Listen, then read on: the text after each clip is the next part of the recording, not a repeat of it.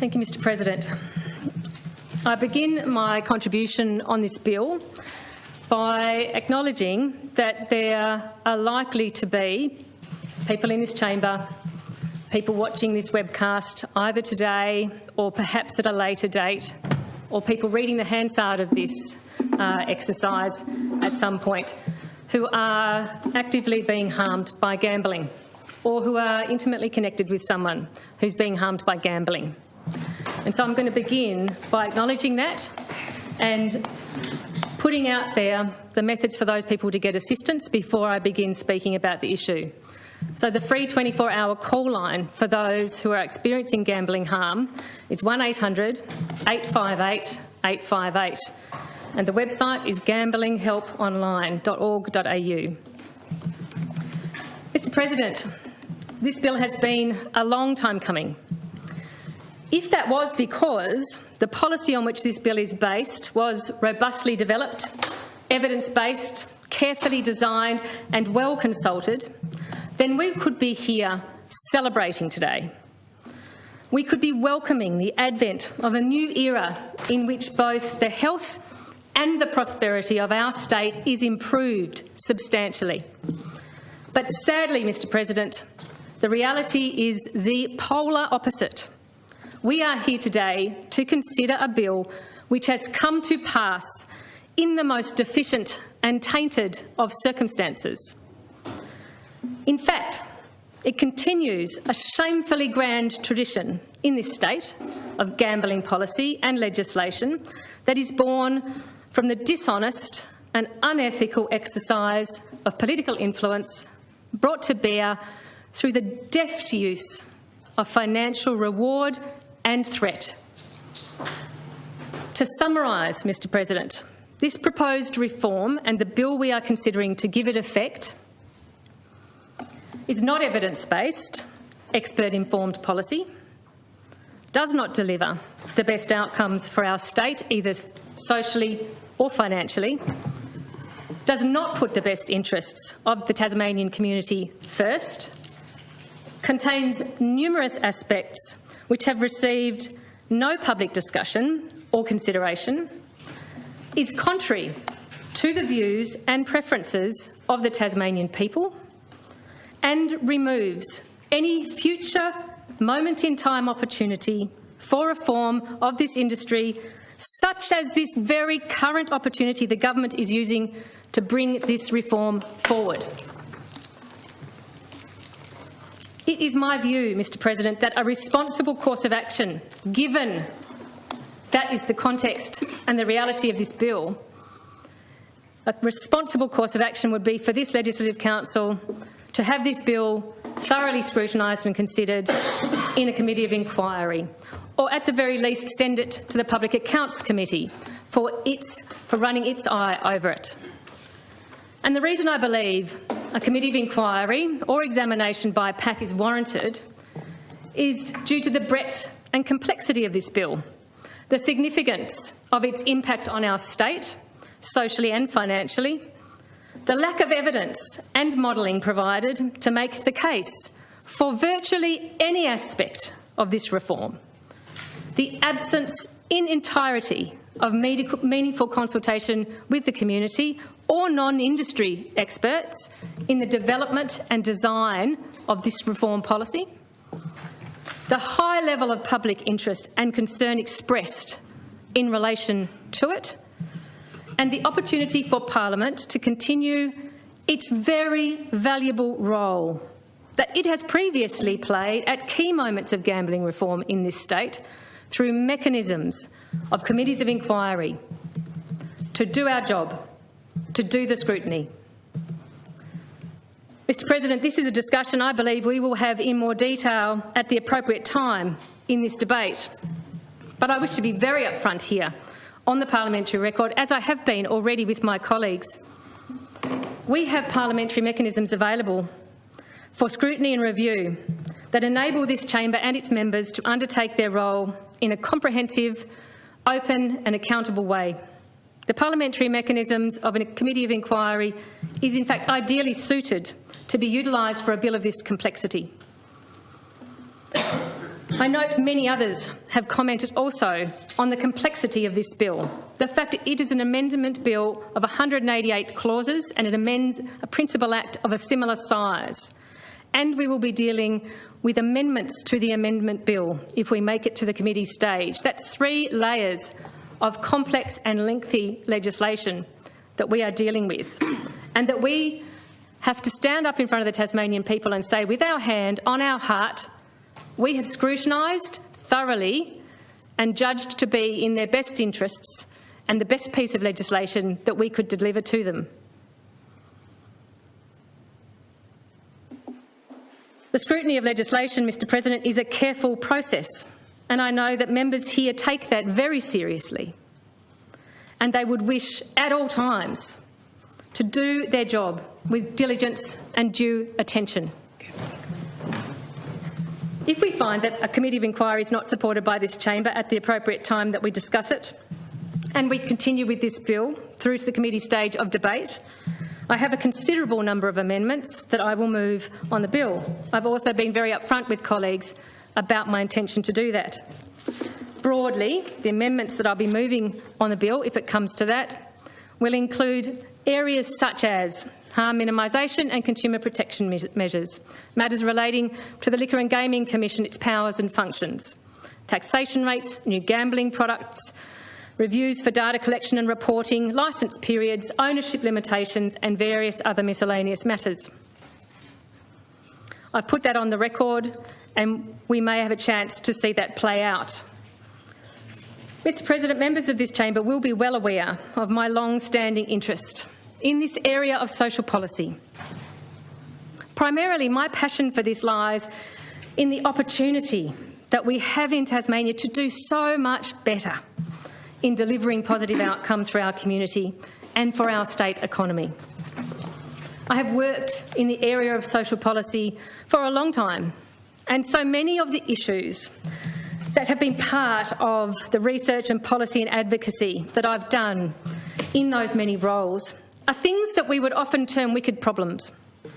They're the kinds of things that are multifaceted, complex, interconnected, often generational, and on them it can be incredibly challenging to seek solutions and to work for change. Wicked problems are ones that you tend to see replicated the world over. Everyone struggles with them, and few seem to have found all the answers.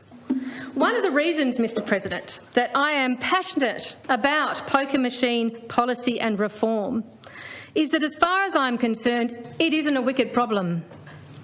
It is an eminently solvable problem.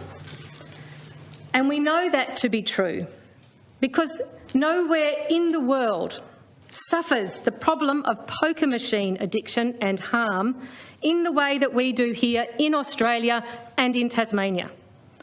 Nowhere globally. And it's not just a small gap between us and the rest of the world.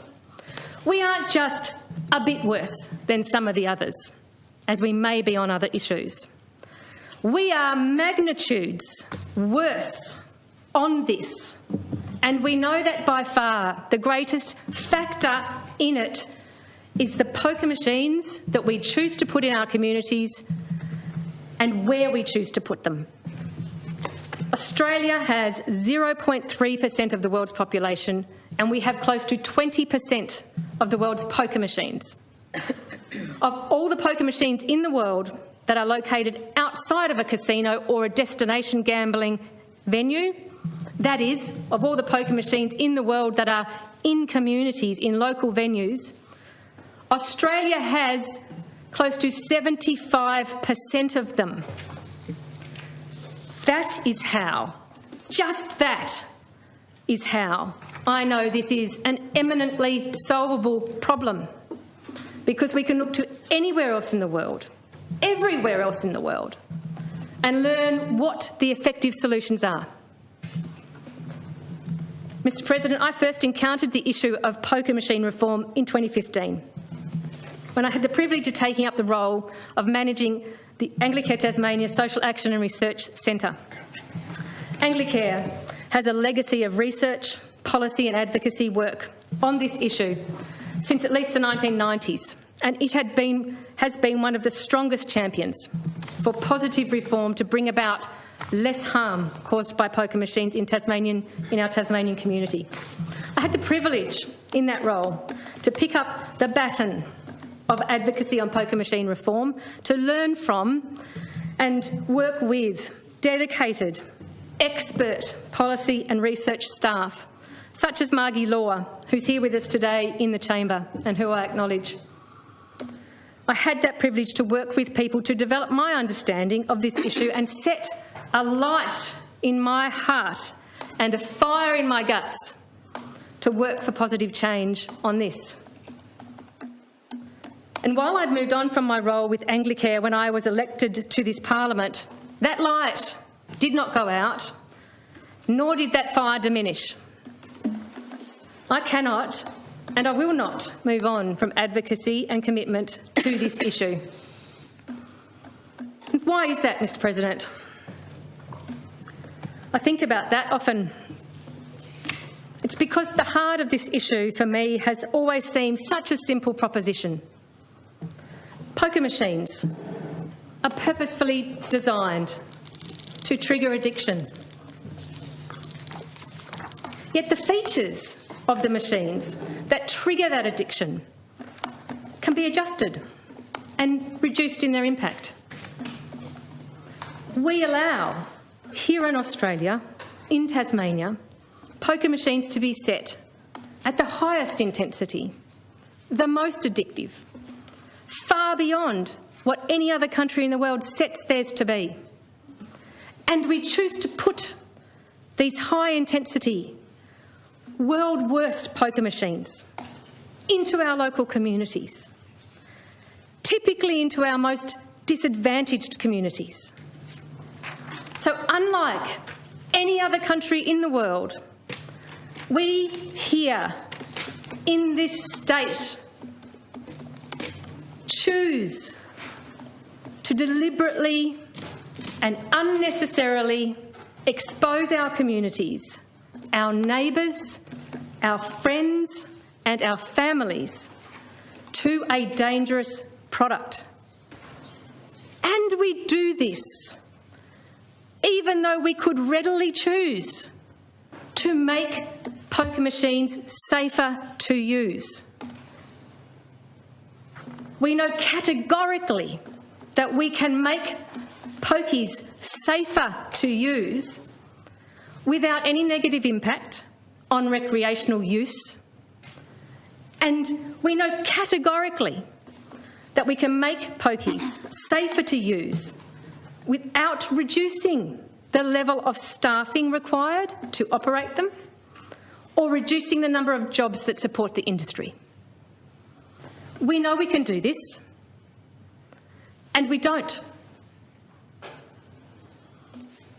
Mr. President, if we bring to mind virtually any other product that we may encounter as we go about our daily lives, which has identified risks or dangers, our response as a community and as a government is generally to work to make that product safer, to reduce the risk to us and our communities. An example, just here last month, we brought in a new requirement that quad bikes would have a roll bar. Lives had been lost, the evidence was in, the government acted to regulate safety features, to reduce the risk and minimise harm. That's the job. The government did that job just last month for those quad bikes. We've done it.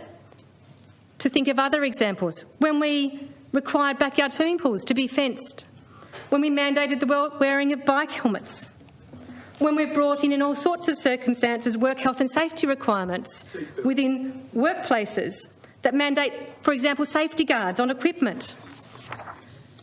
We set nuanced speed limits for driving cars in our community, modified according to the surrounding environment and the context. We use barriers to separate lanes on the highway. This is what we do. We look for ways to reduce risk and prevent harm. It's a key role of government. It's a key role of Parliament as representatives of the community.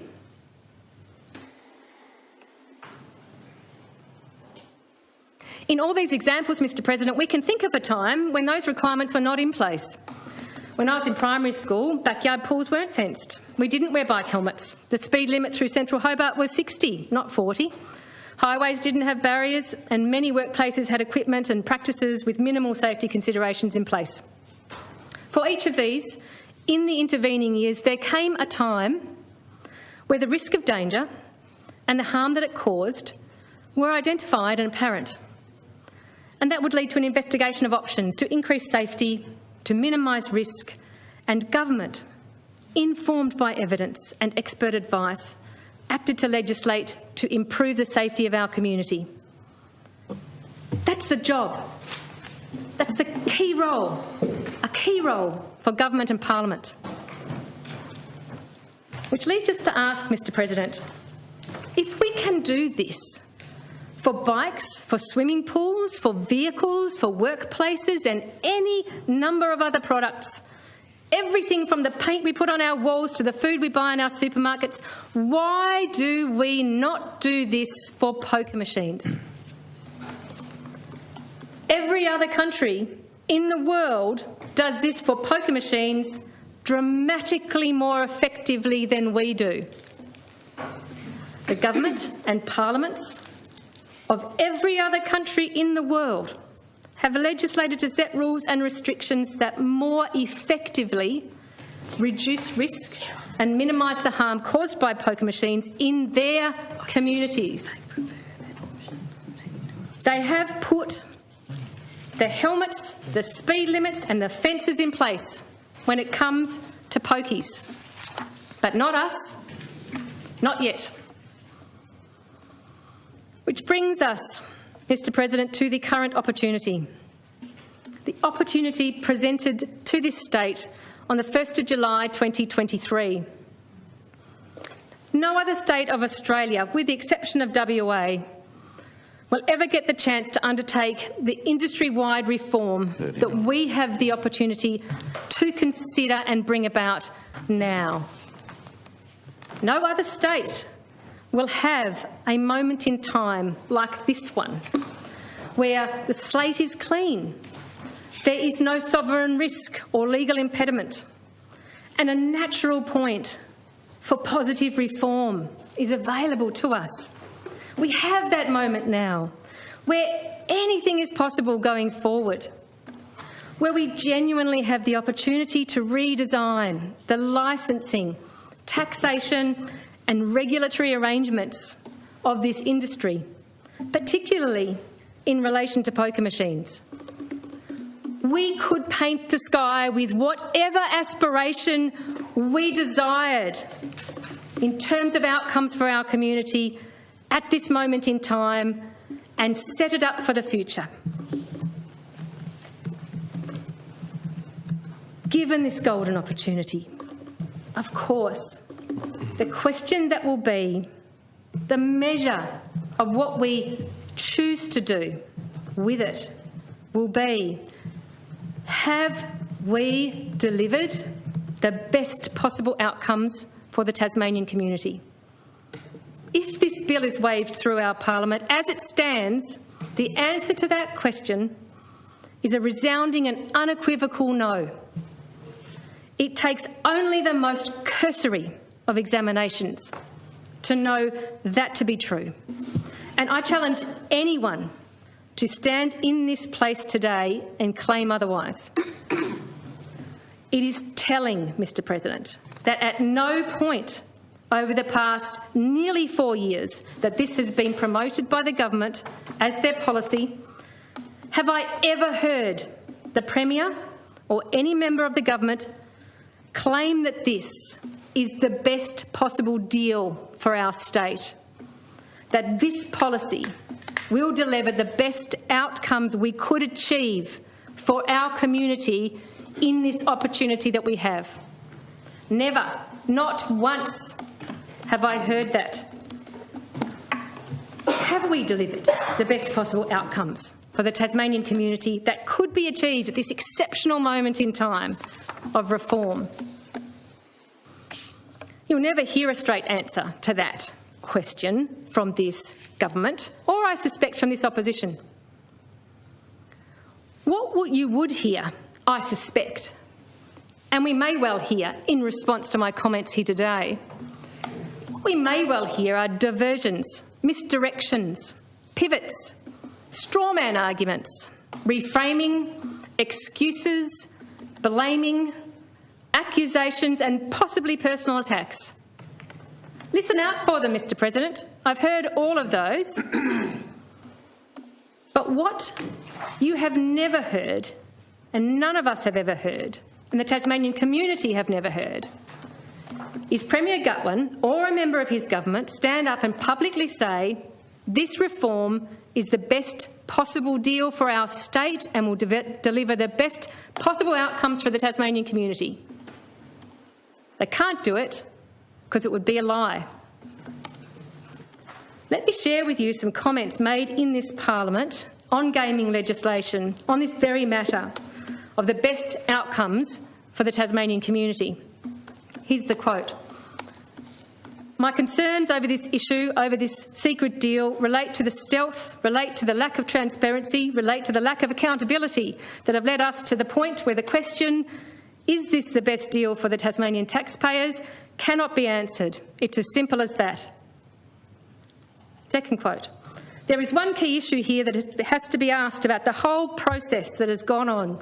Did Tasmanians get the best deal out of signing this deed?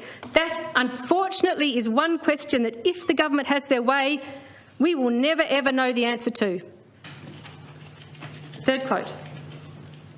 Look at some of the other issues here, such as the quality of the deal extracted by the government in this deed. I would think that there would be a key matter that taxpayers would have an interest in. Did the government get the best deal when negotiating this deed? Well, the problem is that this government does not want taxpayers to ever know whether or not they got the best deal. It's a simple question. Did taxpayers get the best deal? We will never know because this government does not want that question to be asked. Mr. President, those comments were all made by Peter Gutwein MP in April and May of 2003. At that time, as a member of the opposition, Mr. Gutwein was outraged and vocal in his efforts to hold the then Labor government of the day to account on the matter of gambling taxation and regulation, which is certainly more than we can say for the current opposition's efforts. How prescient of 2003 Peter Gutwein MP. He knew how to call out dodgy policy when he saw it. He knew the right measure of such a crucial policy area for our state, whether it was the best deal for the Tasmanian people. So, Mr. President, given that he demonstrably knew that in 2003, it's no wonder that we haven't heard any categorical statements from 2021 Premier Gutwein as to whether this current proposal delivered the best deal and the best outcomes for the Tasmanian community. He knows full well that to do so would make him both a hypocrite and a liar. And yet, the fact that he is unable to do so is a telling exposure. At best, it exposes his failure in policy development and negotiation, and at worst, it exposes his capture by vested interests. Perhaps the Tasmanian people will surmise, when all is said and done, that it's actually a little from column A and a little from column B.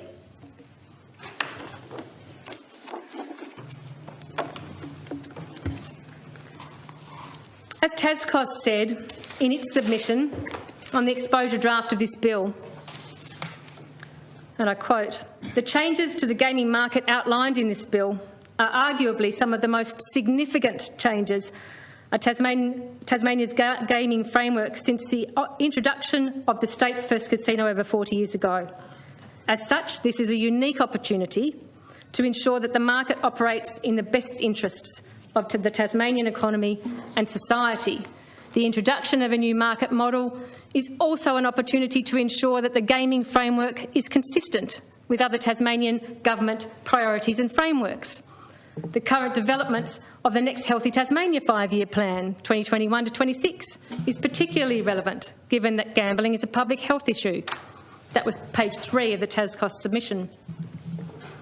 I put that there because stakeholders out there in the community well recognise this opportunity that we have.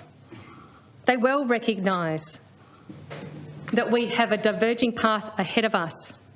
We continue down a dark path where our previous efforts at gambling regulation have left our community hung out to dry. Or we have an opportunity to take a different path, a path that can not only deliver us better health and wellbeing for our community, but will also potentially deliver us a much better financial outcome for our community if we engage in this reform responsibly. Mr. President, I'd like to talk a little bit about the role of government and parliament now as regulators. In the first instance, I think the first task for us on a matter like this, our first responsibility, if you will, is to place evidence-based, effective consumer protection measures around a known dangerous product to minimise the harm caused to individuals, families and the Tasmanian community. Job 1, priority top. Poker machines, Mr. President, are a legal product, which is though purposefully designed to be addictive and will cause addiction in at least 1 in 6 people who use them regularly. It's the government's responsibility, its job, to legislate consumer protection and harm minimisation for legal products known to be dangerous. There are straightforward, evidence-based measures that would make poker machines safer for everyone to use, less addictive, less harmful, without affecting recreational use or jobs. The Tasmanian Liquor and Gaming Commission has consistently identified that the most effective harm minimisation measures would be $1 bet limits and slower spin speeds. The Commission has never been allowed by any government to include those measures in the mandatory code. The government's policy that we have here in this bill does not adopt any of the expert recommended measures, does not commit to any changes to the current inadequate consumer protection framework. The Tasmanian Liquor and Gaming Commission was opposed to the government's multi-licence model because evidence suggested it would likely increase harm and be more difficult and more expensive to regulate. The government's failure to thoroughly reassess the consumer protection framework when fundamentally redesigning the regulatory arrangements in this industry for the state's most harmful gambling activity is irresponsible by my measure, utterly irresponsible. It actively puts more Tasmanians at risk. Mr. President, the second key responsibility, key task, if you will, for us as a parliament, the government as regulators and us as a parliament, in relation to these products in this industry, would be to ensure that the value of the lucrative public poker machine licence is fully realised for community benefit and that super or excess profits are returned to the state. On this second responsibility, rather than maintaining its prior commitment to putting what may be Tasmania's most valuable public licence out to tender, the Gutwein government now seeks to give it away for free again.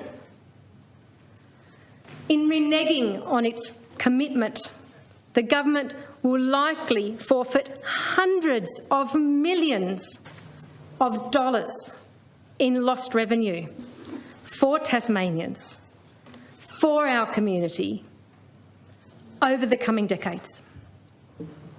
Even if it may be argued that the government's proposed model provides a marginally improved financial return to the state than the current model does, that would be no excuse for failing to use this current opportunity to achieve the best financial deal for the Tasmanian people. Just ask 2003 Peter Gutwein MP how he would regard that.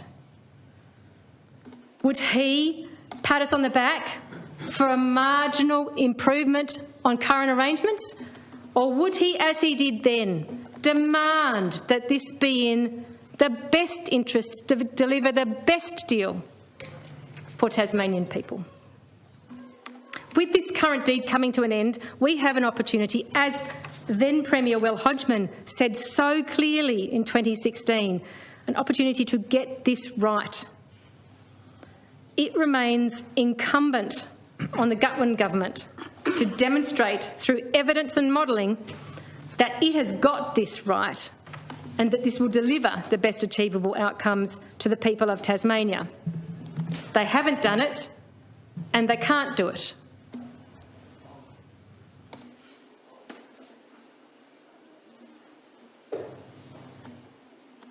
Mr. President, while we're on the topic of the role of government and parliament as regulators to sensitive industries, I want to name up some uncomfortable truths about why it can be difficult to have confidence that the best possible outcomes will be delivered for the Tasmanian community on this topic by the government, by the opposition and potentially even by other parliamentarians in some cases.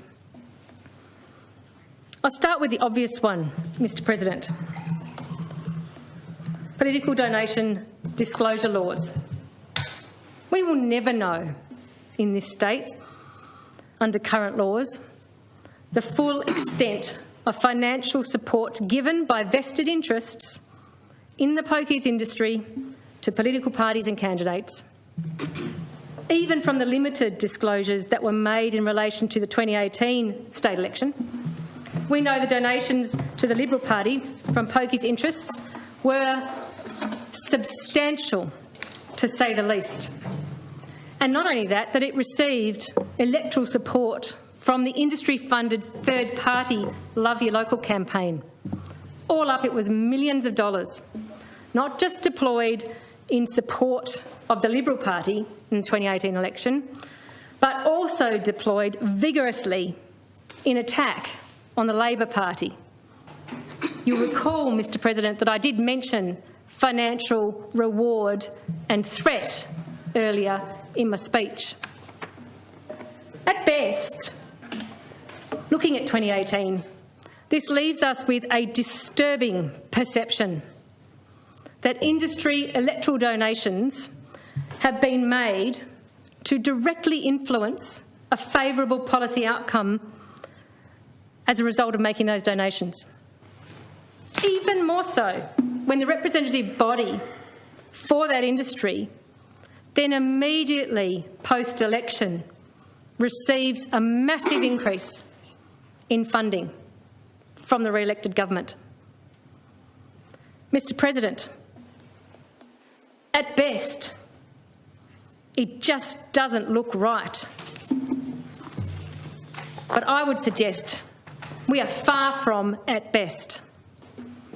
I would suggest that what we have is a cloud hanging over our democracy from that election. And we need to remember this is the election where 6 months or so earlier, that industry put their developed policy on a table at a parliamentary inquiry right as it closed. That policy, in mere months, was picked up by the government in contradiction of all previous public policy positions. It was picked up by the government and declared to be government policy.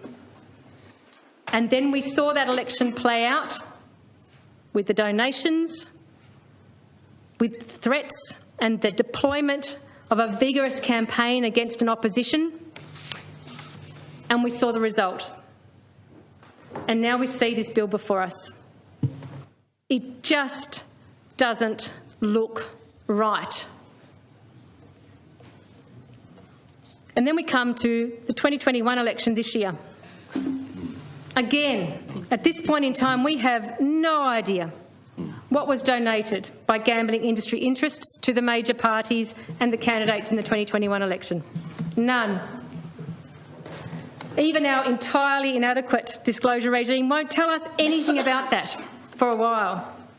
And even when it does, we won't have any visibility on the donations really that were made. And then, during the election campaign this year, we find that the Tasmanian Labor Party, the opposition, had signed a secret memorandum of understanding with the THA, representative body for this industry, an MOU signed in secret by, I believe, tell me if I'm wrong, the then leader and deputy leader of the Labor Party, possibly without prior consultation with other members of the PLP, I don't know. Any clarity that members want to cast on that, I'm very happy to be enlightened. But the MOU, which came to light, commits the Labor Party, amongst other things, to this, and I quote, agreeing to work together on the development of potential viable harm minimisation measures for gaming products, while also agreeing that any measures need to be workable for industry. Mr President, effectively this gives the industry veto rights over any harm minimisation measures and undermines all other public statements made by Labor since their 2018 election loss, where they consistently said that they would champion harm minimisation measures. Further to that, it would be my understanding, although I'm not a member of that party, that this MOU is in direct conflict with the ALP party platform, which states, and I quote at number 71, Labor will engage in responsible partnerships and avoid ceding policy influence to vested interests. And then, lo and behold, when this bill arrives in Parliament, we find Labor has directed its attention with laser-like focus onto promoting two harm minimisation measures that are approved by industry. And imagine our surprise that when it comes to harm minimisation, these two things, facial recognition technology and card-based play, are the ones that the two major parties have decided to start talking about, to the exclusion of all other evidence-based, expert-advised measures. The two parties have arrived at the two measures that they, I would say and suggest, are bound to by the relationships that they have with this industry, through political donations, through memorandums of understanding, and through gut-wrenching fear that they both have should this industry decide to turn against them at a future election. They learnt their lesson well in 2018, both of them. In fact, I'd suggest it's not so much the benefit of financial support that sits at the heart of these two parties beholden to an industry. I'd suggest it's the gut-wrenching fear that the financial weight of the industry will be thrown against them again. I'd just like to welcome visitors to the chamber from the TAFE group. They're students studying the Certificate 1 in Transition Education. I'm sure all honourable members will welcome you to the chamber today. Now, we will talk more about harm minimisation later, no doubt, but we're talking about good governance here and the perception of vested interests' influence on policy. If not influence, we could go one step further and say capture. Vested interest capture of policy. Political donations and secret deals, they are the flashing lights that draw our attention to such things. It's hard to miss them. But, Mr President, there are also more subtle matters that can create a perception that relationships may have influence on legislative decisions and outcomes. Tasmania is a small place. There's only about 1 degree of separation. Relationships here matter. Incidental relationships, sometimes through others that we know, through business, through going to school together, through our kids going to school together, through people we see at the shop. Parliamentarians here in this state have a more informal relationship with their community and are often more accessible and connected than parliamentarians may be in larger jurisdictions. But it's these connections, these informal relationships, these ways that we encounter each other and therefore build up what may be seen to be a significant relationship or connection, can be perceived externally as problematic when we want our parliamentarians to make unencumbered, accountable decisions on behalf of their community. I'm going to reflect on an experience I had prior to coming to this place when I participated as an external stakeholder in the Joint Select Committee process on gambling reform in 2016-17. I'd come as a member, one of the stakeholders, to present at hearings. We put a lot of time and effort as community stakeholders in not-for-profit organisations who work with and see the result of gambling harm in the community. We would put a lot of time and effort into marshalling our resources, into marshalling all our evidence, into marshalling and bringing to give voice to all those experiences of people who are out there in the community being harmed. We bring all that nervously to a parliamentary committee, which seems very formal and can be quite scary for external stakeholders, and we come to make our case, to present the evidence, to give voice to those voices out there in the community that we are trying to assist. And we do the best we can, sitting there at a committee table, speaking to the evidence, speaking to the lived experience, trying to champion the opportunity for positive reform. And after we'd had our turn doing that, we sat to watch the next group who came to present their evidence. It happened to be a mix of industry representatives. Nice. When you're ready. Doesn't have to I'll be finish now. my reflection and then we'll adjourn. It happened to be a group of industry representatives who were following us into that space.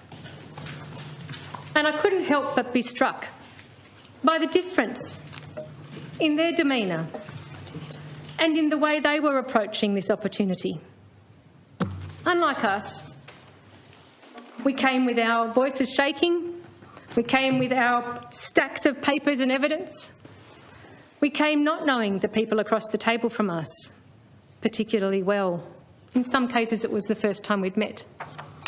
And when I watched the industry representatives come in, what I saw was a member of the committee stand up to greet warmly one of those representatives and thank him for serving their breakfast that morning at the hotel where they are accommodated when they are in this city. Now, we sat there and we watched this as the prelude to that group of industry representatives sit at the table to make their case, to present their voice and their evidence, such that it was, to the committee. Now, there's nothing in and of itself wrong with that. Nobody did anything wrong in that circumstance. But what I'm illustrating is that whenever there are relationships that can be readily perceived by the community, by the people that we're here to represent, if those relationships, whether they be financial or whether they be incidental or informal, if those relationships can be perceived, and it could be imagined that they may have an influence on the consideration and the outcome of a matter that comes before us at this place, then that can be problematic. We would never want to leave that perception and not be accountable to ensure that the community can actually have full faith and confidence that influence and relationships hasn't had a bearing.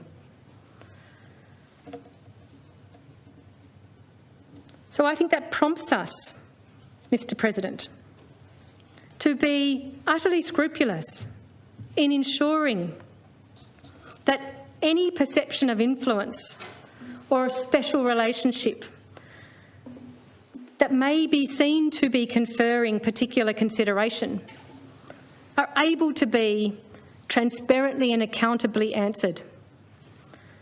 And I believe we achieve that through a comprehensive and publicly accountable parliamentary process and the full use of our functions of scrutiny and review in this place. If, when the questions are put to us, is this in the best interests of the Tasmanian community, and does this deliver the best outcomes we could possibly achieve for our state?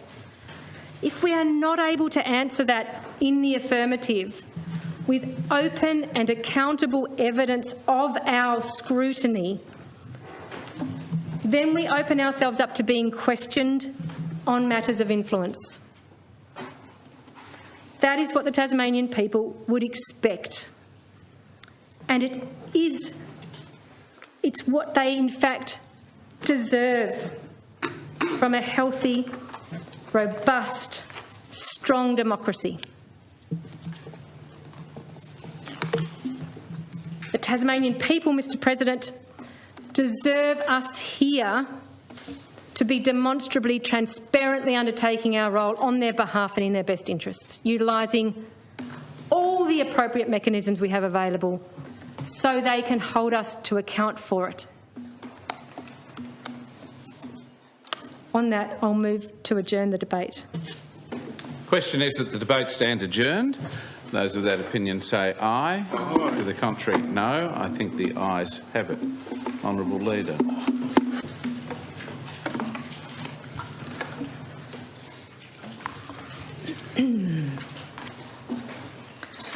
Mr. President, I'm going to talk a little bit about where this model that sits behind this bill, the policy and the bill come from. Mr. President, these reforms were written by industry. They're designed to provide the most benefit to large pokies industry interests. The government is not developing and implementing good policy or evidence-based responsible policy and reform, which is in the best interests of the Tasmanian people. Rather, the policy is being legislated as it was originally written by Federal Group and the THA when they tabled it in August 2017 at the end of the parliamentary inquiry on future gaming markets. The Liberal government directly adopted that industry-written policy in late 2017. The Joint Select Committee, in its findings, said this: the committee has had insufficient time to complete a thorough investigation and consultation on the federal THA proposal. The proposed model was presented on the final day of hearings, 18 August. The preliminary analysis contained in the body of this report was prepared by the committee's economic consultant. The federal THA proposal will be a matter for the government to evaluate the model in further detail, along with the information obtained as part of this inquiry. Mr. President, a policy straight from the pen of the largest industry interests to the desk of the Minister and adopted by the Liberal government. And here we find it, virtually unchanged, presented in this bill before us. While the government loves to claim that this policy has been around for a long time and people have had a chance to have a say, I thoroughly reject that assertion. Even in its recent media release, when the bill passed the lower house, the government claimed, and I quote, "The Tasmanian Liberal government took the future gaming market Tasmania policy to the public, consulted widely, etc., etc." The government has, in fact, Mr President, never consulted the public on this policy. Never. Further to that, it has rejected any input from non-industry stakeholders on this policy. Through you, Mr President, 2 elections don't matter? I will get to that. I bet you will. I challenge the government to point to any instance of consultation that it conducted on this policy. Let me assist, actually, in that task by making it very clear that the government could not point to either Stage 1 consultation in March 2020 nor Stage 2 consultation in July this year. Why? Because the March 2020 Stage 1 consultation paper, which related to the implementation framework, which is about the proposed model for the framework, explicitly said, and I quote this from the consultation paper, "Matters specific to the government's policy itself are out of scope of this consultation process." Page 2.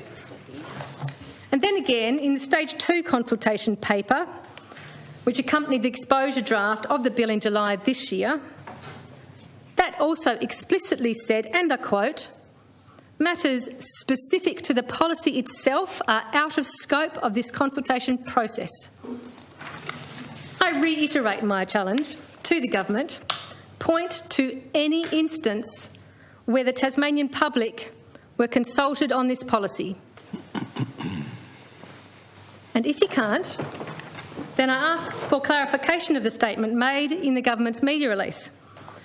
Was that statement a simple lie? Or was the government purposefully gaslighting the Tasmanian people on this matter? In a ministerial statement to Parliament on the 17th of March 2016, let's return to the origins of this policy. Before it became policy of the government, before the government had even seen it in fact, on the 17th of March 2016, when Peter Gutwin, as Treasurer, set out a range of principles that were apparently to guide the gaming reform process in Tasmania. A notable point made in that statement in 2016 was this, and I quote, "The processes that led to the development of the earlier deeds caused concern in the community and cast a shadow over the appropriateness of structural arrangements. The government does not want a repeat of this outcome. There needs to be a fully transparent public consultation process that enables interested Tasmanians to have their say on the future structure of the gaming sector post-2023, with the government's policy position as the starting point." On that same day in 2016, then Premier Hodgman's media release also emphasised the importance of a transparent process. That said, today the government announced a new way forward for gaming in Tasmania, which makes a clean break with the secretive ways of the past.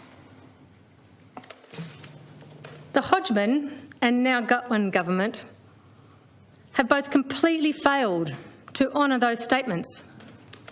Mr President, I want to be very, very clear. The government's policy has not at any stage been subjected to appropriate scrutiny, assessment or public consultation. To date, no details have been made public on the policy's development, the evidence base that informs it, the social or economic modelling that underpins it, or the detailed policy objectives that it aims to achieve. There has been no process by which the government's policy has been appropriately scrutinised and assessed in an open, public and accountable manner. In fact, interested Tasmanians, to use Premier Gutwin's phrase, have been specifically excluded from having their say on the government's policy, even in responding to the two limited consultations that occurred, one on a framework and one on an exposure draft bill. So, Mr President, with no effort made by the government to consult on the policy beyond industry interests who wrote it, and no effort made to demonstrate that it is the best option available to our state, it's clear that other interests are being put well ahead of the best interests of the Tasmanian people. So here are some questions, the first of many, that I have for the government in relation to the development of this policy. 1. Why did the government abandon its repeatedly stated commitment to using a market-based mechanism for licensing the operation of poker machines in Tasmania? 2. What evidence does the government have that the change away from a market-based mechanism for licensing the operation of poker machines better meets its stated policy objectives and delivers better outcomes for the Tasmanian community?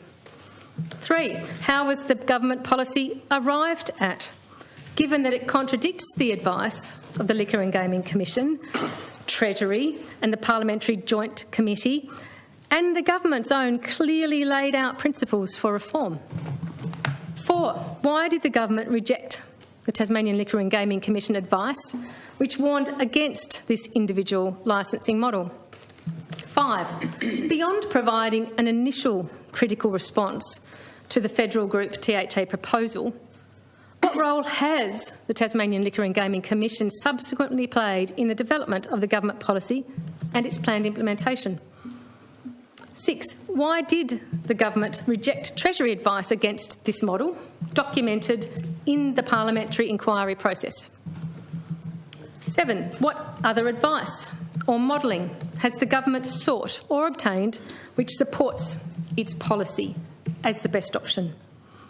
8. Which local gambling support organisations and harm minimisation specialists were consulted and/or provided advice? How did their advice inform this policy and its planned implementation? 9. Which other local stakeholders were consulted to inform the development and implementation of this policy? 10. What consultation has the government undertaken with the 74% of Tasmanian hotels and 96% of Tasmanian clubs that don't have poker machines to inform the development and implementation of this policy? That's the first set of questions I'll have today, Mr President. They'll be by far the last. I'd like to move on now to have a talk about some of the fairly briefly stated aims of this policy as put forward by the government.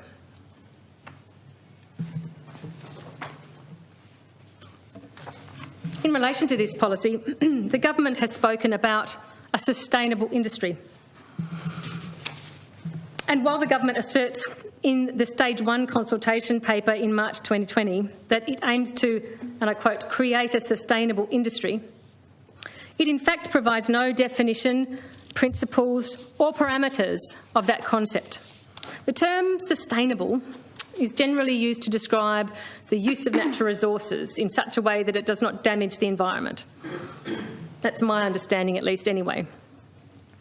I believe that inherent in the concept of sustainability is the identification of specific environmental and other values that will be protected, and a plan put in place to accurately monitor the impact on those values and adjust activity as required to preserve them.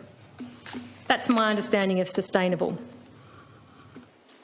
Yet there's no material presented in the government's consultation paper, nor in any other publicly available documentation that I can find, which demonstrates how this policy or its implementation through this bill can be understood to be sustainable. As Tascos points out in its submission on the exposure draft of this bill, and I quote, "Neither the 2020 consultation paper on the proposed future gaming market nor the proposed bill and associated documents explain what a sustainable industry would look like. Hence, it is not possible to assess whether the bill will help to achieve that policy aim." Tascos notes, however, that there is an assumption that the market changes could result in smaller venues ceasing to operate, as evidenced by the cap on ownership of 25%. The quote goes on to say, "More broadly, Tascos also notes that the Tasmanian government has not shared modelling on the impact of the proposed new framework on the industry, such as whether it expects the changes to result in increased or decreased use of EGMs, whether it expects greater competition between venues and the impact of additional compliance costs on small venues, and regulatory costs for the Tasmanian Liquor and Gaming Commission." End of quote. That's on page 3 of their submission. Perhaps related to this matter of a sustainable industry, I note with some astonishment, actually, in relation to that, the following passage from the government's second reading speech on this bill. And I'll quote that part from the second, what I believe is the second page. "As for all policy changes, there will be winners and losers. In this case, the winners will be Tasmanians through additional funds for government services, the community through increased community support levy, and pubs and clubs through an increased share of the return from the new licensing model for electronic gaming machines. The loser will be Federal Group, which is estimated to be $20 million per annum worse off when its 50-year monopoly over gaming in Tasmania comes to an end on 30 June 2023. End of quote. Where do we begin with that, Mr. President?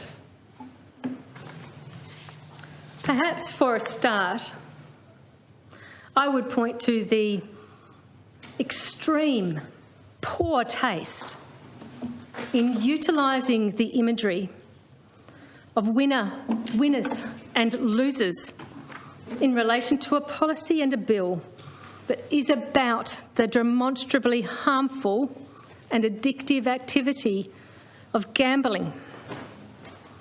Winners and losers. And then let's look at who is framed up in each of those categories under this bill. Pubs and clubs are framed as winners. That's true, 100%. Although not in an equal fashion, not across the whole industry. The model does favour some over others. We don't know yet what the full impact and or benefit will be across all pubs and clubs. Some will definitely be winners. Others might be small winners. We don't know whether some might be losers. The Tasmanian community there in that quote are framed as winners. The Tasmanian community, Mr. President, burdened for decades, financially and socially, through tainted, industry-designed, put in place through influence policies that we have had here in this state on the issue of gambling and particularly poker machines. Here we are with one clean slate moment in front of us, shut out from having a say on the model being proposed to be put in place. All non-industry input ignored.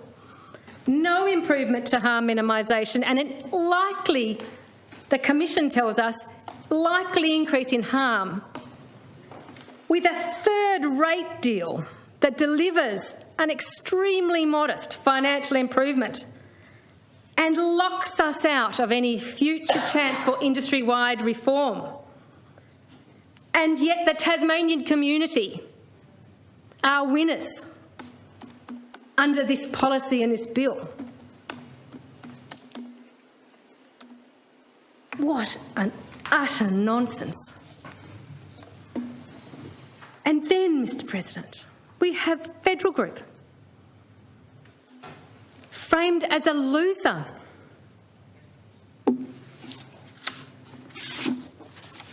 Framed as a loser. On the basis that it's estimated that they will be $20 million per year worse off. Mr. President, this is not about Federal Group and whether or not they will be worse off. Good policy in this space on the regulation of gambling, on the regulation of poker machines in this state, is not measured by Federal Group's bottom line. We measure this policy area on the outcomes for our community. We measure this policy area on the outcomes for the Tasmanian people financially and socially. We do not measure social policy in this state according to the bottom line of one private business. If we were to do so, we would be exposing ourselves as ultimately and utterly corrupt. How dare the government? How dare they frame Federal Group as a loser under this policy? We owe Federal Group nothing. Federal Group are a company which has been gifted for decades for free a licence to operate poker machines in this state. It has been a river of gold for them.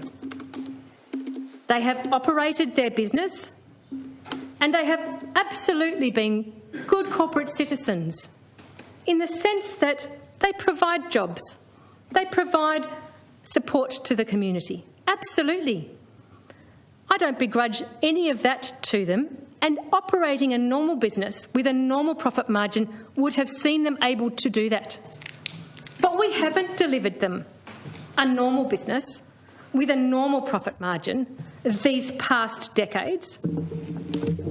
We gave them for free a licence that delivered super profits to them. Super profits. And those super profits didn't get reinvested into our community, didn't deliver even the promised investments that were committed to at the time. They were pocketed. Normal profits through the normal operation of Federal Group businesses would have delivered us all the things that we could point to and identify as the benefits they've delivered to our state. The jobs, the businesses, the supply chain, all those things. Normal profits from a normal operation of a business could have delivered that to us. What we delivered to them were super profits, and those super profits, by and large, were pocketed and taken away from our state. That's what we look at when we look back at the experience with Federal Group in this state on this topic. There could be nothing further from reality than to contemplate that Federal Group are in any sense losers.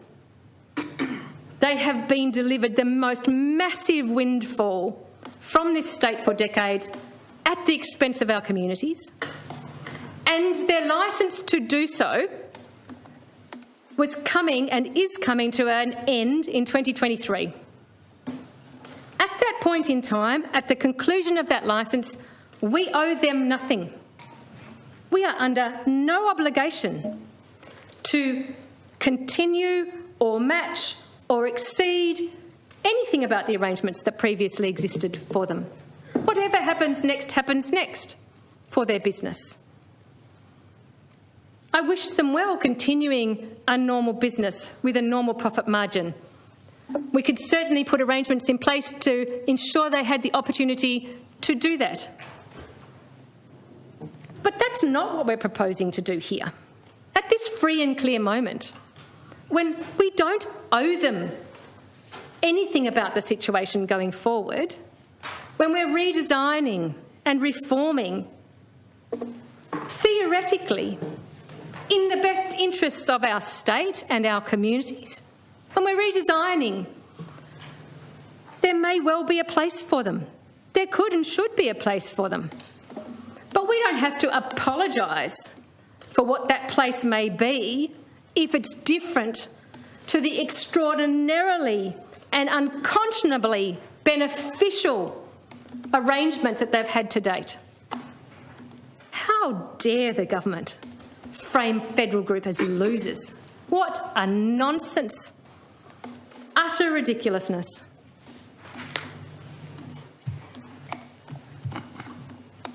Mr. President, it's utterly distasteful to speak about winners and losers in relation to this policy in the first place. And quite frankly, it's a policy that underdelivers financially and puts the community at higher risk of harm. That's the most mild way I can say this. So clearly, if there's anyone for whom this policy is detrimental, it's the Tasmanian people. Now, I have two further questions for the government. How specifically does this government define, because they never have, how do they define a sustainable poker machine industry in Tasmania? And secondly, where has the government demonstrated, with evidence or modelling, that this proposed model meets its definition of sustainable?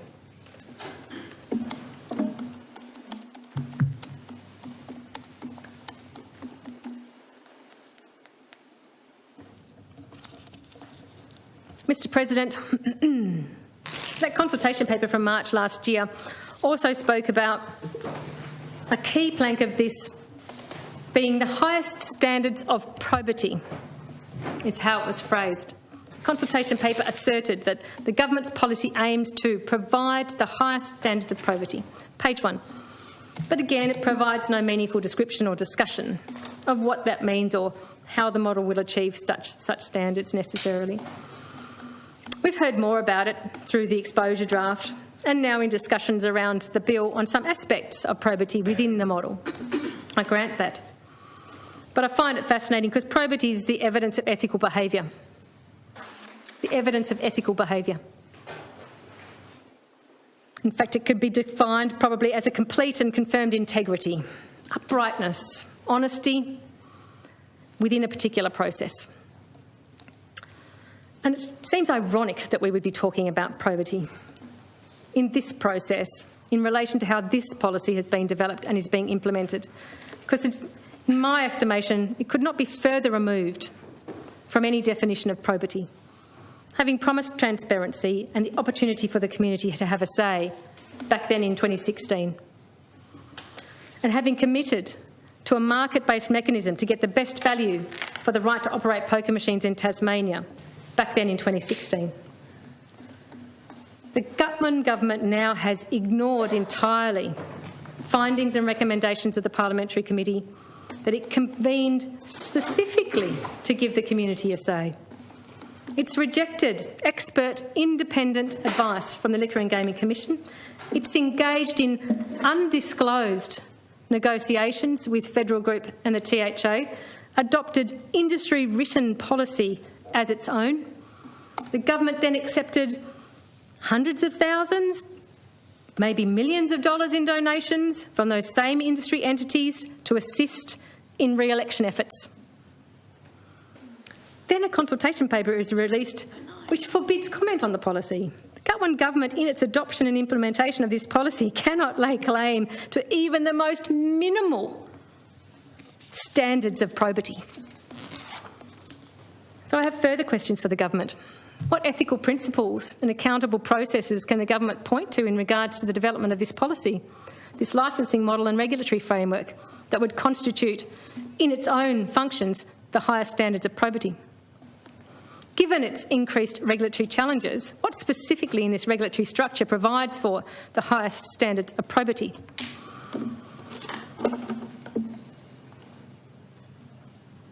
Mr President, there's a third claim that's often attached to this policy in the consultation materials and the like, and that relates to the sharing of returns. I note that in the consultation papers from March 2020, it was stated that the model, and I quote, ensures returns from the gaming industry are shared appropriately among the industry players and the government representing the community. That's on page 1. But then I note in the government's second reading speech that it's been slightly but meaningfully adjusted to read, and I quote, ensuring returns from gaming are shared more appropriately across the gaming industry and with the government representing the community. What happened to players? Players was in there in March 2020, but here we are, second reading speech, no players to be considered in appropriate sharing of returns. Regardless, actually, though, of who is included, it's entirely unexplained, with no underpinning principles or definition, what constitutes appropriately in this instance. Presenting no rationale for this claim renders it entirely meaningless and misleading. What the policy does provide, we know, is a marginal increase in the overall returns collected by government, a shuffling within the industry as to where those returns come from and a rearrangement of who in the industry gets the rest. As TASCOS in its submission to the Stage 1 consultation succinctly points out, I quote, thus the main impact in terms of revenue distribution is to redistribute player losses amongst industry players. That's page 6 of the TASCOS submission. And while this may be seen as a marginally better financial outcome for the state than the deals of the past, it is demonstrably far below the best deal the government could have achieved on behalf of the Tasmanian people. The abandonment by the government of their commitment to achieve a market value price for the licence to operate poker machines in Tasmania will again see super profits generated by these machines lost to the state, which is not just inappropriate, it's irresponsible. And I know the member for Murchison in her contributions has spoken about this, that actually breaking the monopoly is a complete and utter nonsense if what you've put in its place essentially replicates the same flawed elements that were present in the monopoly, just slight rearrangement of who gets the best deal. And as for the more appropriate share for players, which, remembering players disappeared between last March's consultation and this second reading speech, as for the more appropriate share for players, John Lawrence in his submission on the draft exposure bill said this, I quote, as for the players, they have hardly rated a mention. The best way to give players a more appropriate share is to slow down spin speeds, reduce maximum bet limits, increase the returns to players and remove the addictive features of the EGMs which prey on vulnerable players. All of these matters could easily be incorporated within other proposed FGM changes. That's on page 13. He also then on page 13 has a little breakout box in his submission, and that breakout box says, the proposed FGM changes can easily be enhanced by offering low-impact EGMs as part of minimising harm from problem gambling, one of the aims of the FGM policy. It would be a simple matter to mandate a separate regimen of tax rates and licence fees to incentivise a shift to low-impact EGMs.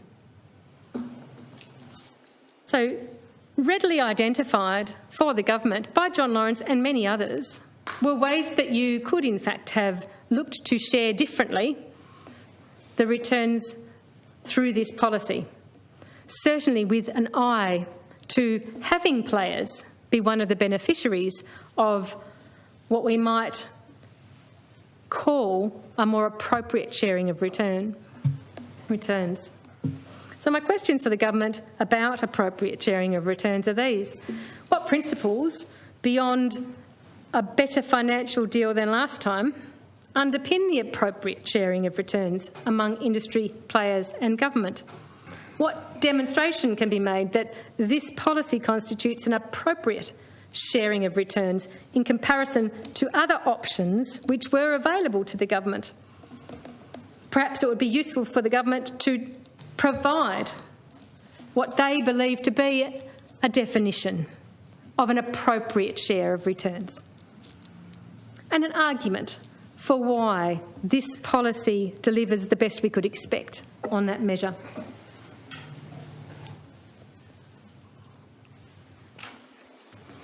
Mr. President, I'm going to move on to talk about harm minimisation. I've got a bit to say about this. Let's start by looking back. Let's start by examining what the industry claimed when they designed this model. So the proposal for the model that was put forward by Federal Group and the THA in 2017, that proposal claimed that the model would, and I quote, deliver a similar, brackets, or possibly better, close brackets, outcome in terms of player protection and harm minimisation. That was on page 8 of their submission to the Joint Select Committee on the model. The submission presented absolutely no evidence, no rationale and no modelling to support that claim that they made in it, yet the government accepted it. Having adopted the model, the government has presented absolutely no evidence, no rationale and no modelling to support this claim that the industry initially made about the model. In fact, the government has been presented repeatedly with expert evidence quite to the contrary. Let's hear some of that.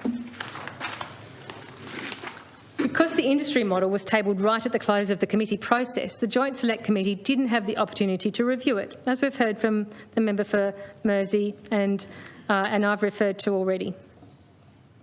But they did have the opportunity, and they made the request to have 2 quick pieces of analysis done on it. One was from Synergy's economic consultants and one was from our Tasmanian Liquor and Gaming Commission. In the letter from the Tasmanian Liquor and Gaming Commission to the Joint Select Committee accompanying its analysis of the model proposed by Federal Group and THA, the Commission said that the inquiry into future gaming markets post-2023 provides a unique once-in-a-generation opportunity to provide the people of Tasmania with a safer product. That's what the Commission said to the Committee of Inquiry. A unique once-in-a-generation opportunity to provide the people of Tasmania with a safer product. And it went on to say, and I quote, specifically, the proposed model does not provide any enhanced harm minimisation initiatives that would protect vulnerable people from EGM use. At best, the model would not increase the incidence of problem gambling. However, the Tasmanian Liquor and Gaming Commission has a long record of dealing with compliance breaches in hotel venues, and nothing in this model provides comfort that this would not continue and, in fact, increase. That's page 200 of the Joint Select Committee report. You'll find that quote. And further, I quote again, despite words to the contrary, there is no argument as to how the proposal would strengthen Tasmania's player protection and harm minimisation framework. It's claimed without evidence that moving to this model will not increase the incidence of problem gambling.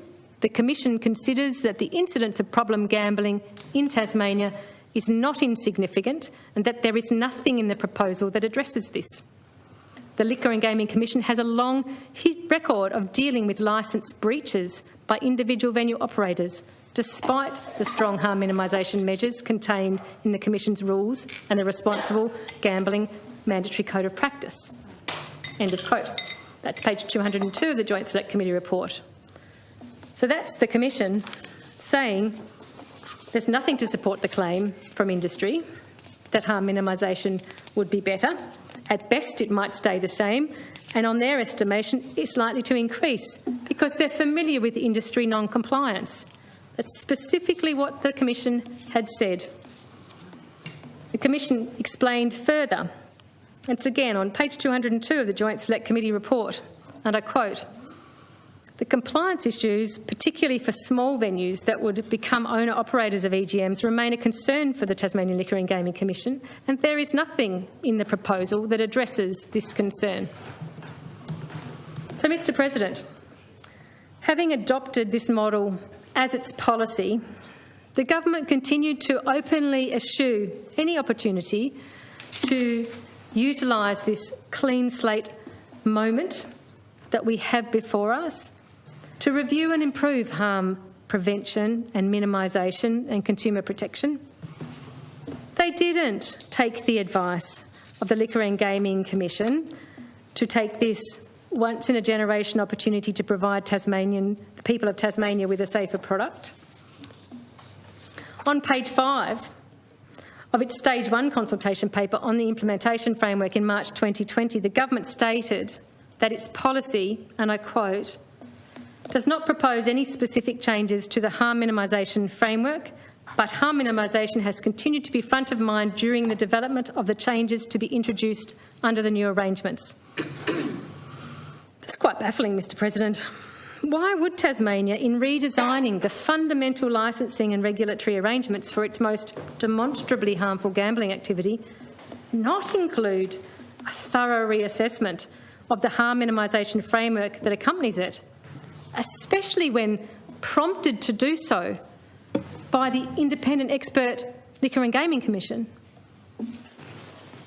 If, as Premier Hodgman then said to the Joint Select Committee into Future Gaming Markets on the 22nd of March 2017, and I quote, "It is within our capabilities to do what we think is in the best interests of the people of Tasmania and future generations."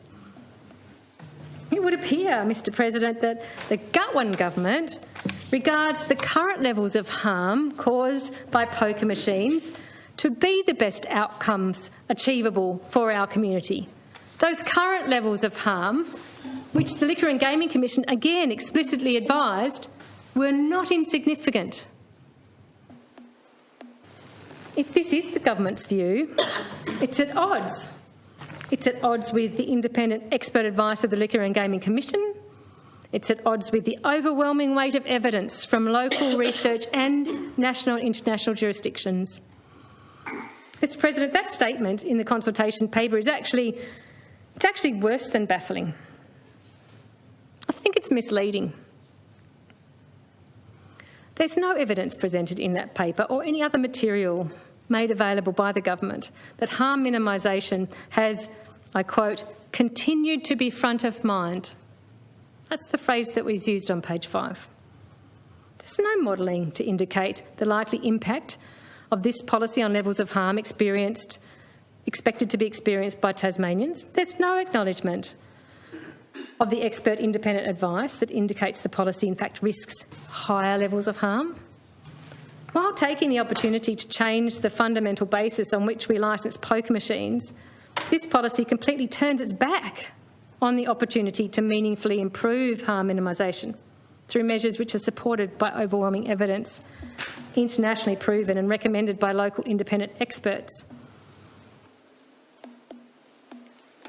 In that Stage 1 consultation paper, and ever since, Mr President, through to this day, the government has given no acknowledgement that the individual licensing model presents an increased risk of harm to gamblers, primarily from, we understand, the heightened likelihood of a competitive environment that we've never had existing here under the current single licence model. During the Joint Select Parliamentary Committee, both the current chair and the immediate past chair of the Liquor and Gaming Commission expressed significant concerns about the proposal that was originally presented by Federal Group in the THA and is now a government policy.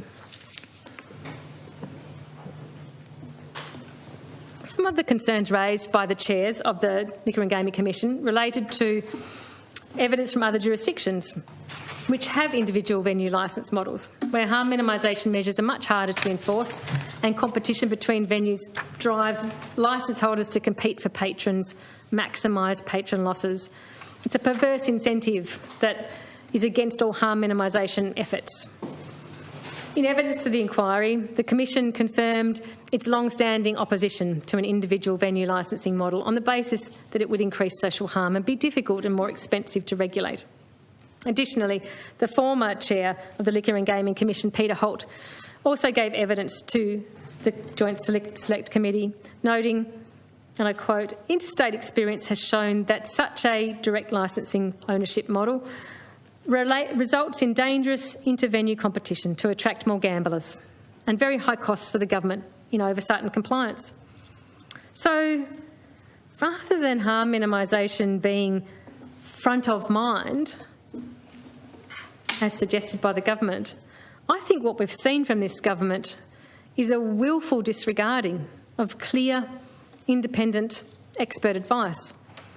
What we've seen is absolutely no evidence that this government took any action in response to the warnings of the current Independent Commission or the previous chair of the Gaming Commission, not to mention numerous other independent expert stakeholders. Front of mind must be where this government puts things it wants to ignore completely. Either that or what we're experiencing here is more gaslighting from this government.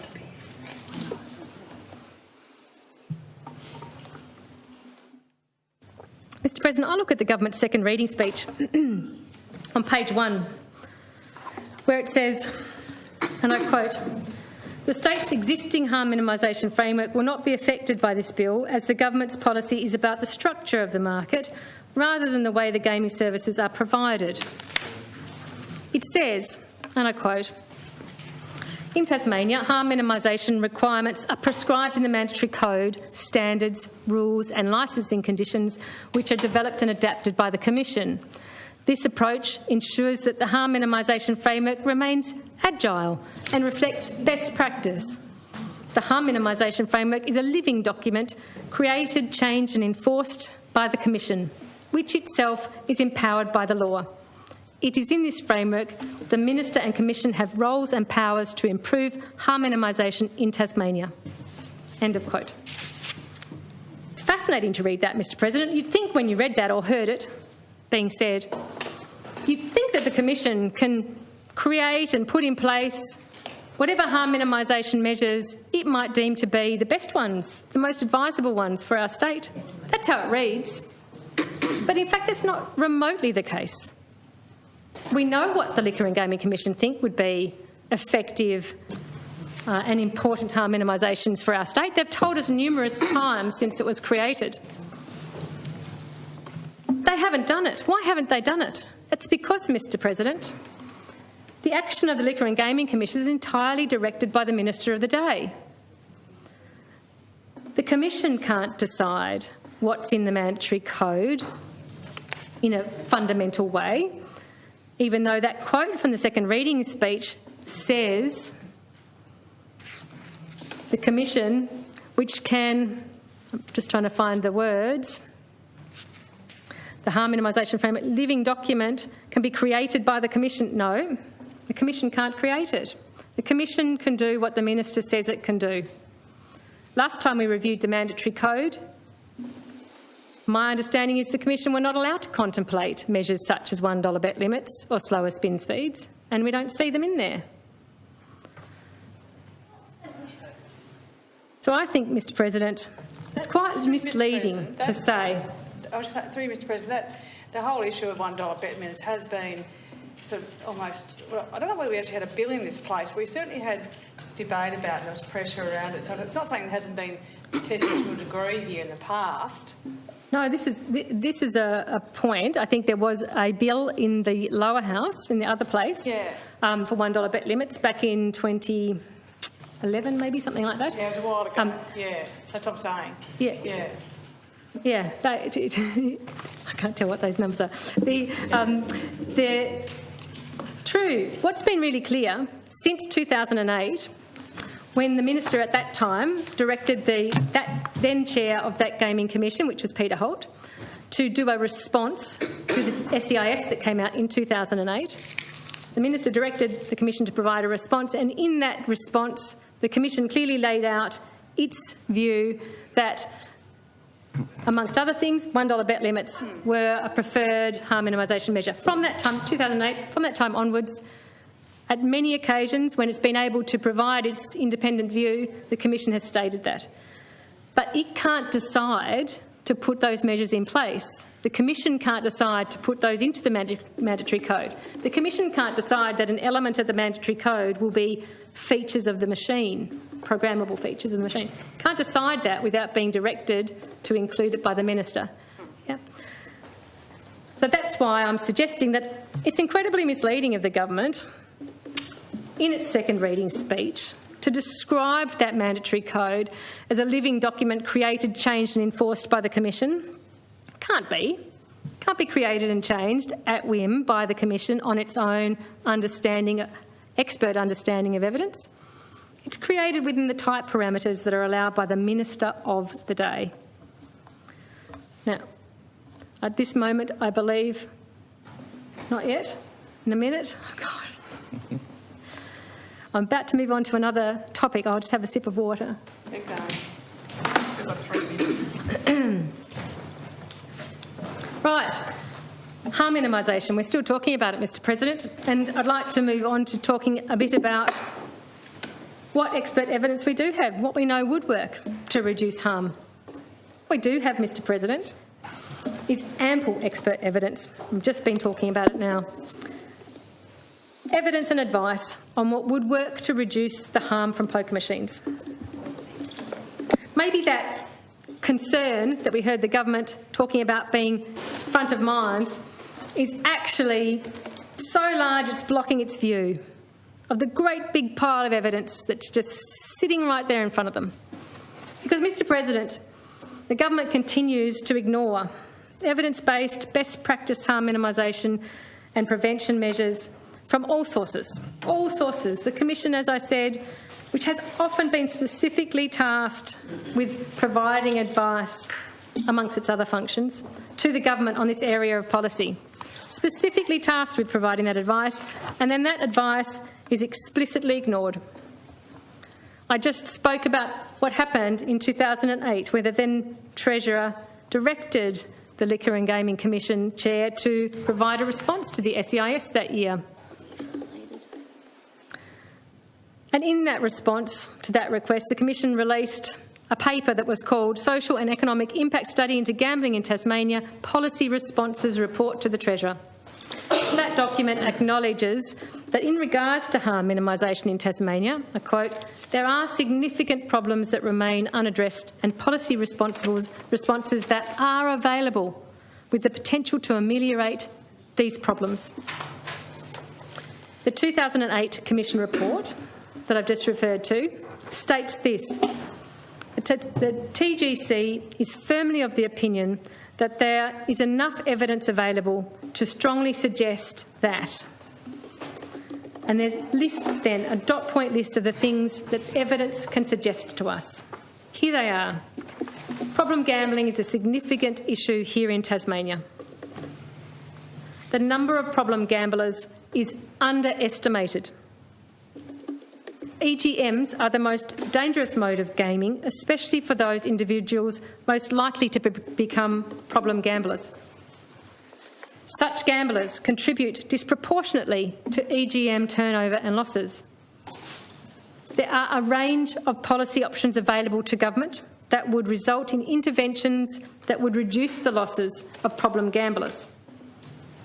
Recreational gamblers may well be more tolerant of additional interventions than has been implied by some parties, particularly if they are aware of the reasons behind them. And, finally, a secondary result of such interventions would be a decline in the profitability of the gaming industry and the gambling tax revenue to government. Therein lies the rub. Order. I'll just ask the honourable member if she could resume her seat. Without notice, orders of the day. Order of the day number 1, Gaming Control Amendment, Future Gaming Market Bill 2021, number 45, resumption of debate, Ms Webb, on the question that the bill be now read the second time. The honourable member for Nelson.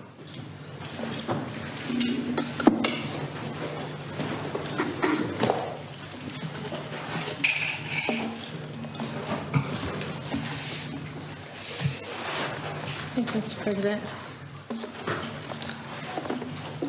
I had just referred to a dot point list from the 2008 report from the Liquor and Gaming Commission that the Minister had requested in response to the SEIS that year. And that had suggested a range of statements relating to harm from gambling. The report presents a wide range of opportunities to implement harm minimisation measures, Mr. President, and I note here that the Treasurer who requested that report from the Commission in 2008 was Labor Treasurer Michael Aird. So the Labor Party, of long standing, also have knowledge of and access to the crystal clear advice from the independent expert authority in this state as to the most advisable, readily implementable harm minimisation measures. If the government's view is obscured by its overburdened front of mind, I do wonder what paltry excuse the Labor Party could possibly put forward for its own decision to wilfully ignore all evidence and expert advice informing its position on harm minimisation. While no subsequent Tasmanian Treasurer has ever again asked the Liquor and Gaming Commission to provide a similar review and policy response to subsequent SEIS reports, these evidence-informed observations from 2008 remain true today. And perhaps it's not surprising that no subsequent Treasurer has actually made that request, since they so thoroughly haven't wanted to hear it. Indeed, in its submission and in the evidence to the parliamentary inquiry in 2017, the Commission reiterated much of this earlier advice. So it stood from 2008, when it was first provided, through to 2017, when the Commission again was able to give voice to its independent thoughts on this matter to the inquiry. It reiterated that including measures such as $1 bet limits, slower game speeds, reduced opening hours, timeouts for machines and more were a way forward for us to consider. Specifically, it describes the $1 bet limit as, and I quote, a simple, cheap and effective way to reduce the amount that can be lost and therefore reduce harm to problem gamblers.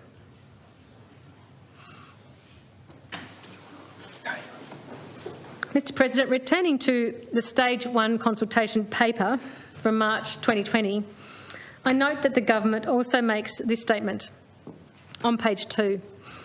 The government and the Liquor and the TLGC will closely observe and monitor the operation of EGMs in Tasmania in the restructured gaming market and will act quickly to address any harm concerns.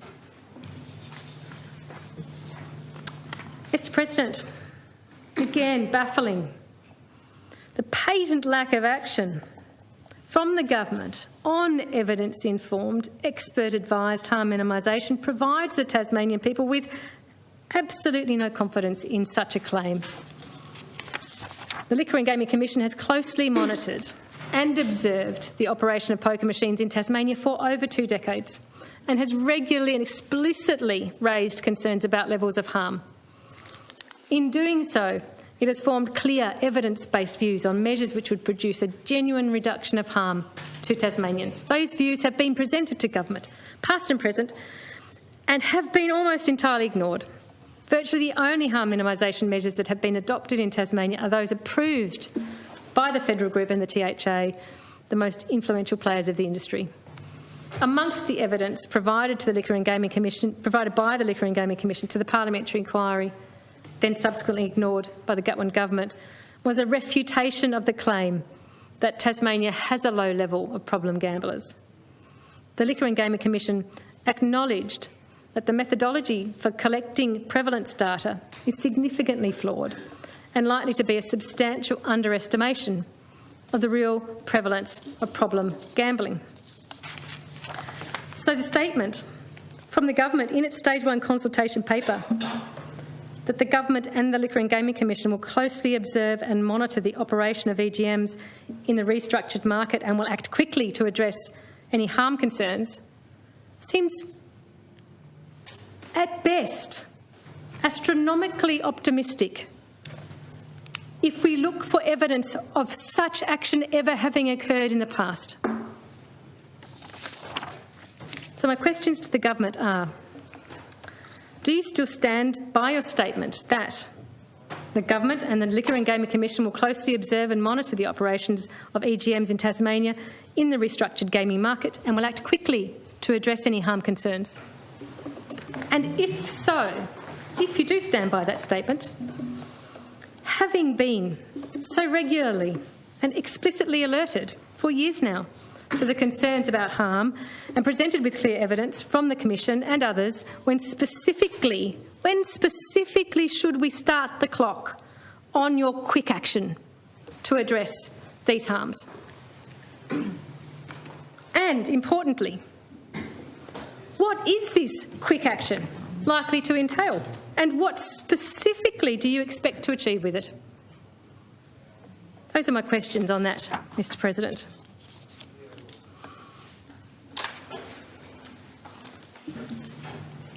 I'd like to talk now a bit more about what gambling harm looks like in Tasmania. Mr. President, what you often find is the harm caused by gambling to Tasmanian people and families is downplayed and implied to be virtually infinitesimal. How many times have we heard things like only 0.4% of Tasmanians are problem gamblers, or 99.5% of Tasmanians gamble without a problem? These are pat phrases that are thrown around by politicians and by others, including industry, who either don't understand how to interpret data and evidence, or sadly are prepared to lie and mislead in the interests of promoting flawed, tainted policy. In some ways it's understandable. Mr. President, if I had a policy dictated by industry donors that was indefensible in its lack of robust and appropriate policy development and lack of any modelling or evidence base to support it as the best option for my community that I've been elected to represent, I would no doubt too be tempted to twist data and misrepresent the evidence in an attempt to try and deflect criticism and probably even to try to ease my conscience and help me sleep at night. I don't think I'm ever going to be in the position to have to worry about that, but if I was, I can understand that you might be tempted. But for anyone who cares to be informed, I'd like to paint a much more accurate picture of the gambling harm and what's indicated in terms of the prevalence being much higher and more consequential than, at first glance, some of our limited attempts at measurement might suggest. Because I think we should be prompted by what the Liquor and Gaming Commission said when they made the comment that the harm from gambling in Tasmania was more consequential than might first be thought. Let's take a moment to build our understanding. Those figures of problem gamblers. Let's start there. That comes from prevalent studies that are done, and I'll explain a little bit more about them and their limitations. Some here in the chamber or some listening or reading later might not understand where those figures come from. And it's important too, because when those figures are used so roundly to dismiss responsibilities within policy development, I think it's important that we know. In a local context, we undertake a prevalence study every 3 years as part of our state government-funded social and economic impact study into gambling in Tasmania. The prevalence study part of the SEIS involves a phone survey to both landline and mobile phone numbers. The survey takes approximately 15 to 20 minutes to complete, and you could expect that the more gambling activity that you engage in, the longer the survey is going to take, because you'll have more details to provide. So an important question, Mr. President, is how accurate are the prevalence surveys? Well, for a start, these are opt-in surveys and they're self-reported data. So that's okay, but we immediately have to understand the challenges that presents. And we can listen to experts who are involved in delivering these surveys to get some understanding of that. And I'll talk about Sarah Hare, who's from Queensland's Schottler Consulting. She's a well-regarded prevalent study expert. She happened to be in Hobart in 2019 for the National Association of Gambling Studies conference, and she participated in a discussion about prevalent studies. Sarah Hare earns money consulting doing these prevalent studies. She was certainly not suggesting that they were of no value at all.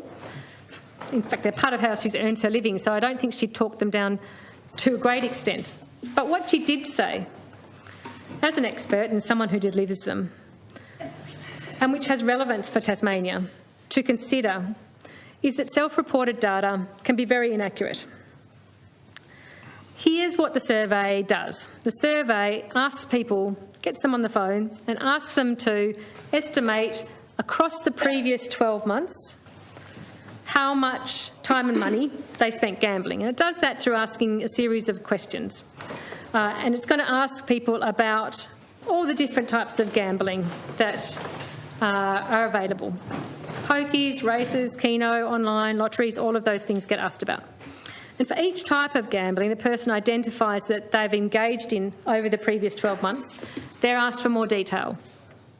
So I'm going to give you a broad indication, which is I'm not claiming to be entirely accurate to the wording of the survey. It's indicative only, but it will give you a bit of an idea. So if someone has identified that they say had used poker machines in the last 12 months, they would be asked questions along these lines. How often in the past year did you gamble on poker machines? How many of those times did you gamble on poker machines at casinos? How many did you gamble on poker machines in a hotel or club? How much did you usually lose each time you gambled on poker machines? And those are just indicative of the questions that people are asked to get that sense of how often and how much. And it gives you an idea. As I ran through those questions, you may have already gathered that there are two primary challenges for this survey. One is people remembering accurately and giving an accurate estimate of those things across the past 12 months. And the other is that people are likely to provide underestimates due to the fact that they feel uncomfortable telling a stranger on a phone how much they really gamble or how much they really lose. I think many of us can probably relate to this in a small way. When we think about how we feel when we're answering our GP, when they ask us about our weekly alcohol consumption, it'd be very usual, I suggest, I don't think I'm unusual here, for many people to be inclined to lowball their estimate. No doubt GPs probably take that into account.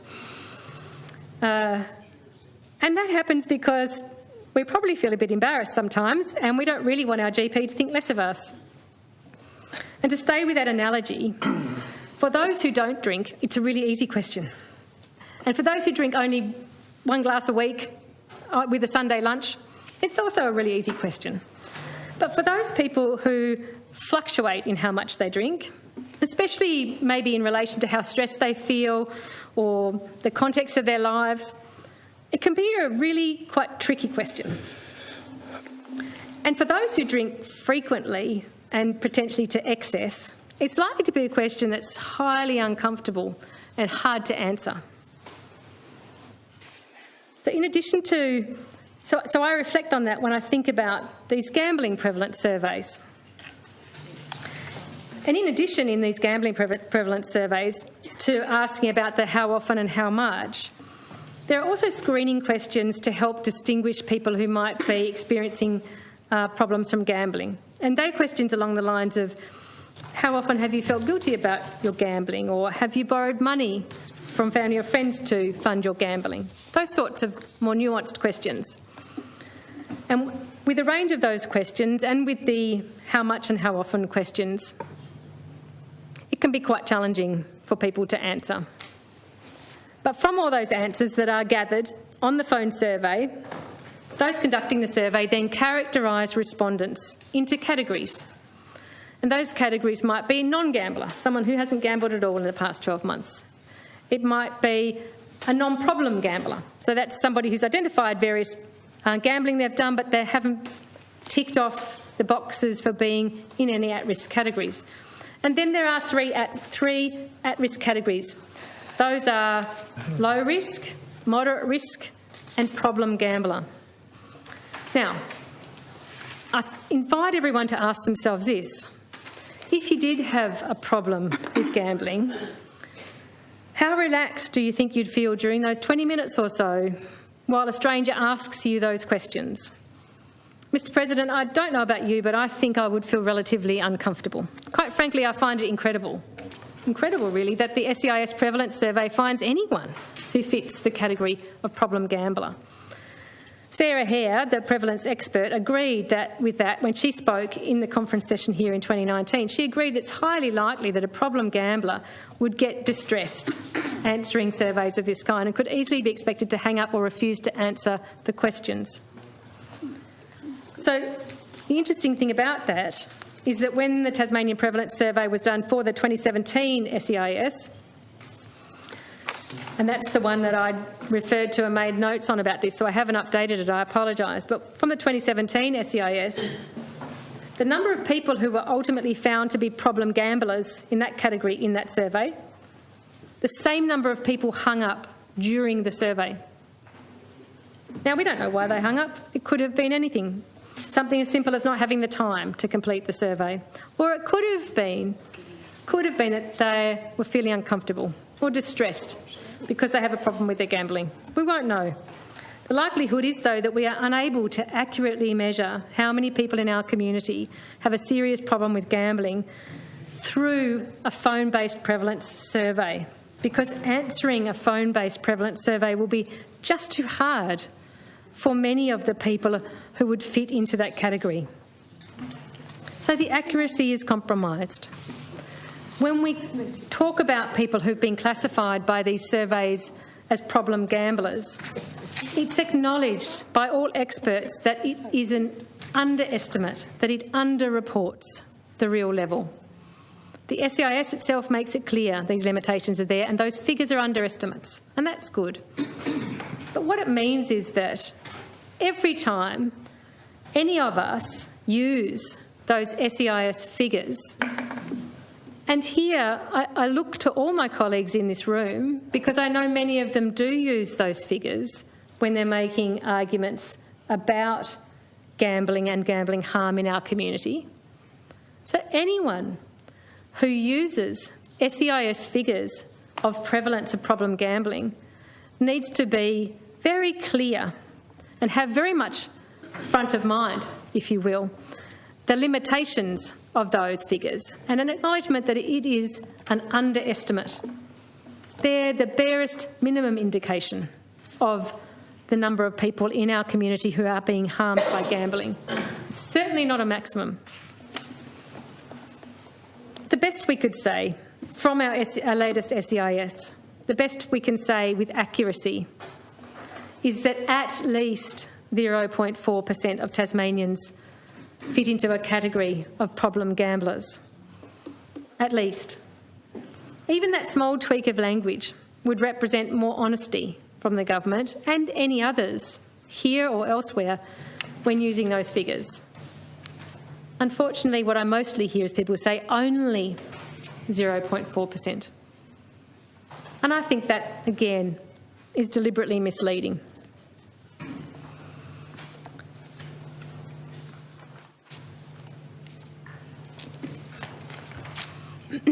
Mr. President, for those who were here last year when we debated a motion that I brought on matters relating to poker machines, some may remember that I shared then a possible alternative way that we could get some indication of how much of an underestimate those SEIS figures might be. We can look at self-reported spend on poker machines in that SEIS. So this is when people were asked to nominate how much they lose. We can look at what people said. And then, because we have the data, we can compare that, once we extrapolate it out, we can compare it to the reality. What people said they spent, extrapolated for the whole community compared to what was really spent, because we've got those figures from the industry. And as I said last year when we were talking about this similar topic, it's probably a little bit back of the envelope, but it's interesting nonetheless. And I'm going to repeat it here again for those who maybe didn't catch it last time or weren't here. I used, again, the 2017 SEIS to do this calculation, so I haven't updated it for the 2020. My apologies.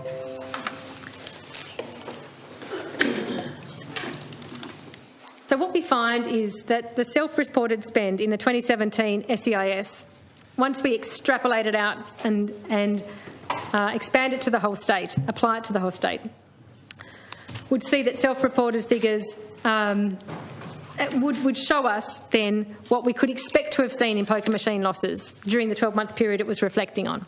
But what we find when we do that extrapolation and then we compare it to the actual reality of figures is that the self-reported figure was 28% of the actual figure. 28% across that same period. It's a pretty big underestimation of the spend.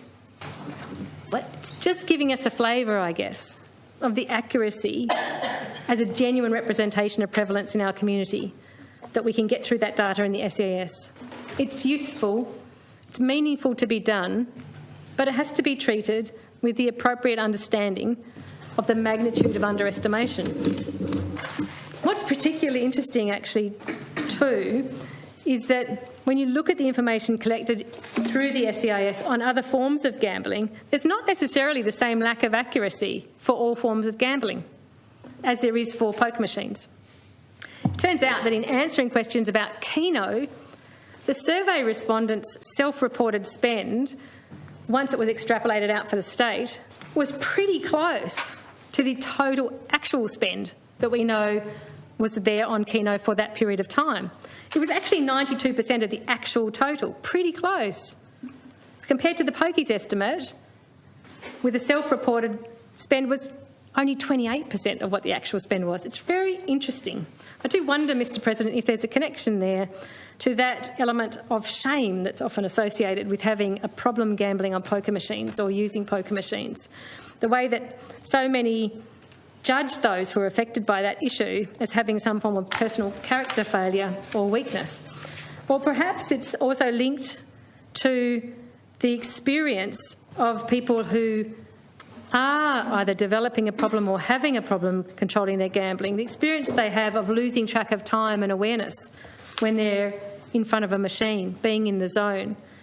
Perhaps it's hard to self-report accurately because of the nature of that machine and the impact that it has on people.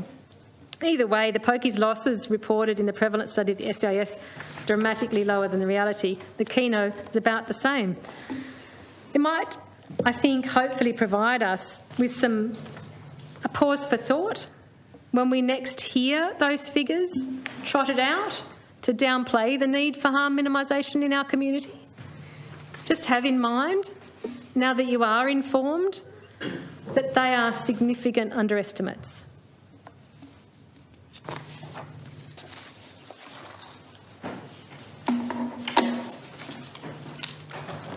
I do note, Mr President, that in its submission to the Stage 1 consultation in March 2020, the Department of Communities Tasmania said this: Communities Tasmania is particularly interested in the impact of electronic gaming machines, EGM gambling, on Tasmanian communities.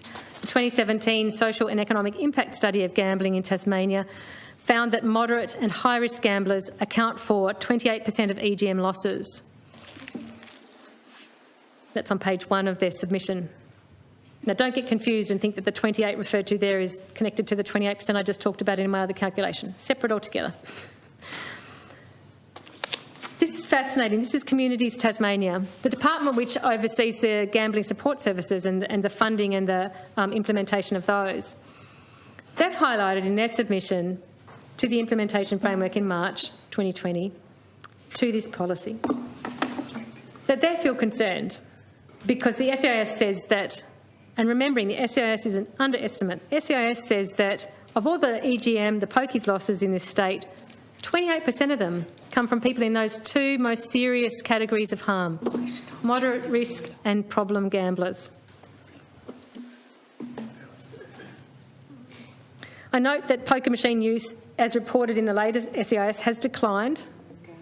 Overall, 9% of Tasmanians used poker machines in that previous year, but the losses materially over that time have not substantially declined. In fact, post-COVID, they've jumped right up. So what we're really probably telling ourselves is that quite a significant percentage less of people are using poker machines, but losses are staying about the same. So it does prompt us to wonder whether it's likely that recreational use has in fact declined and problematic use has potentially increased. That's something we could and should know more about in this state. Well, we don't really look into it as purposefully and meaningfully as we could to better inform ourselves about an appropriate response, particularly an appropriate preventative and public health response to ensuring that that's not occurring. Mr. President, it's important to remember that it isn't just those who are categorised in those categories of severity as problem gamblers who experience significant harm. Studies from the Victorian Responsible Gambling Foundation called Assessing Gambling-Related Harm in Victoria, a Public Health Perspective, that's from 2016, and another one, The Social Cost of Gambling in Victoria 2017, found that, this is what they found, 85% of the aggregate harm caused by gambling arises from people who are considered to be low risk or moderate risk. So the studies also showed the level of harm experienced by people in these groups is not insignificant. For people who are in a low risk category, the extent of the harm experienced is similar to living with moderate anxiety. For those who are in a moderate risk category, the extent of harm experienced is similar to an alcohol use disorder. For people in low and moderate risk categories, they're more likely to experience depression and anxiety, and they're more likely to smoke and drink more. People assessed as gambling at low risk and moderate risk believe they are gambling responsibly. That's what that study found. They believe that they do not have a gambling problem and are therefore unlikely to seek help.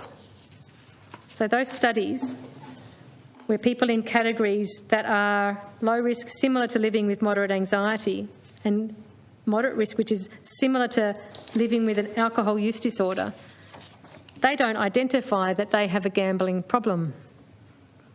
The studies also found that collectively the cost to the community of gambling problems far outweighs the financial benefits. Usually when assessing the costs of gambling harm, the harm experienced by low-risk gamblers is not included. Only the harm from those categories, those categorised as moderate or problem gamblers, moderate risk or problem gamblers. So when, again, we hear claims about the relative benefit and cost of gambling, we have to interrogate that a bit further and ask what was included on the side of the ledger to do with the cost of harm. Did they just take into account things related to the problem gambling category, the moderate risk gambling category? Did they take into account the low risk? Often, and including here when that estimation is made through studies, they don't take into account the low risk and may not take into account the moderate risk.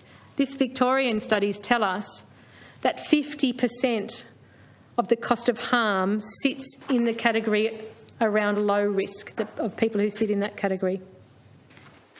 50%. So again, when you have presented to you data about the harm of gambling, about the cost and benefits of gambling, please think thoughtfully about how you interpret that and understand that you might need to dig in to see whether it's likely to be an accurate representation, to see whether it has included all the relevant factors. Otherwise, you're putting forward a picture that is inaccurate, and if it's a picture that is then used to justify a policy position or a lack of policy position in terms of harm minimisation, that's particularly problematic. And you need to particularly pay attention that you are properly understanding the data that you're using.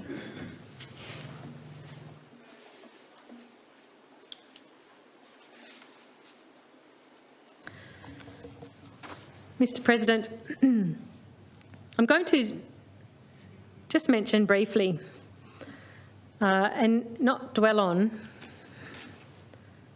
the impacts of gambling harm in our community. I did wonder when I was preparing my remarks about the degree to which to spend time talking about the impacts of gambling harm. Because on the one hand,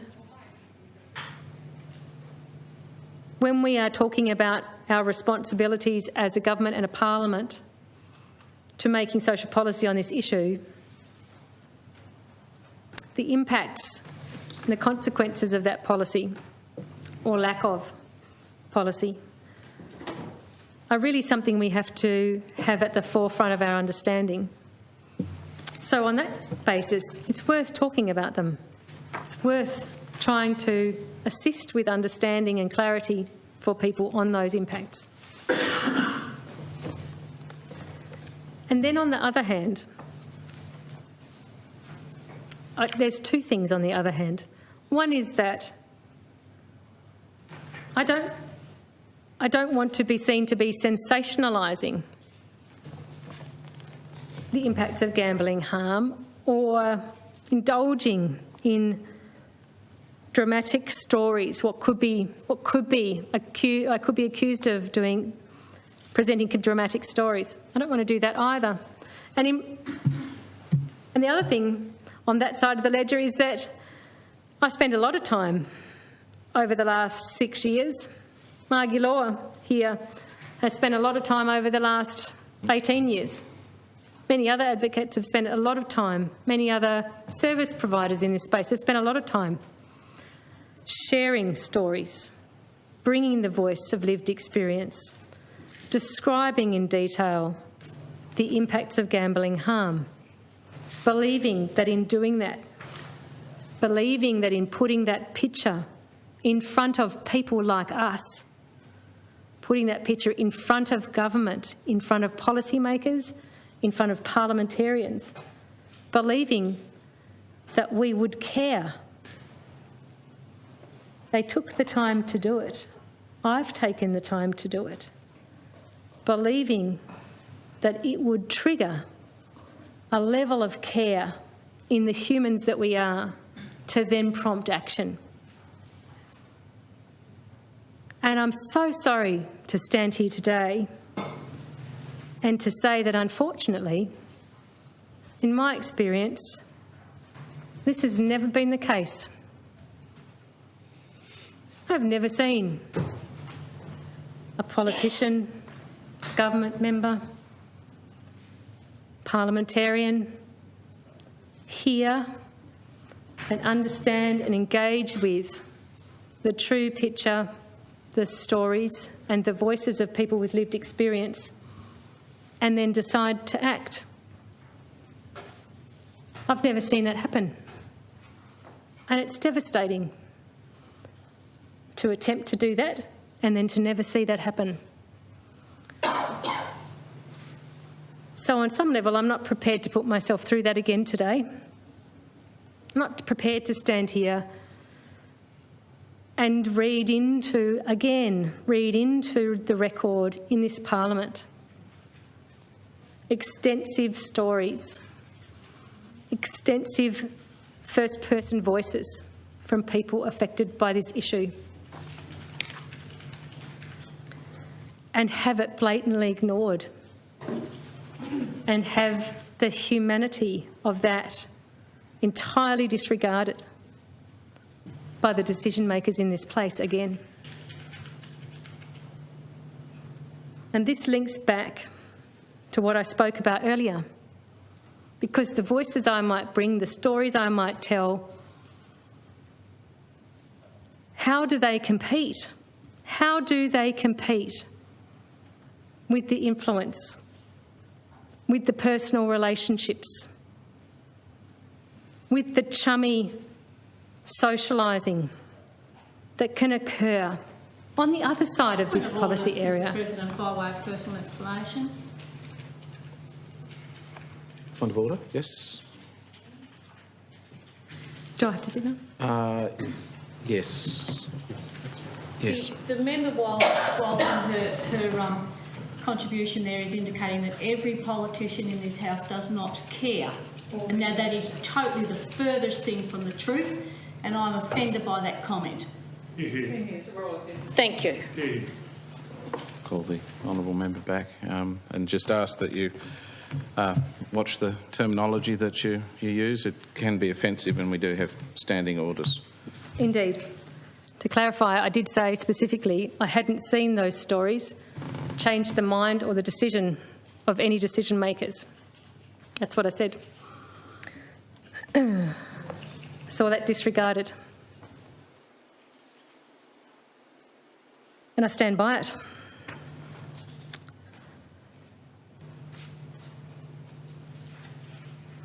So with that in mind, I'm going to mention just briefly, as a short list, that the impact of gambling harm in our community mean significant loss of jobs and employment,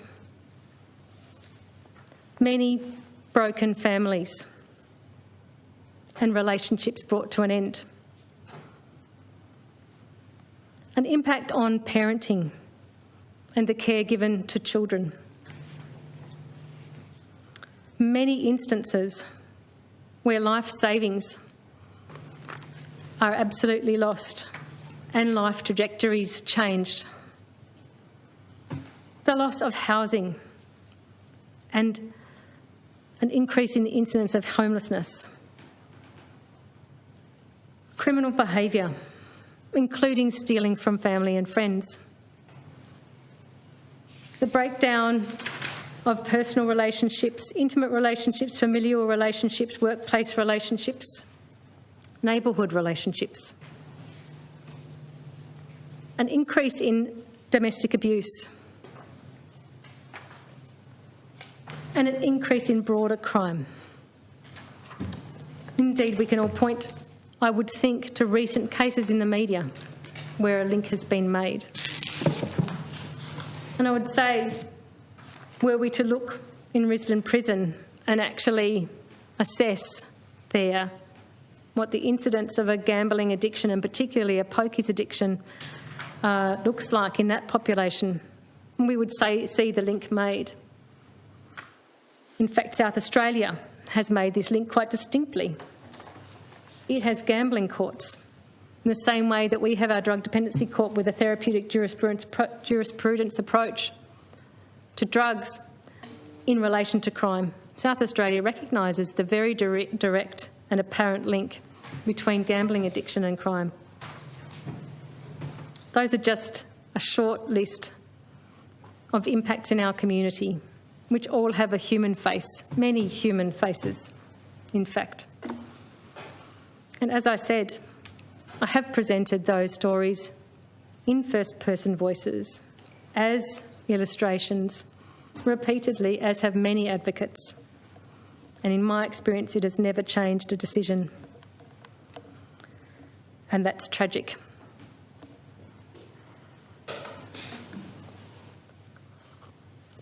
Mr. President, I move on to things that we know will work when it comes to harm minimisation and the prevention of harm from gambling addiction.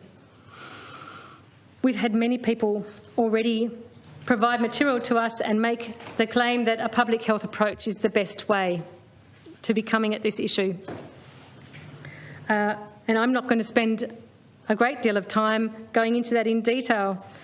It's something that we've seen in submissions, it's something that we've seen in material provided to us, maybe something that members here might add more to from their experience.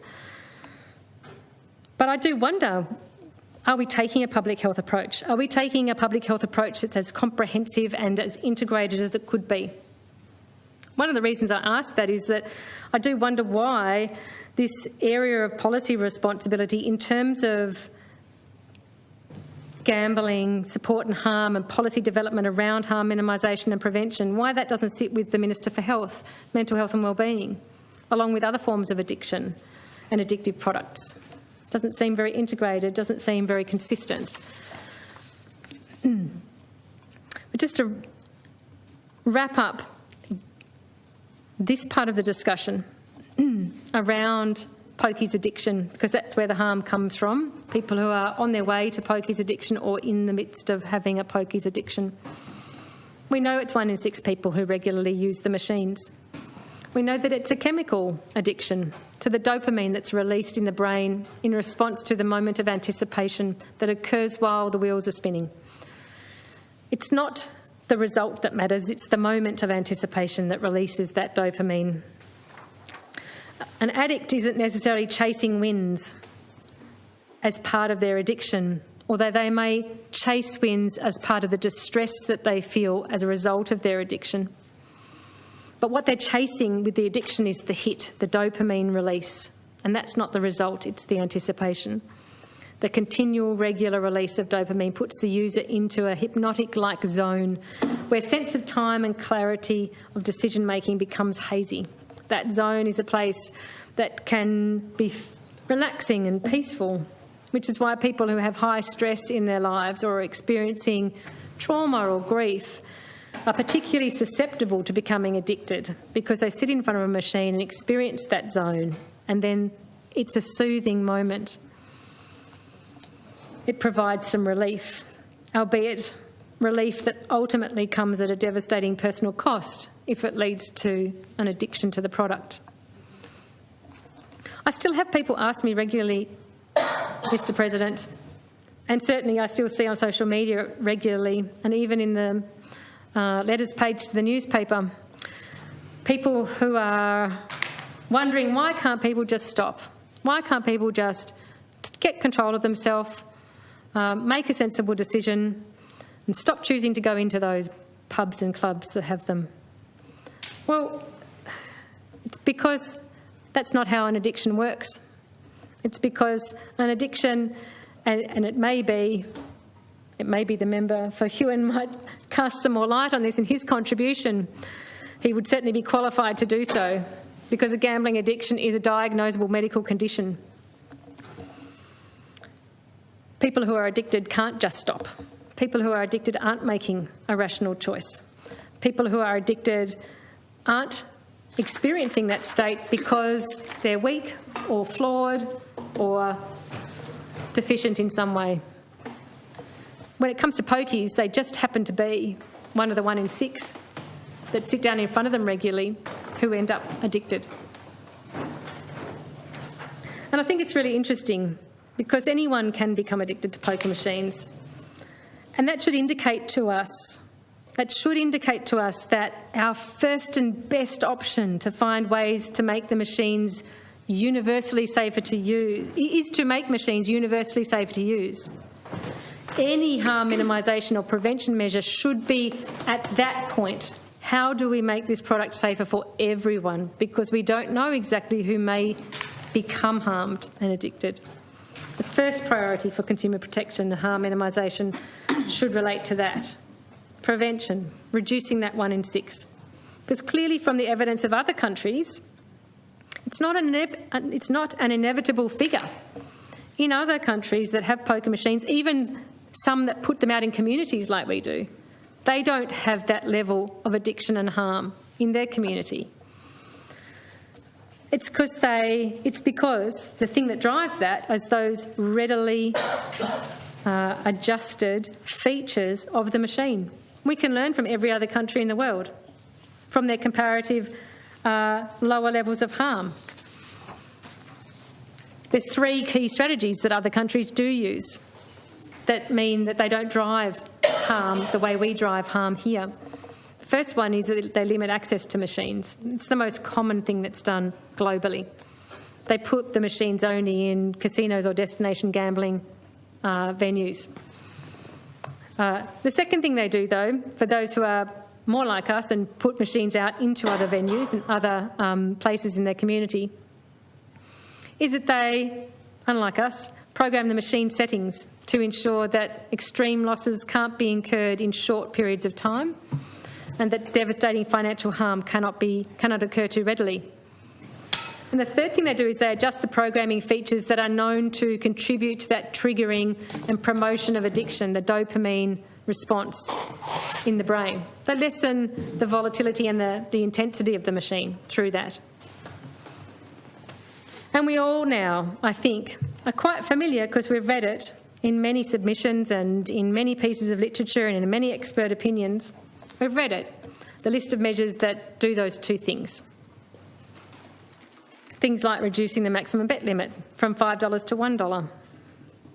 We already did that once. We reduced it from 10 to 5 in this state a little while back. All evidence tells us we should do a similar thing and bring it down to 1. There's even more compelling evidence to bring it down to 1. Because at $1, here's what we know. Virtually every single recreational user of a machine won't even notice that we made the maximum bet limit $1. Because recreational users, all evidence tells us, typically and overwhelmingly bet less than $1 when they bet. So a maximum bet limit of $1 will not impact the use and the enjoyment of recreational users. It's people who are experiencing a problem with their gambling and being harmed by their gambling that bet higher than that. And so it just shows you that to reduce the bet limit, so simple. So simple.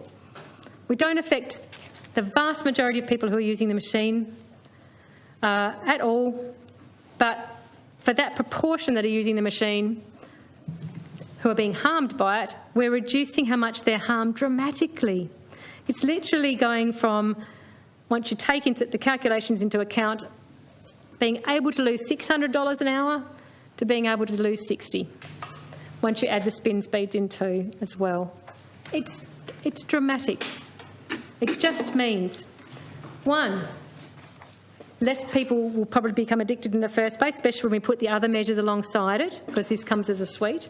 But even for those people who are suffering a problem with their gambling on poker machines, they will be dramatically protected from the devastating harm that can come from those financial losses. Slowing the spin speed, again, it's a really straightforward way to help us ensure that those extreme losses that can be incurred currently are brought right down. It's about how often you can press the button, how often you can place the bet. It's not every 3 seconds right now. If we extended that to 6 seconds, and by the way, WA has 5 seconds, so it's not unheard of that we can change the spin speed. Other parts of Australia have different spin speeds. Very, very straightforward, makes entire sense. If you can only press the button twice, double the amount of time between button presses, you will see less losses. Now again, all evidence tells us recreational users of the machines won't even notice this. They won't even notice, because recreational users of the machine don't press the button every 3 seconds. They press the button every 5 to 6 seconds at most. Sometimes it's actually 10 to 15 seconds between button presses, because if you're a recreational social user of these machines, and some people here have described family members who are, and that's great, those family members wouldn't even notice that we had slowed down the spin speed or that we had reduced the maximum bet limit. It wouldn't affect their enjoyment and their use of these machines whatsoever. Another measure is lowering the maximum jackpots. We've got quite high maximum jackpots at the moment. We could bring them right down. What would that mean? It would mean that the machines would pay out more often. Now, why is that important? It's important for a couple of reasons. Mostly it's to do with the fact that the addiction, being in that zone, getting that dopamine hit, which I described to you as being not about the result, it's about being in the space between the results. Long periods of uninterrupted play without jackpots allow people to be in that zone for longer periods of time. And that's where that's where you're susceptible to addiction occurring. And that's where when people are addicted, they'll stay. They'll stay. Anything that interrupts a long period of uninterrupted play is helpful for preventing addiction from taking hold, and it's helpful for people who are addicted because it gives them a moment to be out of the zone and to potentially reassess what they're doing and potentially walk away from the machine. So interrupting long periods of play through that measure, bringing down the maximum jackpot, and through things like mandated machine shutdowns. That's what that's about. Every 2 hours, for example, if a machine had to shut down for 10 minutes every 2 hours, it means that somebody has to literally, if they want to keep playing, get up and move away from a machine and go to another one, or get up, move away from the machine and go home.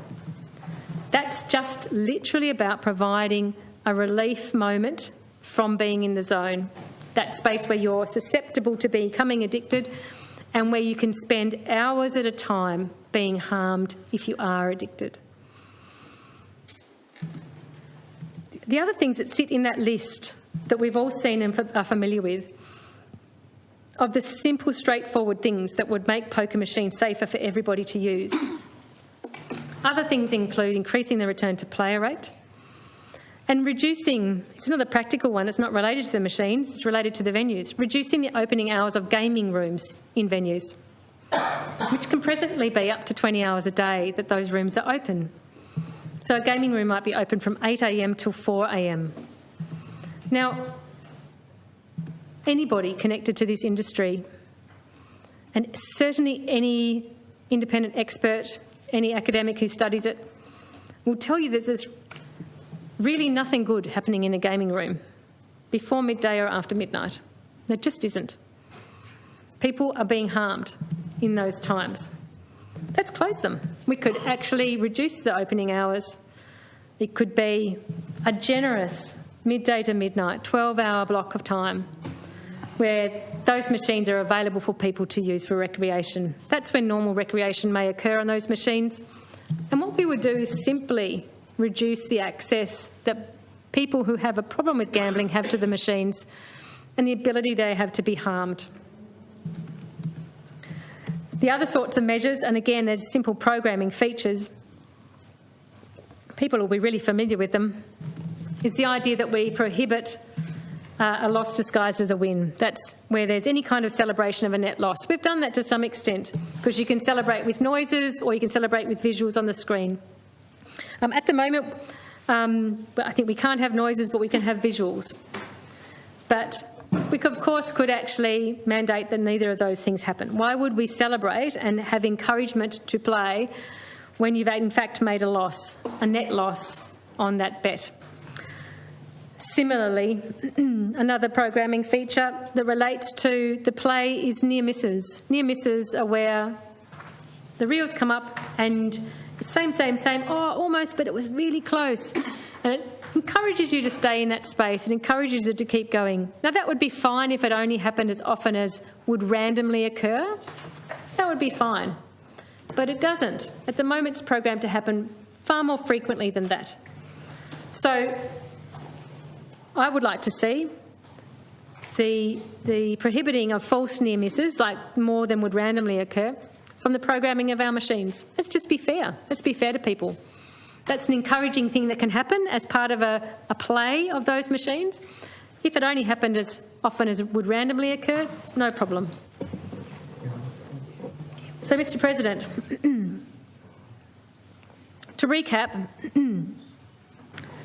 these things are straightforward programming changes or adjustments to the arrangements around the venue that are largely straightforward, non-intrusive. None of them would impact on the recreational use of machines. Not one. Absolutely none. They wouldn't even notice. But what we would notice is that less people were developing an addiction to poker machines, and what we would notice is that people who have an addiction to poker machines are less harmed by them in terms of the devastating financial losses. The measures such as these are entirely normal globally, entirely normal. They're exactly what's used in other jurisdictions outside Australia. They're proven to be effective in ensuring lower levels of addiction and harm. We entirely have the opportunity in this state, in this whole country really, but in this state certainly, to contemplate those measures, and we've been encouraged to do so by all independent experts, by all community advocates and by people with lived experience. We've been encouraged to do it. No one is claiming that any one of those measures is a silver bullet. No one ever makes those claims. And for those who put up straw man arguments or, like to pretend that that's what is being claimed, it's just unnecessary to sink to that level of debate that is really about having to win rather than having to understand the issue. This is the issue, we know. These will work. We have the option to do them. None of them in and of themselves will be silver bullets, but some of them will make a meaningful difference and a considerable difference. And as a suite, they will be really solid in terms of harm prevention and harm reduction. We could do them all. We could do them as a suite with no negative impact on recreational use. And also, because this is important in our state, no negative impact on jobs. It doesn't affect the way you staff the venue.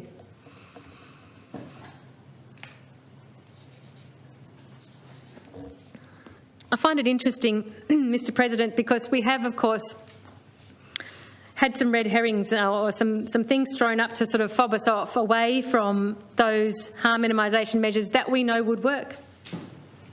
We're being told, look over here, look over here. And the things we're being told about, one of them is facial recognition, and I'd like to just mention a few things about that. We heard from Dr Charles Livingstone in our briefings, and I thought that was quite useful, and he spoke about this. And I'd actually sent him an email recently to say, and I said to him in the email, can you point us to any good research on the efficacy of the use of facial recognition technology for identifying excluded people? Are you aware if it's also been used by venues for other sorts of activity to identify favoured guests and so forth? And Dr Livingstone sent back to me to say, he said, I've done a quick literature search and failed to find any peer-reviewed articles that assess the efficacy of facial recognition systems in assisting those who wish to self-exclude. There's some commercial material promoting the concept and arguing that facial recognition will be effective, but no actual peer-reviewed evidence that I could discover. So let's just be clear straight off the bat. When we're talking about this measure, we're talking about a measure which has never been successfully demonstrated in a peer-reviewed, credible way to work. And also I think we have to just be clear about what it is. Is this prevention of harm? Facial recognition is not prevention of harm. Is this making the machine safer? Well, no, not broadly. Potentially for a small, discrete group of people. So let's talk about why we would use facial recognition. This is what we know about people in the community who are being harmed by gambling. We know that 1 in 10 of them will seek help. That's what research tells us. Of all the people in the community who are being harmed by gambling, 1 in 10 will seek help. Of that one, so let's think about that 1 in 10 as being the tip of the iceberg who reach out for help. Of the ones who do reach out for help, of that tip of the iceberg, some of them will sign up to a self-exclusion scheme. That's the tip of the iceberg. Oh, the ones I read out yesterday. Yeah. Those sorts of people. That's right. So let's just be clear. The 1 in 10 who seek help generally do that because they've hit absolute rock bottom. They've hit a point of desperation and have been able to recognise that they've got a problem, and then they go and seek help. That's that 1 in 10. Some of those go onto self-exclusion schemes where they have put themselves forward, or potentially family members have put them forward to say, I don't want to be able to enter these venues, in an attempt to control the gambling that's really overtaken them. It can be hard, potentially, I would accept, to implement and effectively execute a self-exclusion scheme in a venue. Fair enough. It might be hard. You do have to deal with photos, you do have to deal with lists of people.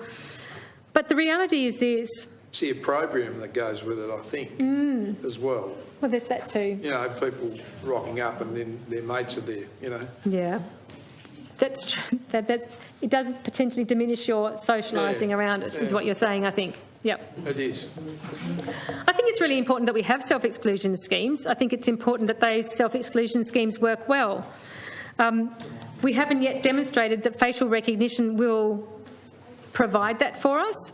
And because it only relates to the tip of the iceberg, we know that it's not a universal public health measure. It's not a universal way to make machines safer. it's one way to help a self-exclusion. It may be one way to help a self-exclusion scheme work better. So let's just have a think about that, who that would apply to here in Tassie. Of the approximately, say, 2,500 people who are classified as problem gamblers in this state through that Prevalent study model, we have 372 people who are on an exclusion list at 30 September 2021. Of those 372 people, 257 had put themselves onto the self-exclusion list and 121 had been put on by venues. Great. This leaves more than 2,000 people, even of what we know is that underestimate, those 2,000 who fit into that problem gambling category, who are experiencing serious harm. Facial recognition provides no protection for them because they're not on the self-exclusion list. So, I'd like to tell you a little bit about... No, I think I'll skip past that bit, excuse me.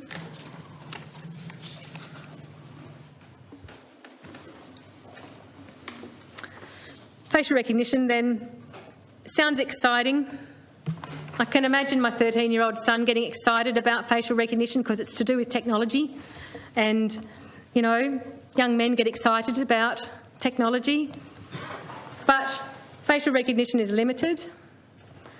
It's not yet proven. We don't know how much it would be to implement, even if it were demonstrated to be worthwhile. And we don't know how patrons generally would feel about it. It depends a little bit on how it's implemented, I guess, and the degree to which it's intrusive or people feel that it violates their privacy. We haven't answered any of those questions. It's worth a look, but is it worth a first-order look? Would it be the thing we put at the top of our list when we contemplate harm minimisation measures? I don't think so.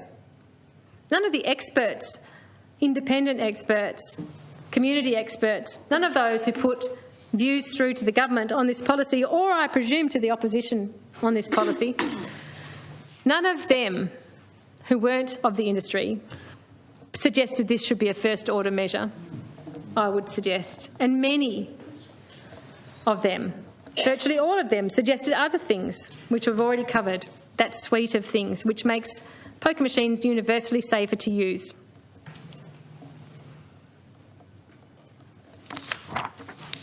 The other thing that's been put forward as one of these look over here measures for harm reduction or minimisation is card-based play. Now, this one does have more potential benefit and more broad benefit, potentially, for users of poker machines.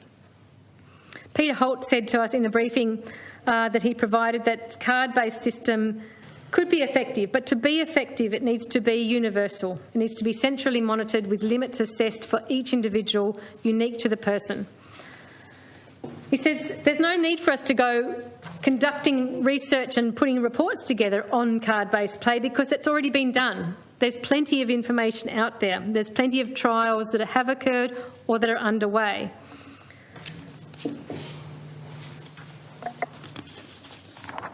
We can look to those trials and we can ask ourselves, is this a measure that we think is worth investigating and reporting? Again, I'm not opposed to this being investigated as an option for our state. I am opposed to it being put into a very tight parameter with that and facial recognition being the only things that will be contemplated for our state. We shouldn't have to pick and choose between the expert advised list, that suite of proven things that would work, and these two measures. There's no automatic choice that we need to make between these things. We could actually be contemplating all of them. It may well be that card-based play would become something that we looked at as part of a broader suite of things. I am looking now in an evaluation of the Your Play system from Victoria. This is a final report of that evaluation from March 2019. It was undertaken by the South Australian Centre for Economic Studies, SACES. Happens to be the same group who did our SEIS for 2020 down here. But this evaluation of Your Play, which is a card-based system, It says right here at the top of its key findings and recommendations, I'm trying to see the page number so I can, page I, in a breakout box, really prominently, the system has been implemented successfully, but it has not been a success. That was a quote. That was a quote from someone who participated in the research, and they've highlighted that there as a key finding and in their key findings and recommendations section. And I think it's really telling. It's saying you can put it in place, but it doesn't necessarily deliver the outcomes that you had wanted it to deliver. So what is it? Your play was, I'm looking at now page 5 of where the executive summary tells us your play, the Victorian Pre-Commitment Scheme for Electronic Gaming, Machine Gambling, was introduced as part of a broader suite of measures aimed at promoting responsible, sustainable and transparent gambling industry, promoting a responsible, sustainable and transparent gambling industry, including the establishment of the Victorian Responsible Gambling Foundation and the Victorian Commission for Gambling and Liquor Regulation.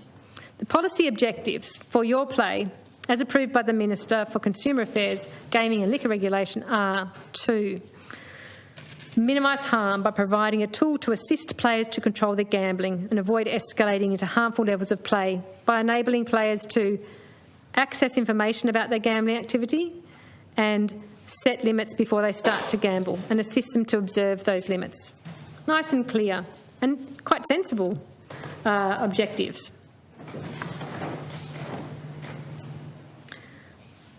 But what happens? What happened when they trialled this there?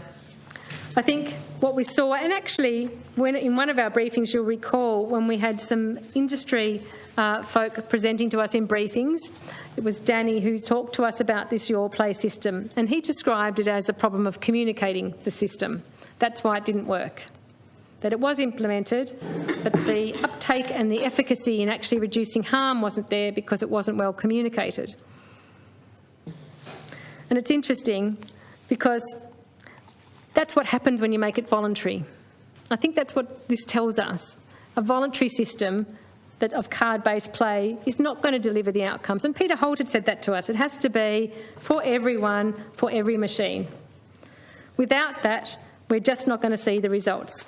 Now, our Liquor and Gaming Commission here, through this bill, is going to be tasked to go off and do a report about facial recognition and card-based play. And they're going to come back and tell us that. They're going to come back and tell us what we already know from the research, and it'll be interesting to see what their thoughts are in terms of the degree to which it's readily implementable here and what the impact would be on both the industry and on players if we were to implement it here. I'll be interested to see. As I said, my objection isn't to us looking into this option. I welcome looking into the option of card-based play in particular. I just don't welcome it to the exclusion of considering a whole range of other options that we have available to us that have been expert advised and evidence-based. So I've got some questions for the government in relation to harm minimisation, Mr President. Does the government recognise that around 40% of the profit gained from poker machines in Tasmania is coming from people who are addicted and experiencing harm?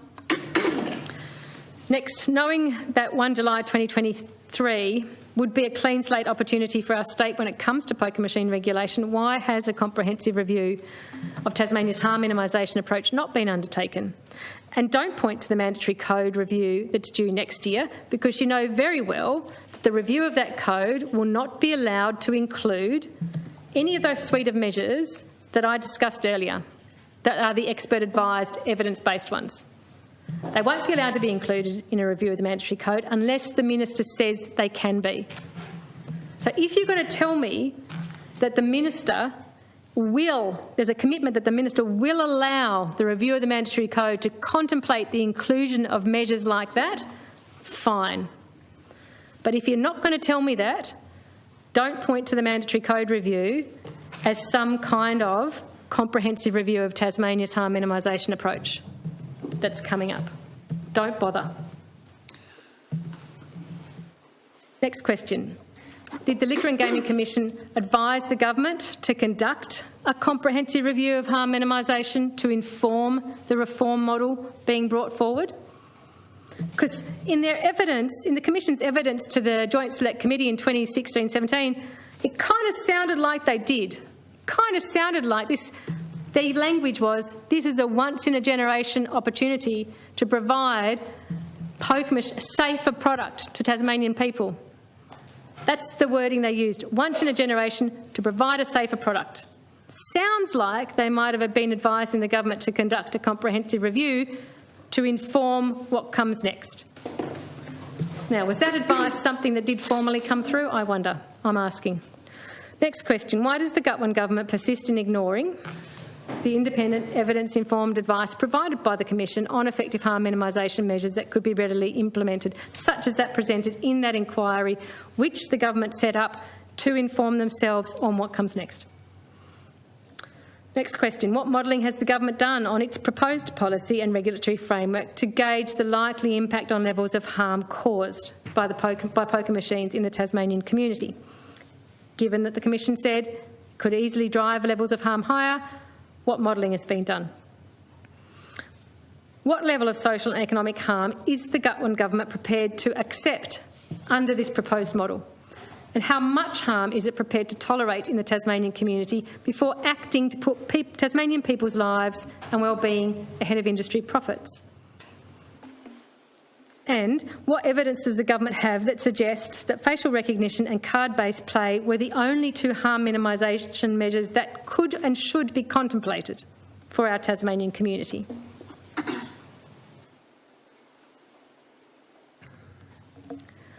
I note there was some language in the other place around this, around how we should be doing measures that are good instead of ones that make us feel good.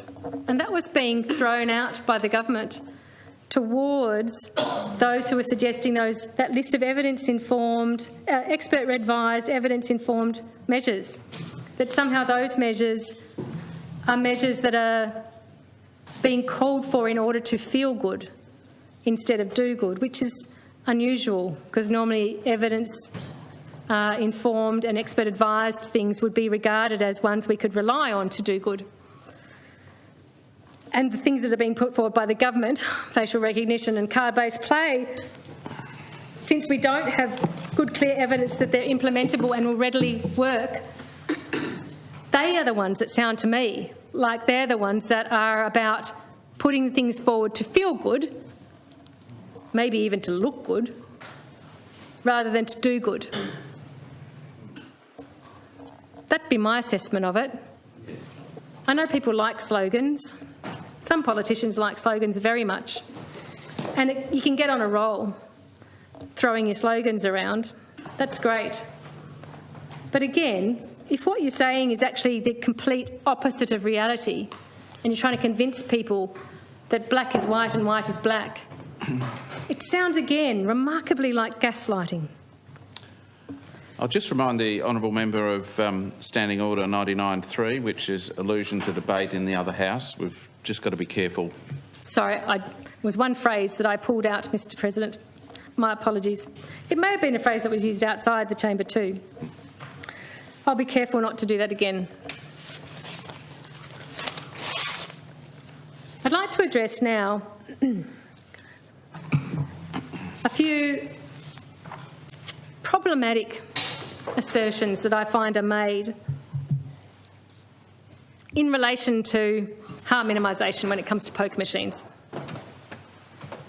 The first one of those, maybe we could call it a furphy, or at least it's misleading, I think, as an assertion. The first one of those is that we have the best harm minimisation nationally. Now, hands up if we've all heard that. Every hand would go up. We've all heard that. It's an assertion made by government, by industry and by many others. Let's just put that one to bed right now. Let's just put it to bed. That's only true for a start if you pretend that WA isn't part of our country. Now, that's fine. WA might be quite happy. They might be quite happy to not be considered part of our country, part of Australia. But we do not have the best the nationally best harm minimisation. We don't. WA does. The reason they do is that they put their machines only in a casino and they have slower spin speeds than the rest of us. That means their harm is dramatically lower, and the member for Mersey spoke about that in some detail and provided some very good figures around WA and the lower harm that occurs there and why. So for a start, let's stop claiming that. If you want to be accurate, the best you can say is we have the best harm minimisation of, say, the eastern seaboard states or something like that. Now, let's interrogate that a little further. Peter Holt, the former chair of the Gaming Commission, in his evidence to the Joint Select Committee of Inquiry back in 1617, he observed, in relation to this claim that we are the best nationally in terms of harm minimisation measures, his observation was this: given the laissez-faire approach taken in other jurisdictions, this is not a massive achievement. The eastern seaboard states of Australia are the globally worst jurisdictions for poker machine addiction and harm by a massive margin. None of the globally normal harm minimisation measures are in place in those Australian states. So our claim to be better than the globally worst states is a very, very low bar and far less than the Tasmanian people deserve from a responsible government. The Tasmanian Liquor and Gaming Commission have indicated that our single licence model has been the key factor in maintaining lower levels of pokies harm in Tasmania compared to other states. So let's just be clear about that. It's been our single licence model that has kept our harm lower and has been part of our harm minimisation effectiveness compared to those globally worst states. And it is expected that under the reforms proposed by the government and in this bill, we will, in changing that model, drive higher levels of harm unless something else is done to improve the current consumer protections and harm minimisations that are there in place.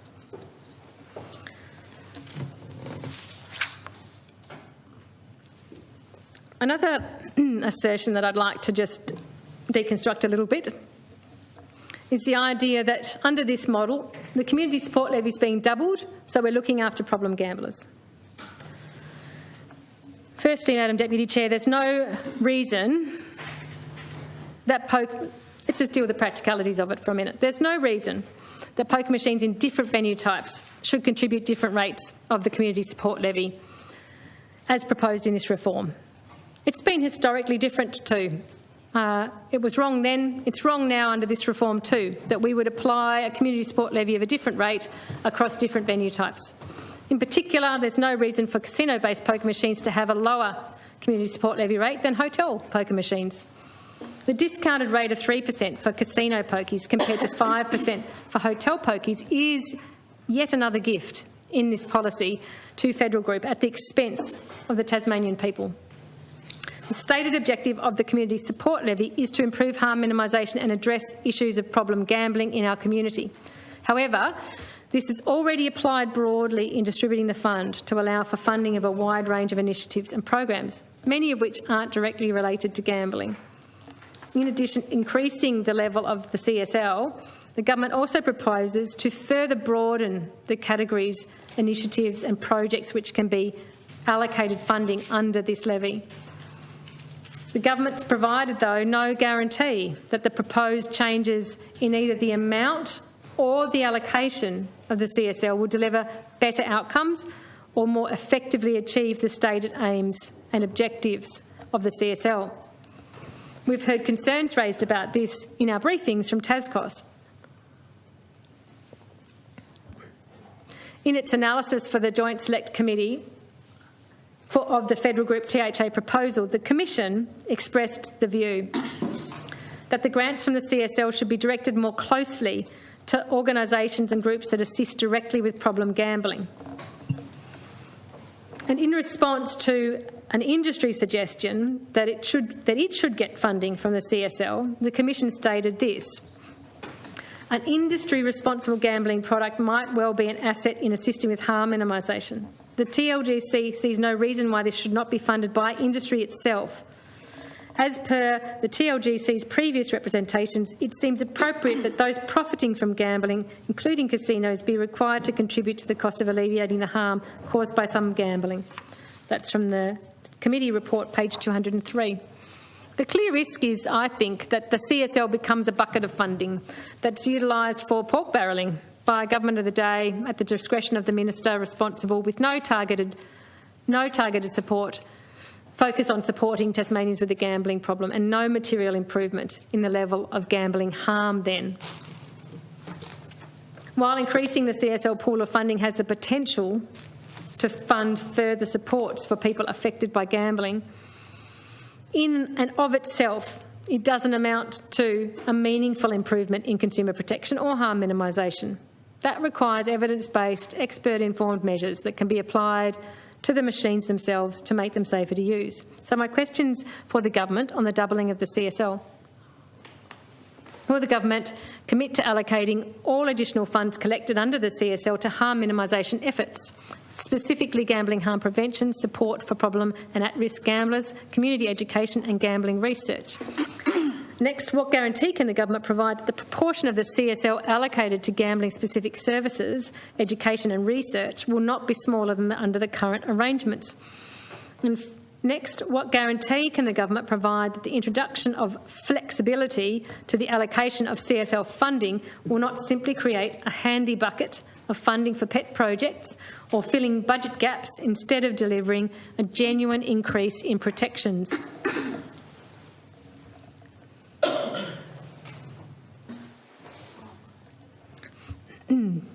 Madam Deputy President, another claim or assertion that I'd like to just discuss in a little bit of detail is the idea that venues look after patrons. We know that this claim is made by industry. We've heard it from them. We heard it just in our briefings yesterday. They say, why would we want people harmed in our venues? These are our community. These are our friends and family even. These are people we need as patrons. We don't want them harmed. We look after them. And I can see that it's fair enough that they make that claim. I can see that why they'd want to make that claim, for sure. They're basically saying we're not bad people. You know, we don't like the idea of people being harmed. And of course, none of us would like to think that we're bad people and we want to see people harmed. None of us. And I'm sure that they're not.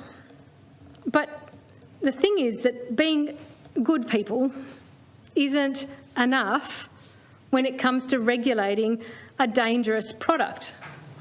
And with poker machines particularly, we know that it is demonstrably a potentially dangerous product. It's an addictive product, and we're offering it to people in these environments, in these venues. We know that.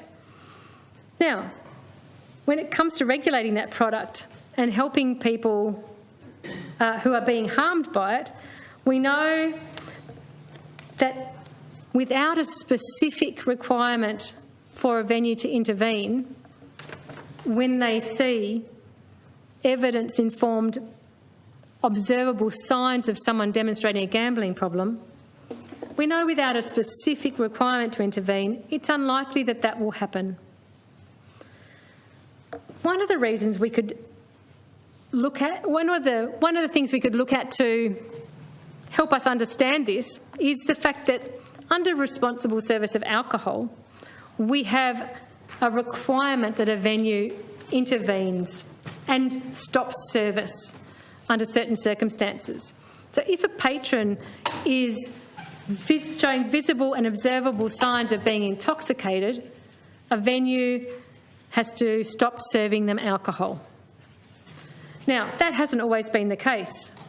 There was a time, I don't know when this change came about, but there was a time when that requirement wasn't there. There was probably a stated expectation that venues would act as good custodians and caretakers of their patrons and be careful not to serve people who were drunk. There was probably that stated expectation and hope at some point. And then at some point we realised that wasn't quite enough, because venues still did serve people who were intoxicated. And so we brought in a rule about it. We said to ourselves then, it's not quite enough to expect good people to do the right thing all the time in these venues and stop serving alcohol to people who are intoxicated. We'll need to make a rule about it. And we did. And I would say that we are in a similar position here.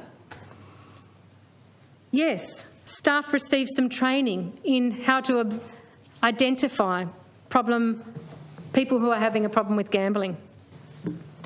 And I think there is every encouragement that staff should provide some level of interaction or support to that person, perhaps pointing them to some assistance services.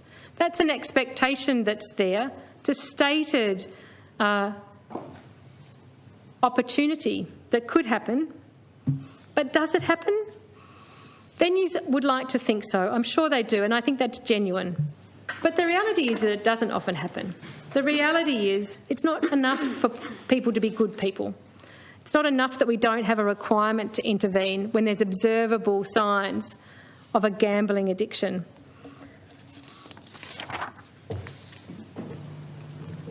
One of the ways we know that it's not enough, one of the ways, is that the Liquor and Gaming Commission tells us it's not. And I quoted earlier.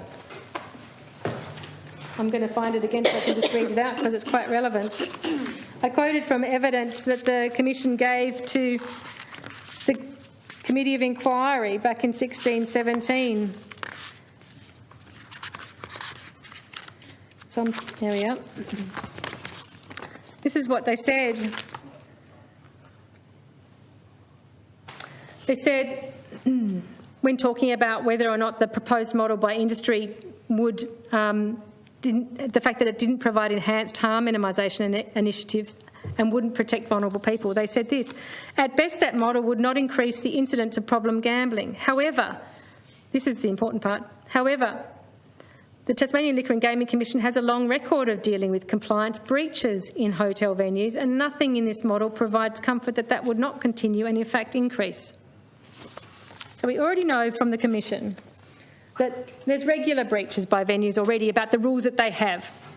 And in terms of restricting the service of gambling to someone who's observably suffering a gambling problem, we don't even have a rule for them. We just have a expectation that something positive will happen or some positive response will be given.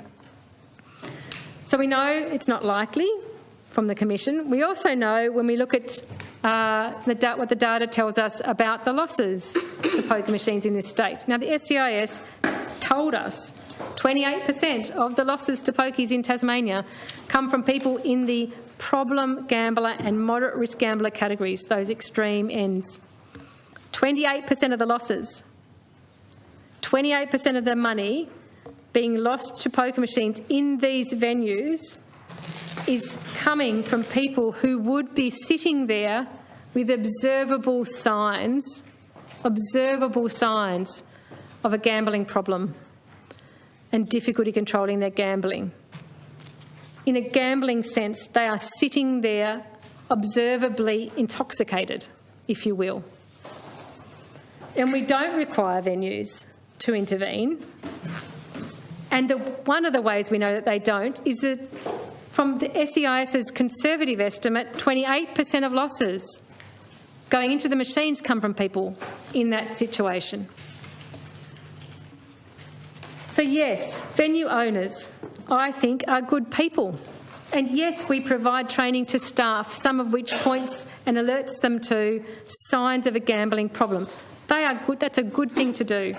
But without an obligation to respond or intervene, and probably without any record of the degree to which that is occurring in venues, how often do staff interact with patrons they've observed to be having a problem? What do they do in response to that? We don't know. It's not collected. It's invisible.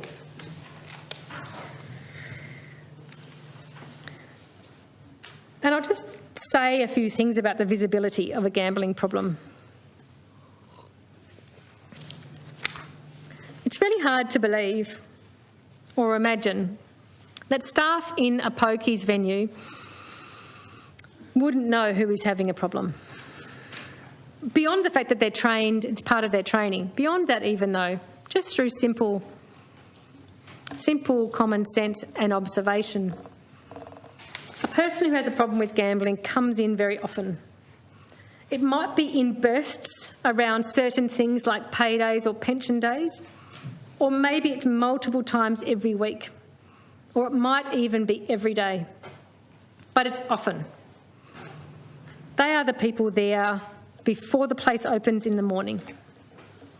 They're the people who, when using the machines, don't stop to eat or drink and do not go to the toilet.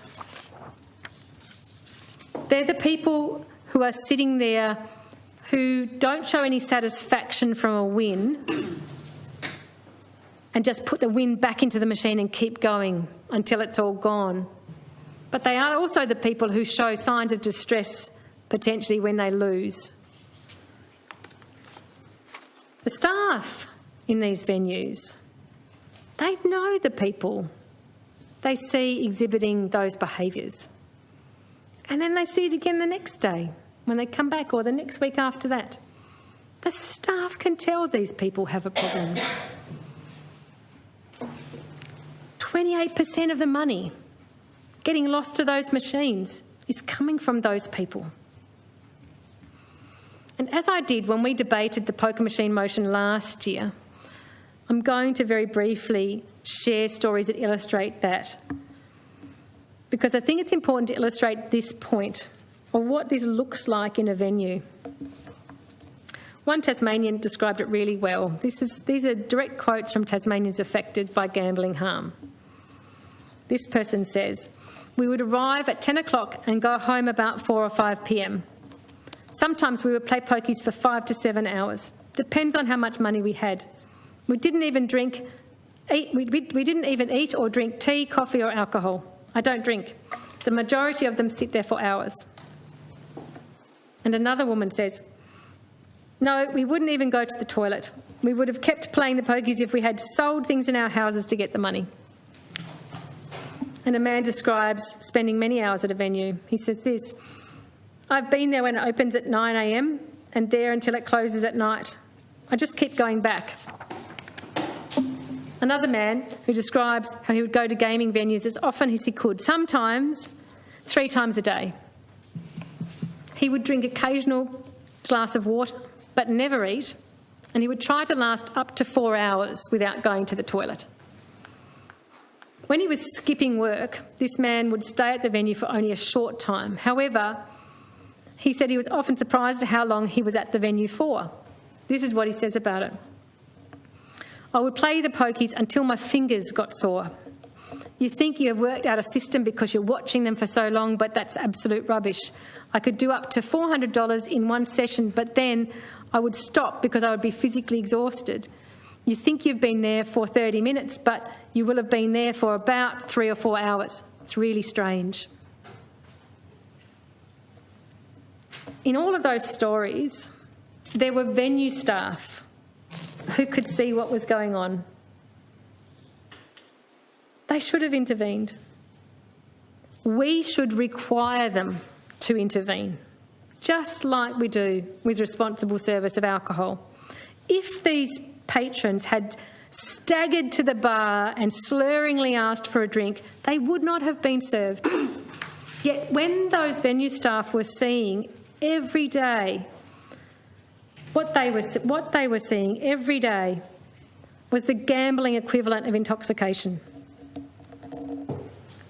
Currently, we don't effectively hold venues to account for responsible service of gambling.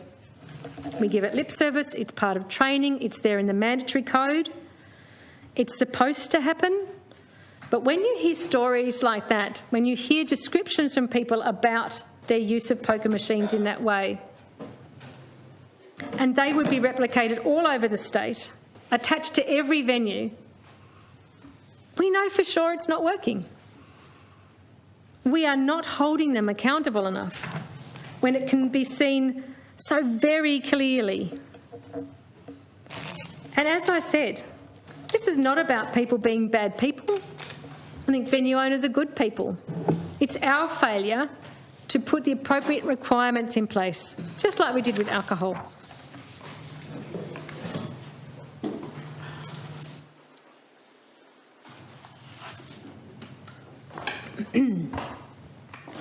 Mr. President, another one I want to deconstruct a little bit, which comes up when you're talking about this topic with, like clockwork actually, with such regularity. We hear it again, we've heard it in this debate already. And it particularly comes up in relation to harm, I think, as part of a conversation, and it's a distraction. And in some cases, people might throw it out there because they feel uncomfortable. Sorry, did I just call you Mr. President? No. They might feel uncomfortable. But in other times, I think it's quite deliberately thrown out there as a bit of a red herring. And it's online gambling. Here's the thing. People like to focus in on online gambling at the moment when we are in the midst of a conversation about poker machines. So let's just be clear about that. There's a time and a place where we absolutely should and could talk about online gambling. Absolutely. But it's not in the middle of a conversation about poker machines. Because, and the regulation we might put around poker machines or the harm minimisation that we might discuss in relation to poker machines, that's not the context for a conversation about online gambling. The only purpose of bringing that into the conversation when we're in the midst of talking about poker machines is to be distracting or to make yourself feel more comfortable, maybe, more charitably. Let's imagine that's one reason. And this is why. What we know is that, and we know this from our local SEIS research that's done, and we know it from our local gambling support providers, the vast majority of gambling, addiction and harm in this state is associated with poker machines. They are the clear and present danger to people in our community when it comes to gambling harm. Over 70% of the people who present to our gambling support services do so with poker machines as their main form of gambling. That's why we're talking about poker machines primarily, and there's a lot of matters relating to poker machines and their regulation in this bill and in the reforms that we're proposing. They're central, particularly when we're talking about gambling harm. When we talk about what opportunity we have to do better with harm minimisation and regulation of poker machines, we can and do, and we've talked through many of them already, even here in this context. We can talk about that thoroughly. We have lots of options open to us. We have a whole suite of things that we could be contemplating that are expert advised and evidence-based.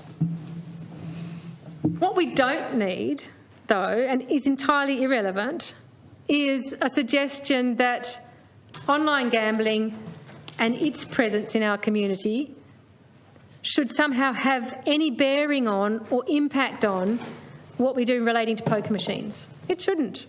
It's not necessary. They're two completely separate things, and they validly should be contemplated in their own right. We actually don't have to pick and choose between regulating effectively and putting harm minimisation measures in place on both those forms of gambling, on online gambling and on poker machines. There's no false choice here. People appear to like suggesting that there is, as if taking action in one space means we take away action in another. I don't think it's a zero-sum game when it comes to regulation of different products. I think actually we've got the time and attention to devote to both of them. And in fact, the reality is they exist in terms of regulation in different jurisdictions. Online gambling is regulated at a federal level. Poker machines, lo and behold, are a state government responsibility. It's a responsibility of us here at this level of government. So while we're talking about that responsibility here at this level of government, any suggestion to bring in the idea of online gambling and in some way hold it up to be a reason that we should stop talking about poker machines or this level of gambling. It's just ridiculous. It's unnecessary. It's purposefully trying to be distracting. We can more than effectively have a conversation about online gambling at another time in the context within which it is regulated, and that conversation is ongoing and there are active advocates in it.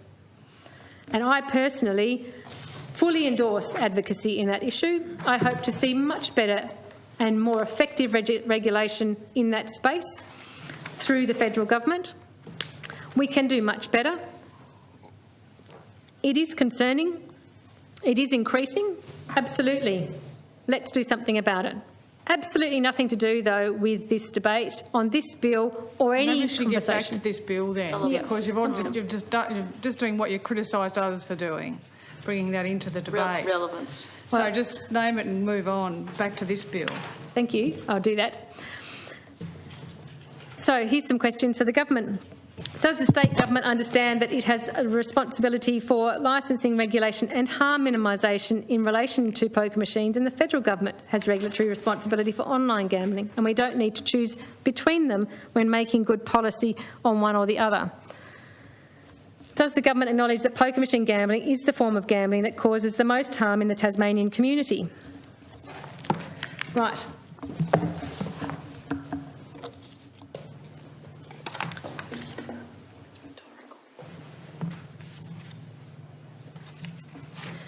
One of the things that we also hear in this debate, and we heard it from industry in briefings, in their briefing paper they provided, there was a quote in that briefing paper that suggested from one business that they'd go out of business if we were to regulate in certain ways. I think it's interesting. I think the idea of the business model is one that's worth contemplating a little bit. And it comes up because there still seems to be, drawn into our discussion around this bill, a suggestion somehow that people are looking to remove pokies from hotels and clubs. Now, let's be really clear. There is no suggestion of that anywhere in relation to this bill, so we don't have to talk about it.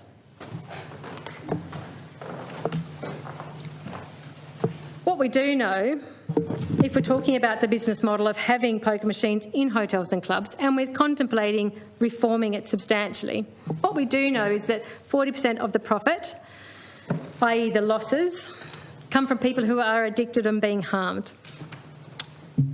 Even our SEIS tells us that those people who are in the problem gambler and moderate risk gambler category, those extreme ends of who's being harmed, make up 28% of the losses in our state. So harm minimisations that are being advocated for and that do not affect recreational gambling wouldn't affect the profit made by this industry on the genuine use of the product that is supposed to be there for recreation. It's supposed to be there for people to have an enjoyable time. That's what I gather to be the intent. And we've heard people describe that that's the way that people they know do interact with this product. So let's say then, conservatively, from the research and what the evidence suggests, that around 60% of the profit that's coming now through these machines is coming from those recreational gamblers. That's great. That profit I acknowledge as being the valid profit coming from the non-harmful use of that product. But from addicted gamblers, do we think that venues are entitled to the profit from addicted gamblers that we see now under the current arrangements with the current levels of harm minimisation? If we do think that, how much of their profit do we think they're entitled to?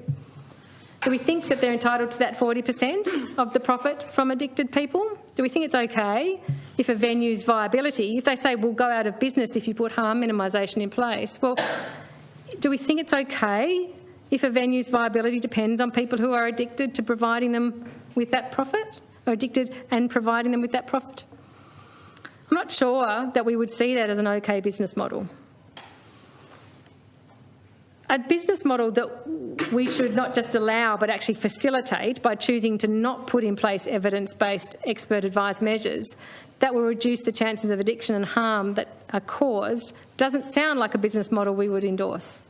Do we think we've failed? Do we think that if we've failed to do everything we can to reduce the addictive nature of the machines, it would then be okay to allow venues to profit from the addiction that we're failing to ameliorate? What level is that? Where do we set the bar? To be honest, we know that no measure, and even a suite of measures, isn't going to be a silver bullet that solves everything. These are a harmful product. There may still be some level of harm, even if we were to do everything we could.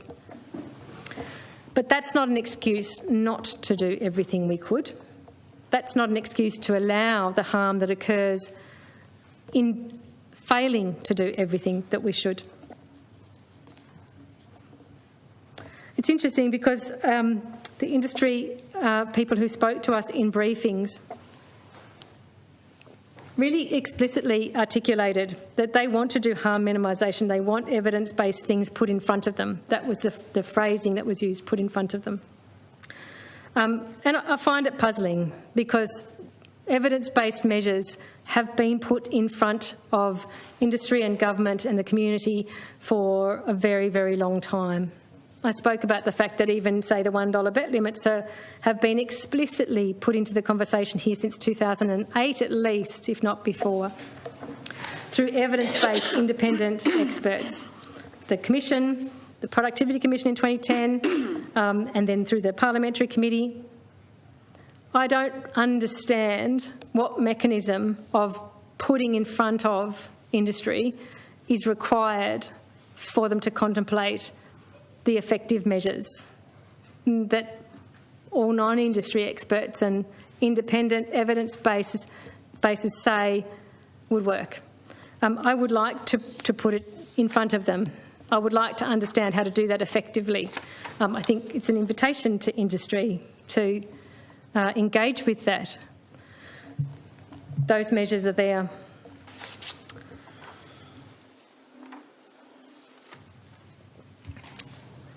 I'm going to move on now, Madam Deputy President, to some financial aspects around this bill. I think it's interesting for us to contemplate what government's job is when it comes to taxation, because taxation is a key measure in this bill. I note that John Lawrence, in his submission to the July 2021 consultation on exposure draft of the bill, noted that his paper would focus on a particular one of the aims of the FGM policy, and that one being to ensure returns from the gaming industry are shared appropriately amongst the industry players and the government representing the community. He said this, and I quote from page 3 of his submission: "It's the third of these aims that returns are shared appropriately, which is the focus of this paper. The comments need to be viewed against a backdrop of the state government's fiscal sustainability challenges and policies for industry development across sectors. The inescapable nagging question that needs to be answered is why does an industry with as few redeeming features as the gaming industry receive gold star government assistance?" He also made this important overarching point. He said this: "The existing arrangements are about to expire. EGM operators have more than fully recouped investment in EGM facilities. The government is proposing to mandate future EGM rights by way of a gift. Any taxes that need to be paid reduce the value of the gift. The burden of taxes is borne by players. It is the government/community's right, in fact responsibility, to determine what is appropriate. Current operators do not have any inalienable or residual rights to dictate the size of the gift. That would be akin to allowing a spoiled child to bully Santa." That's on page 16 of his submission. So the proposed model that the Federal Group and THA put forward in 2017 stated, and I quote, "These tax rates and licence fees would also ensure that returns to the Tasmanian government are no less than current levels." So in what they proposed, which then subsequently became government policy and resulted in this bill, the industry had generously, how kind of them, put forward a model where the government didn't get any less, the community therefore too didn't get any less than our current arrangements. They were prepared to design a new system that provided around the same financial return to the Tasmanian people that the old system provided. The old system that was likely, I would assert, the most obscenely irresponsible design, providing the most disadvantageous returns to our state that could be imagined.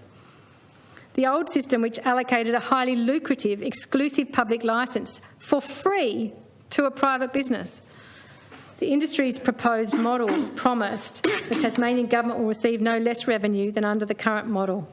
My goodness.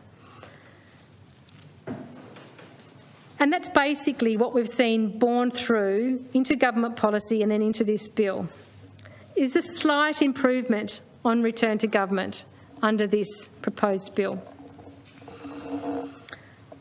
We'll come back to that. Again, that proposed model that was the genesis of this policy and this bill from Federal Group and the THA in 2017 claimed that, and I quote, strengthening the hotel sector will deliver a range of community benefits, including increased employment, investment and development. That was page 1 of their submission to the committee. The submission presented absolutely no evidence, no rationale, no modelling to support that claim, yet the government accepted it. Having adopted the model, the government has presented absolutely no evidence, no rationale and no modelling to support that claim made about the model. Where is our modelling to say how this will increase employment, how it will drive investment and development? Exactly.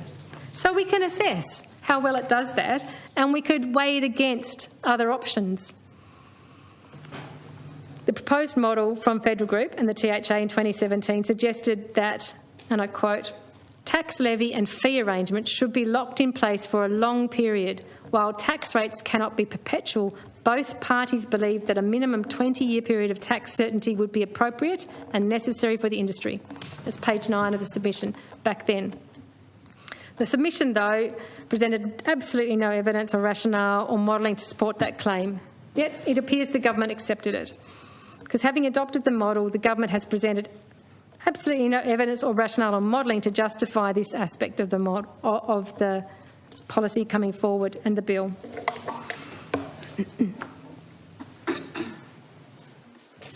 We did receive, as part of briefing papers,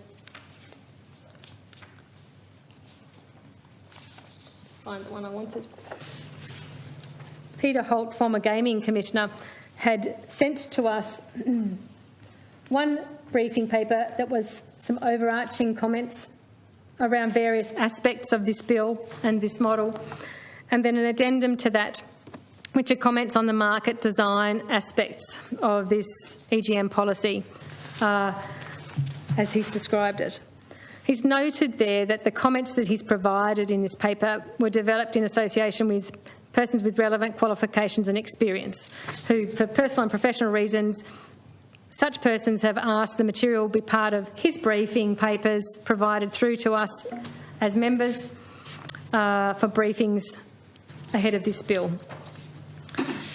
And some of the things in this briefing paper that we received here as an addendum from Peter Holt are quite astonishing in terms of the financial. It focuses in on the financial aspects of this arrangement, of the arrangement given effect to in the bill. It talks about the policy context and the responsibilities of government. It talks about clarity on market rules. It talks about taxation and government revenue. It raises questions on this model. It talks about private property values and the termination date and venue viability. I'm very tempted to read this in as part of my contribution. I'm noting it's nearly 6 pages long. I'm certainly going to table it so that it becomes part of the public record. What I hope is that all members read this ahead of the briefings that we had and ahead of their consideration of this bill. It calls into question, serious question, the financial aspects of this deal. And to hark back to what I spoke about earlier, when we ask ourselves the question, is this the best possible deal for our state?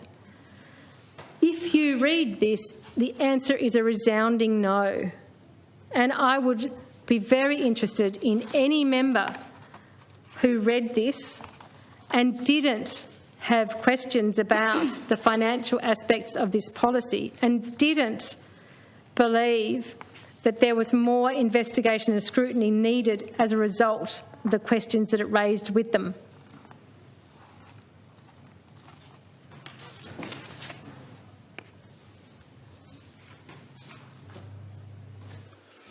I'm going to mention a couple of things from it. It says this: governments regulate certain economic activities because of undesirable externalities created in the wider community that would arise from the activity in the absence of government regulation. In this case, regulation is required to remove, minimise or control the undesirable impacts on the wider community of certain forms of gambling. When a government creates a regulatory framework for an industry such as gambling, it effectively creates the market and the market rules under which participants, licensed venue operators, compete for the services they provide to consumers, gambling customers, and effectively determines the profitability of the participants. In creating this market design, through the rules and regulations set out in the primary and subordinate legislation, the government needs to ensure that, firstly, the detailed market rules are both comprehensive and clear to the market participants, the consumers and the community. Thank you. Secondly, there is adequate return to the taxpayer from the benefits and rights conferred on the market participants, with the level of tax set having regard to the income stream created for the participants, but no less than the social cost to the community and the cost of regulation, with the structure of taxation, i.e. the tax rates, playing an appropriate role in the management of the adverse impacts of the activity being regulated. The market is a level playing field for all market participants so that they can compete with each other on their merits without unintended consequences for themselves or for the consumers to whom they provide gambling services. That's one of the things he listed that were listed in this paper as a requirement that the government needs to ensure. Further, the government needs to ensure that the market and regulatory design does not create risk for taxpayers or the opportunity for windfall private property rights, i.e. venue capital / sales values, generated by virtue of the market design alone. And further, the government needs to ensure that there is a clear end and clearly communicated public process to end the regulatory arrangements at a point in the future in order to ensure future taxpayers are not exposed to significant future compensation when a future government decides to change the regulatory arrangements and market design and to minimise sovereign risk for participants, i.e. when the regulatory arrangements are changed after participants have invested in business based on the regulation.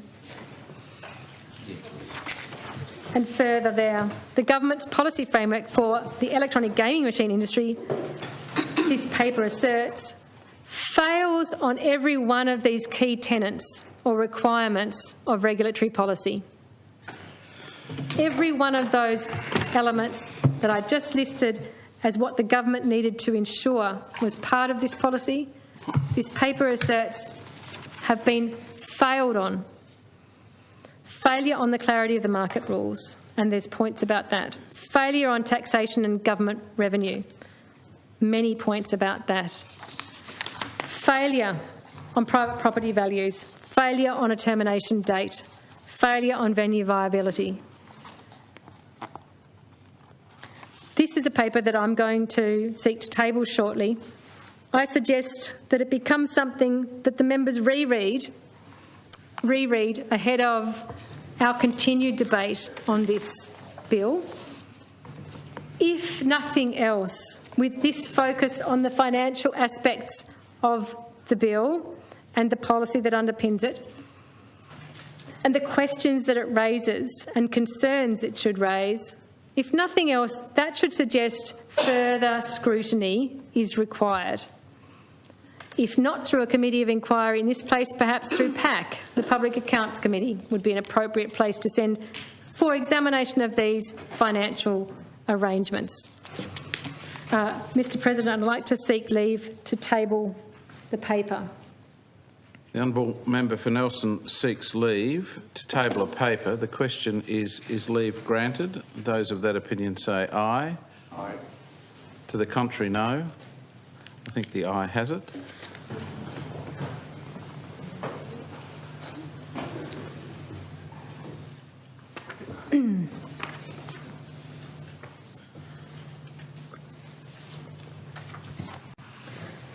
So, Mr President, who will be most affected by the transfer of financial risk under this model? No detail has been provided on what consultation process, if any, has been undertaken on the policy with poker machine industry stakeholders beyond the dominant players.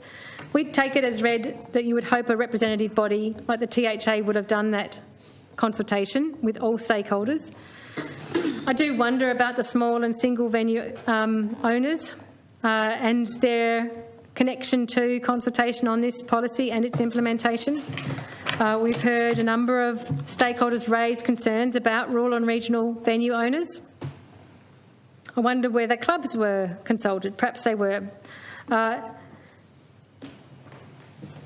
there remain a large number of matters identified as unknown financial risks for venue operators.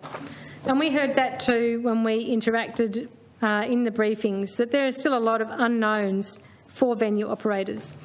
John Lawrence, in his submission on the exposure draft of the bill, certainly raised questions on the impact of the FGM model on variously sized venues. Here's what he had to say. The full effect on smaller venues is highly conditional on a few factors, and there's a dot point list. First, the outlays required to satisfy all the monitoring requirements, the costs to perform the regulated fee functions, such as installing, servicing and updating EGMs, the costs of the market-based functions currently provided by network gaming, such as signage, training, selection and financing of EGMs. The smaller, more remote venues will probably face higher costs.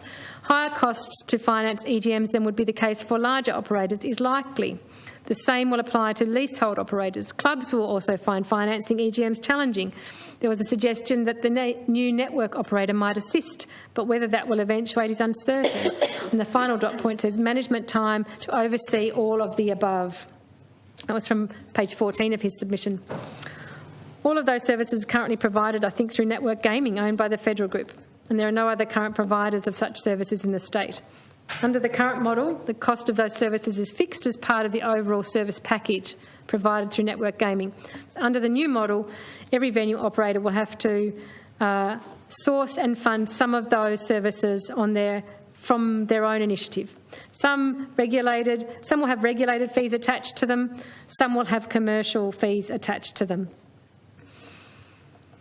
Now, it's potentially quite likely network gaming will be successful in winning the tender to be the LMO under the new model, or an associate, some sort of entity that has an association with federal group, but with appropriate ring fencing, I think is the phrase, between the operations of the different parts of the business. It might be that we see that they remain the only option for the provision of not just the regulated fee services, but also the market-based services provided under the new model. It does make me wonder, as if that does play out, then as the LMO operator, and if there is still a connection, even a ring-fenced connection to federal group, there's going to be an interesting situation arise when market-based pricing rolls out around some of these services that were previously things that the venues never had to think about. What we've heard from industry is that they believe a guarantee has been given, that no venue will be worse off. It's a guarantee that we asked if they have written somewhere or in an arrangement, but apparently that guarantee has been given clearly in the public domain through the media and the like, and they feel confident that that is a commitment that will be upheld by the government. And that's fine. I'm pleased that the industry feel confident in that. That must be reassuring to them. But for our purposes, I would think, in assessing this model, surely want to know what modelling has been done to demonstrate where this licensing model will leave the venue operators financially compared to the current model or compared to other possible models. Given the stratified nature of the poker machine hotel industry in Tasmania, so we've got some people who just own the one venue or operate the one venue, we've got multi-venue owners, and we've got some very large operators across many venues. Where are the case studies and the modelling to demonstrate the expected overall financial picture? Now, that may well have been done and been shared with industry itself, but it hasn't been clearly put into the public domain in detail. So it hasn't been able to be assessed by non-industry stakeholders or by the community or even by us as parliamentarians. Without that detailed modelling publicly available and able to be assessed, how are we to know the appropriateness of these proposed arrangements and their likely impact? Some questions for the government. Can the government demonstrate that single venue operators, small regional rural ones particularly, will not be worse off under this new model, and that this model does not constitute a more burdensome but not more financially beneficial arrangement for those single venue operators than they have now? What guarantee can the government provide that the model will not put current clubs with poker machines at risk, for example, as they're generally small? What guarantee can the government provide that this model will not put small and regional hotel venues at risk? Does the government expect poker machines to disappear from hotels within some small regional communities and become more concentrated in larger urban areas under the model? If so, which urban areas would be most at risk of an increased concentration of the machines?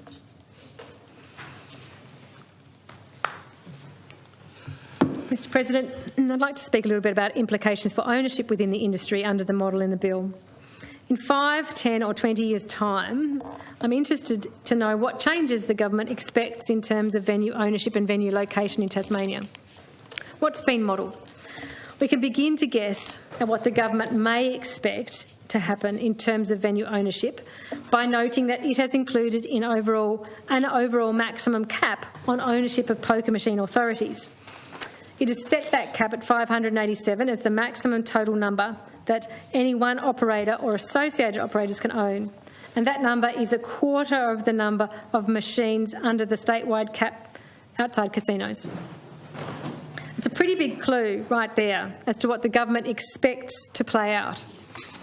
Under this arrangement, it looks like we could expect to see a consolidation of ownership, potentially down to only 4 very large operators. John Lawrence, in his submission on the draft exposure bill, explains this.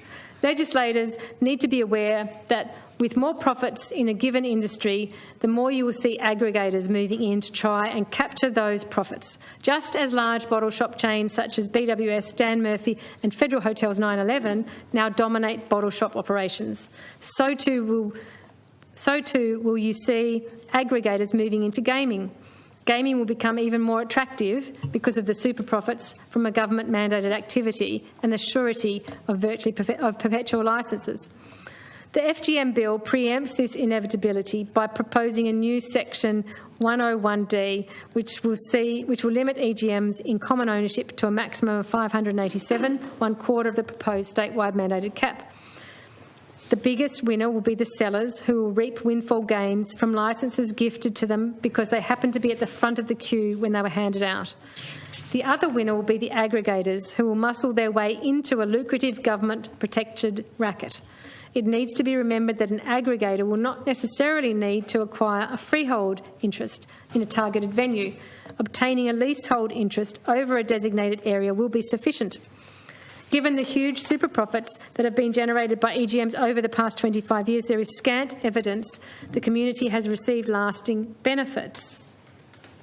And further from John Lawrence in his submission, on page 13, there's a breakout box where he says this: "Love your local" was a marketing slogan that helped win the 2018 state election. It's unlikely to be invoked as a guiding principle when cashed-up aggregators looking for suitable milking cows come knocking on the door trying to gain access to government-mandated revenue streams.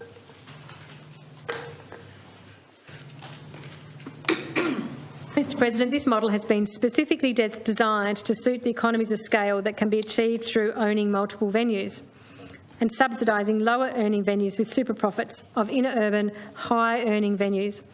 The lack of a stepped tax rate certainly allows for this. The questions about the ownership and shape of this industry Based on the current ownership of venues and numbers of poker machines in each, upon which EGM authorities will be allocated, what is the current proportion held by each current owner and ownership group? What is the largest proportion currently held by any one owner or ownership group? Next, on what basis may the government choose to impose... Sorry, no, I'm skipping on from that one. Anticipating this or noting the cap that's been imposed, why was 25% decided to be an appropriate percentage of the EGM authorities that could be held by any one owner or ownership group? Next, will the government provide a guarantee that the model will not result in a concentration of ownership which would see the Tasmanian industry become an oligopoly under 4 owners or ownership groups? And finally, what guarantee can the government provide that this model will not result in majority or even entire interstate ownership of the Tasmanian hotel poker machine industry over time? So within a short period of time, after switching to the proposed model, we could see our state transition from a pokies monopoly to a pokies oligopoly. That's what it looks like. And here's the thing. The exact same inappropriate features of our current monopoly would still exist, in some cases even more harmfully, under an oligopoly of that sort. As the Liquor and Gaming Commission always asserted, the problem with the current arrangement was never the single licence model itself. It was the fact that the licence was given away for free instead of being market tested, resulting in far lower returns to the state and super profits to the licence holder. And further, that appropriate regulatory and harm minimisation measures were never put in place, leading to unacceptably high levels of harm in our community, which is exactly the same criticisms that can be made of the proposed model and the oligopoly that it could readily create. It too will see licences given away for free instead of being market tested, resulting in far lower returns to the state and super profits to the licence holders. Lower returns, I mean, in terms of comparatively to what we could achieve. And it too will see a lack of appropriate regulatory and harm minimisations put in place, which experts say will likely lead to even higher levels of harm in our community. Same, Mr President. The audacity that we see when there's crowing about breaking a monopoly, only to be putting in place a model that retains all the problematic features of the monopoly and more, trusting in the power of simplistic 3-word slogans for the masses. It takes a special kind of arrogance, I think, Mr President. It takes a special kind of disregard for your responsibility to be a good policy maker, a policy maker in the best interests of your community that elected you.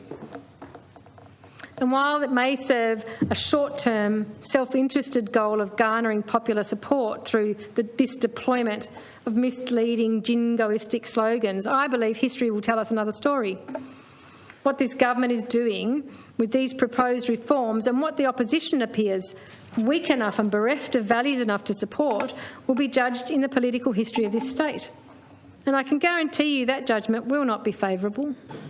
This will be looked back on, it will be written about, it will be studied and it will be codified in history as a shameful failure of government and governance. And all of us here will have our name attached to some side of this story.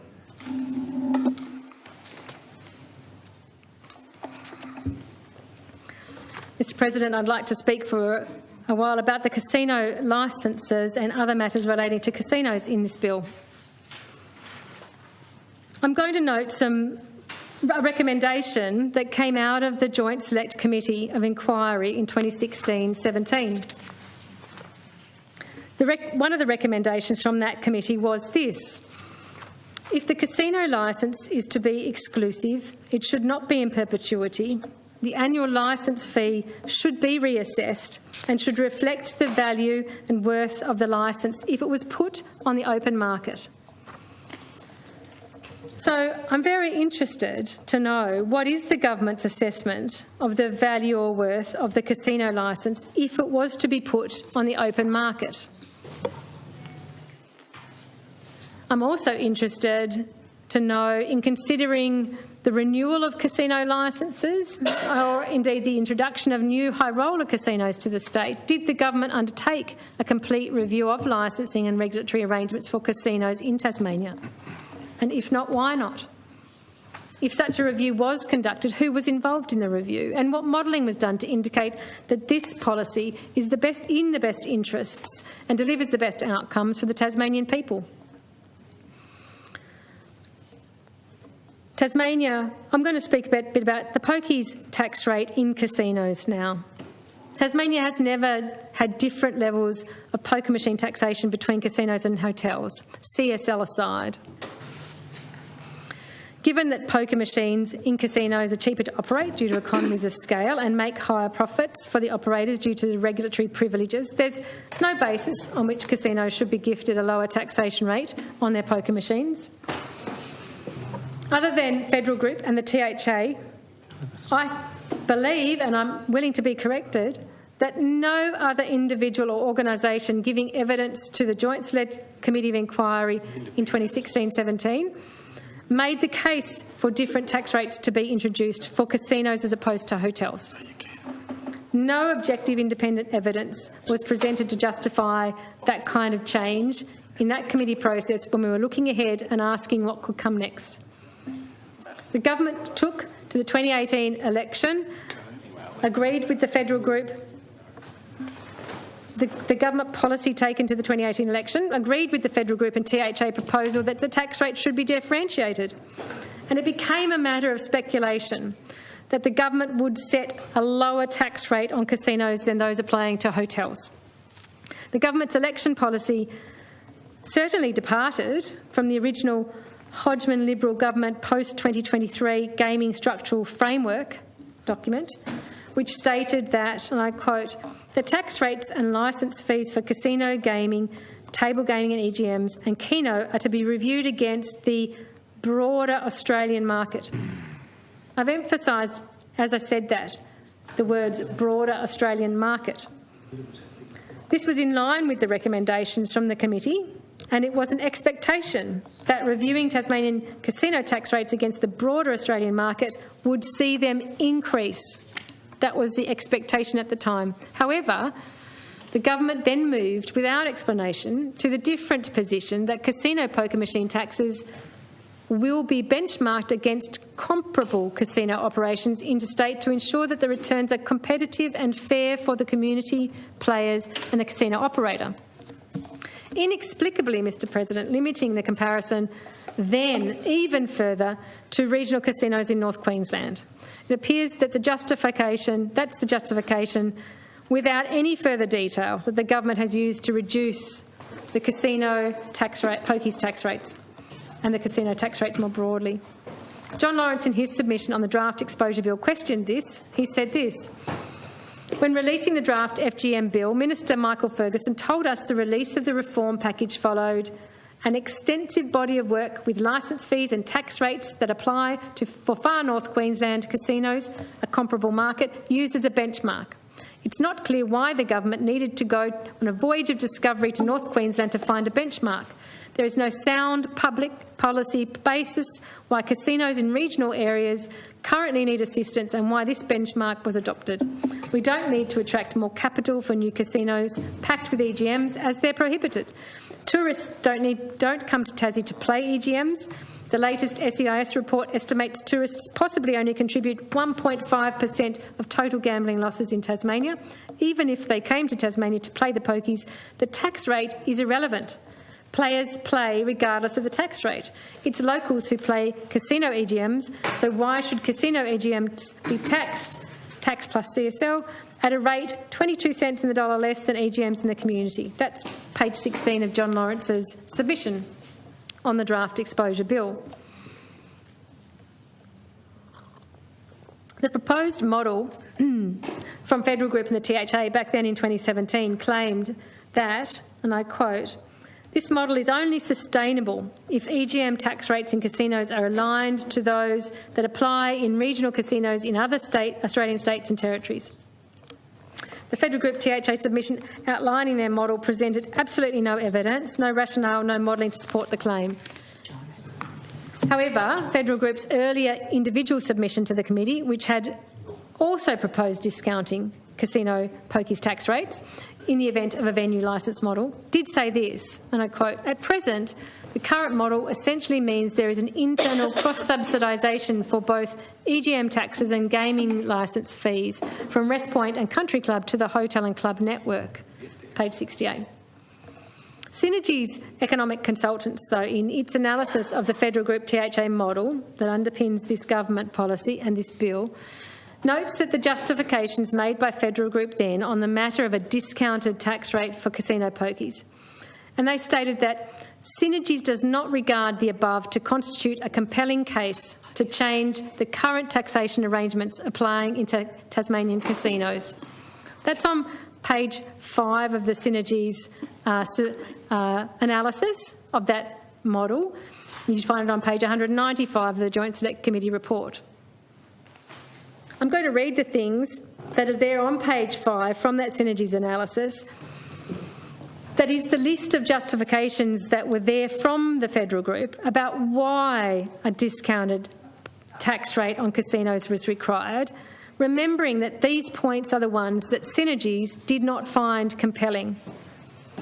And they were that in jurisdictions other than Tasmania, EGMs are taxed at a lower rate in casinos than they are in hotels and clubs. Not compelling to Synergies, that one. Second dot point, the reasons for this include the major investments that casinos make in community and tourism infrastructure, responsible gambling and compliance activity. That dot point, not compelling, according to Synergies.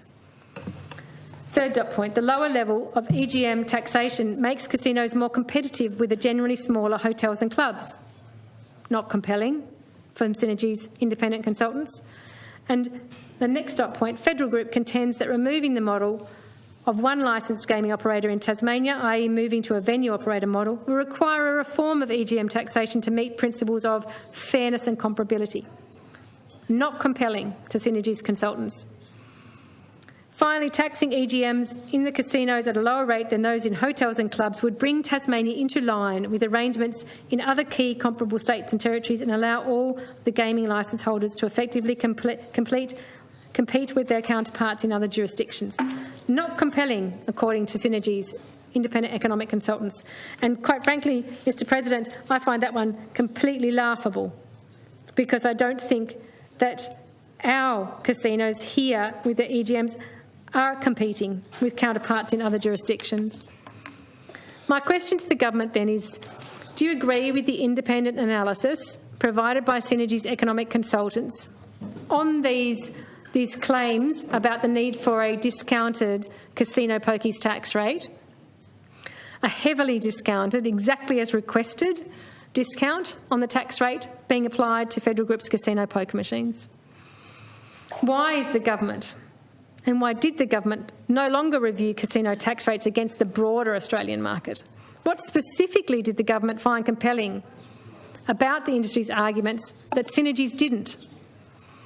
Why would casino poker machine taxes be set lower than hotel poker machine taxes, given casino poker machines are cheaper to operate due to economies of scale and higher profit due to regulatory privileges? Mr. President, tellingly, while the Liberal government was happy to publicly adopt the industry-written model as its policy in late 2017, it remained very coy about confirming some details of its policy. Most starkly, this matter of the casino pokies tax rate, which was kept hidden from the Tasmanian people until the exposure draft of this bill was made public in July this year. So when this government likes to say that matters relating to this policy were dealt with at the 2018 election, they're not telling the truth. A crucial financial plank of this policy has never been taken to an election by the Liberal government. Worse than that, the Liberal government has deliberately withheld this crucial information about this policy from Tasmanian voters through not one, but 2 elections.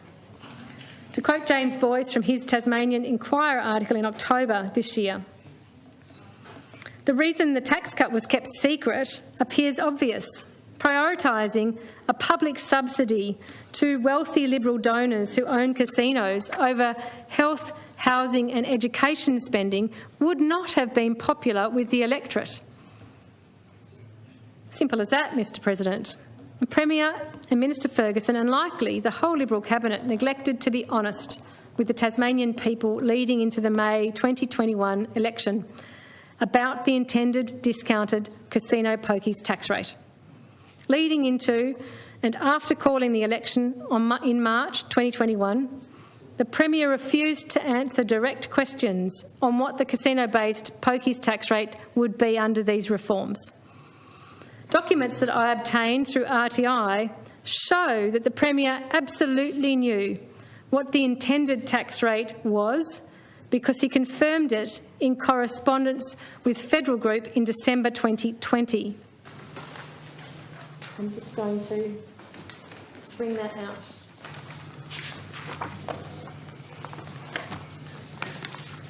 The RTI brought to light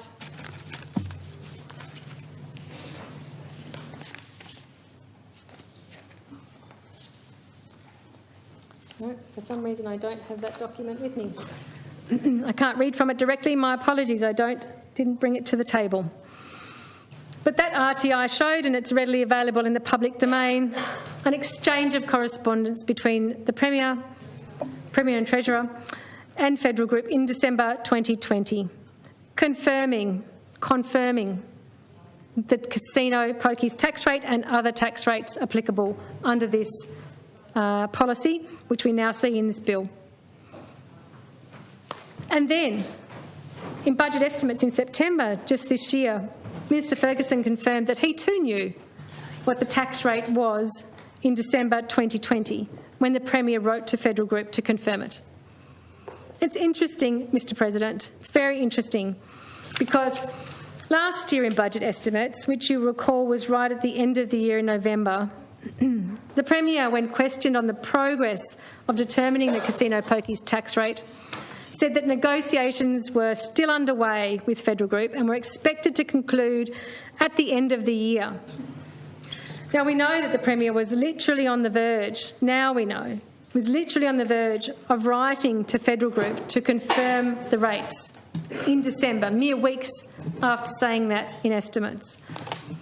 There are a number of things then that I wonder about the Premier's answer in estimates. One of the things that, in estimates last year, one of the things that I find most puzzling is this suggestion that there were negotiations on this matter still on foot in November last year. I'm very interested in these negotiations. The government adopted this policy, this industry-written model, the self-same one tabled by the industry at the Parliamentary Committee. The government adopted it at the end of 2017. That industry-written model had in it a casino pokies tax rate of 10% and a rationale that it was based on Northern Queensland. Federal Group and the THA had slightly messed up their maths a little. They thought that once you took out the GST from the 20% tax rate applied in Townsville and Cairns casinos, pokies, you were left with a flat 10% of state government tax rate. I think I would have made that same assumption, quite frankly, because I don't understand these things well. But in fact, once you take the GST out of a 20% overall tax rate, you get 10.91%. But we get the idea. In the Federal Group THA model, they wanted the same state government tax rate as that applied in Townsville and Cairns to casino pokies.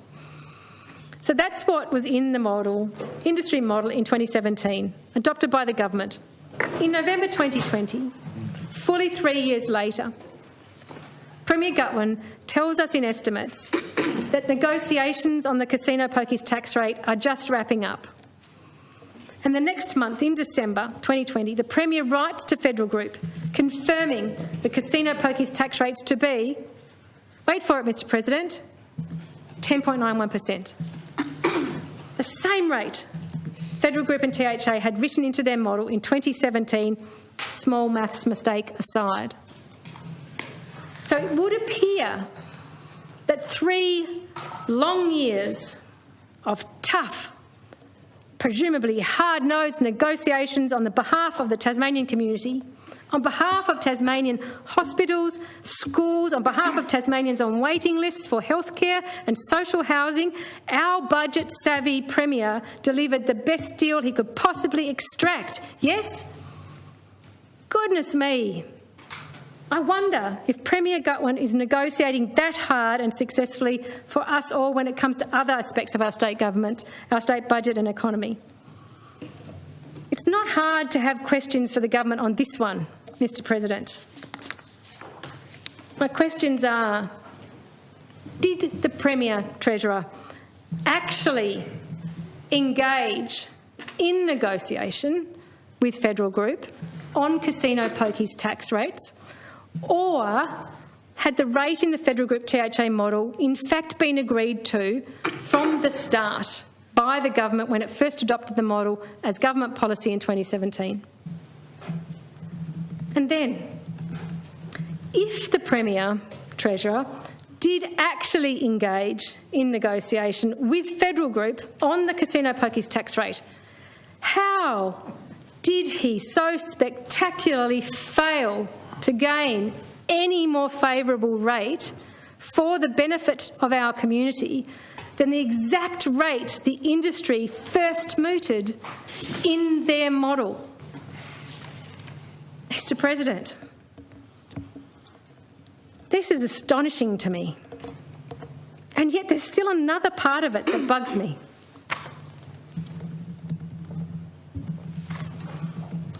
It's because one of the things I find most abhorrent is when a government misleads its citizens.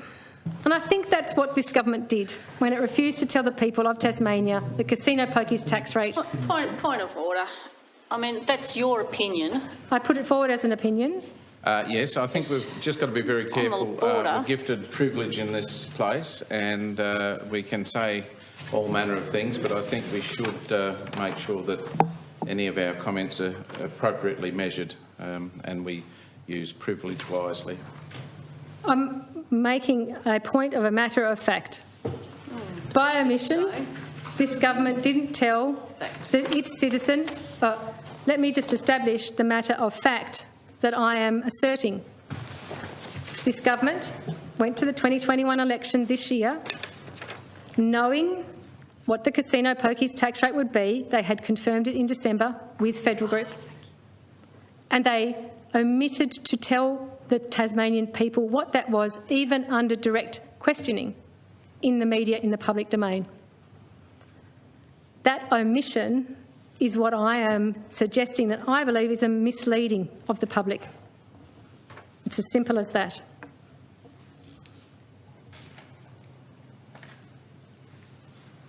Both the Premier and Minister Ferguson confirmed that they knew what the tax rate would be before that election was called.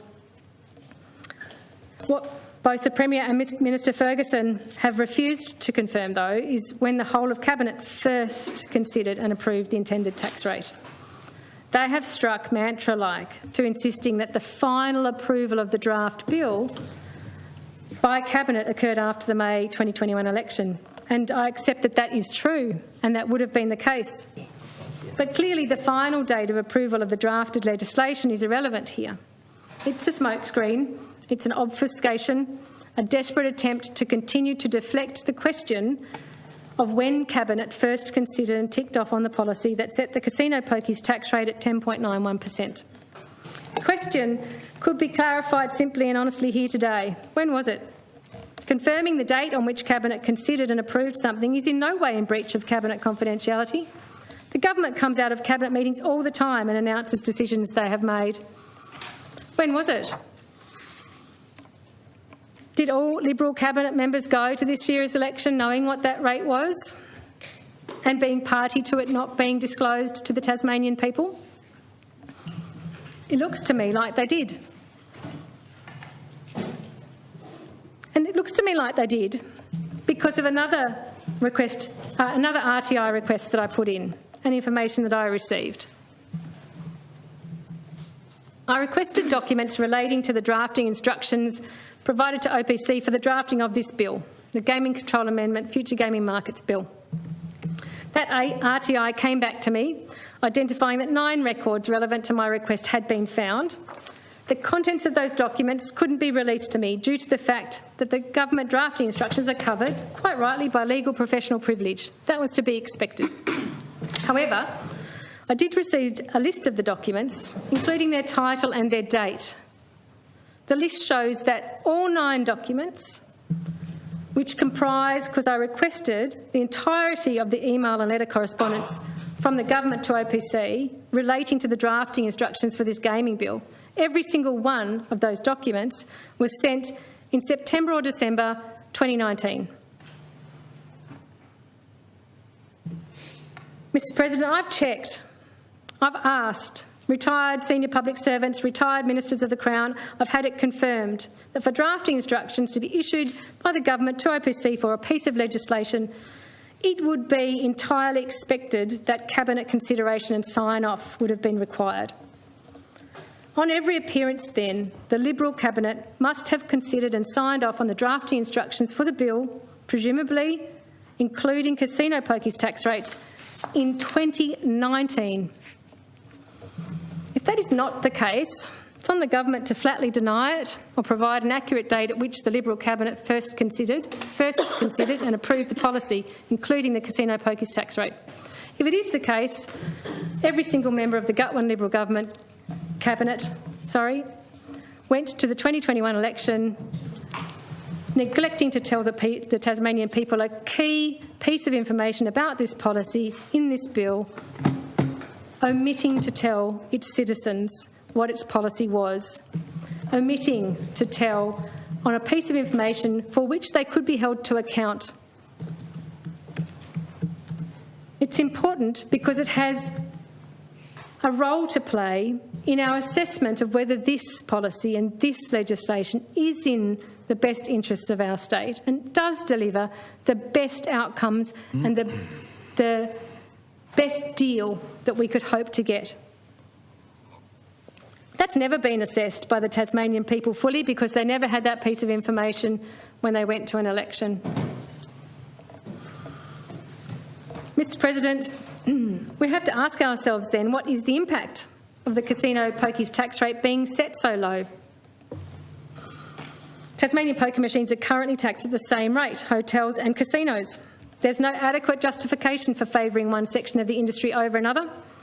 In fact, as James Boyce points out in his Tasmanian Inquirer article, The Great Tasmanian Gambling Tax Giveaway, it was titled, published on 11th of October this year, he says this: pokies and casinos are the least cost and most profitable in the state due to economies of scale and because they face less regulation than those in hotels. Historically, they account for nearly half of all poker machine losses, a higher proportion than in other jurisdictions. He then goes on to note and ask, casino poker machines are so profitable that since the mid-1990s they have accounted for more than 90% of casino gambling losses. On what basis, then, could it be argued that taxes on these machines should be set at a lower level than those in hotels? The industry's argument was that a lower casino tax revenue was necessary to make Tasmanian casinos competitive with those in Cairns and Townsville, where taxes had been set low from the outset as part of deals to ensure the construction of these facilities oriented to tourism from overseas. How long-established Tasmanian casinos with business models based on collecting losses from local poker machine players would face competitive pressure from venues at the other end of the continent has never been explained. End of quote. The current taxation rate for poker machines in all venues is 25.88%, plus 4% CSL for hotels and no CSL for casinos. Under the new legislation, the taxation rate for poker machines in casinos is set at 13.91%, that's inclusive of a 3% CSL, compared to hotels at 38.91%, that's inclusive of a 5% CSL. So the difference is between, when we include CSL in both figures, 13.91% in casinos, 38.91% in hotels. Just for clarity, for those listening, the reason I'm not discussing the levels for clubs is that clubs are a very tiny part of our market here. And I'm just setting them aside for the moment so we can make a clear comparison between the two large parts of our market, casinos and hotels.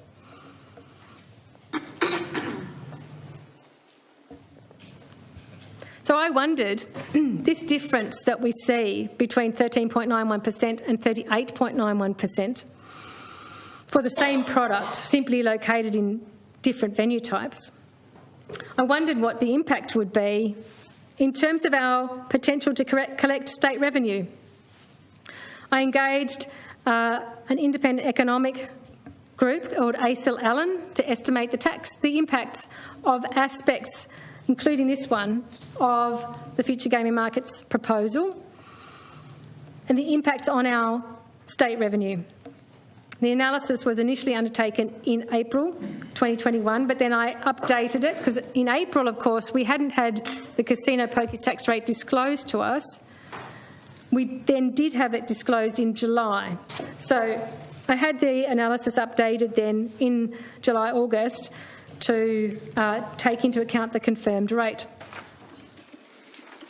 The impact of adopting the 13.91% tax rate, rather than the same 38.91% tax rate in hotels, assuming all else remains constant, is 14.9 million less in government tax revenue in 2024.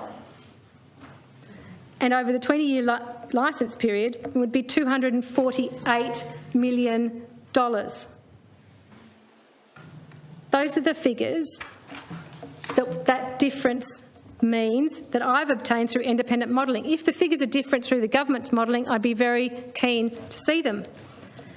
When we ask ourselves what would happen if we chose to tax casinos in this model at the same rate we're choosing to tax poker machines, and I mean the poker machine aspect of casinos, at the same rate we're taxing the poker machines in hotels, the answer to that question is in 2024, it would be $14.9 million more in our state budget to use on services.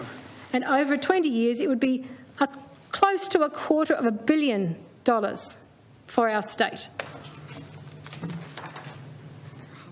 That's a lot of money, Mr. President, to go to Tasmanian hospitals and schools and social housing and anything else the community was in need of.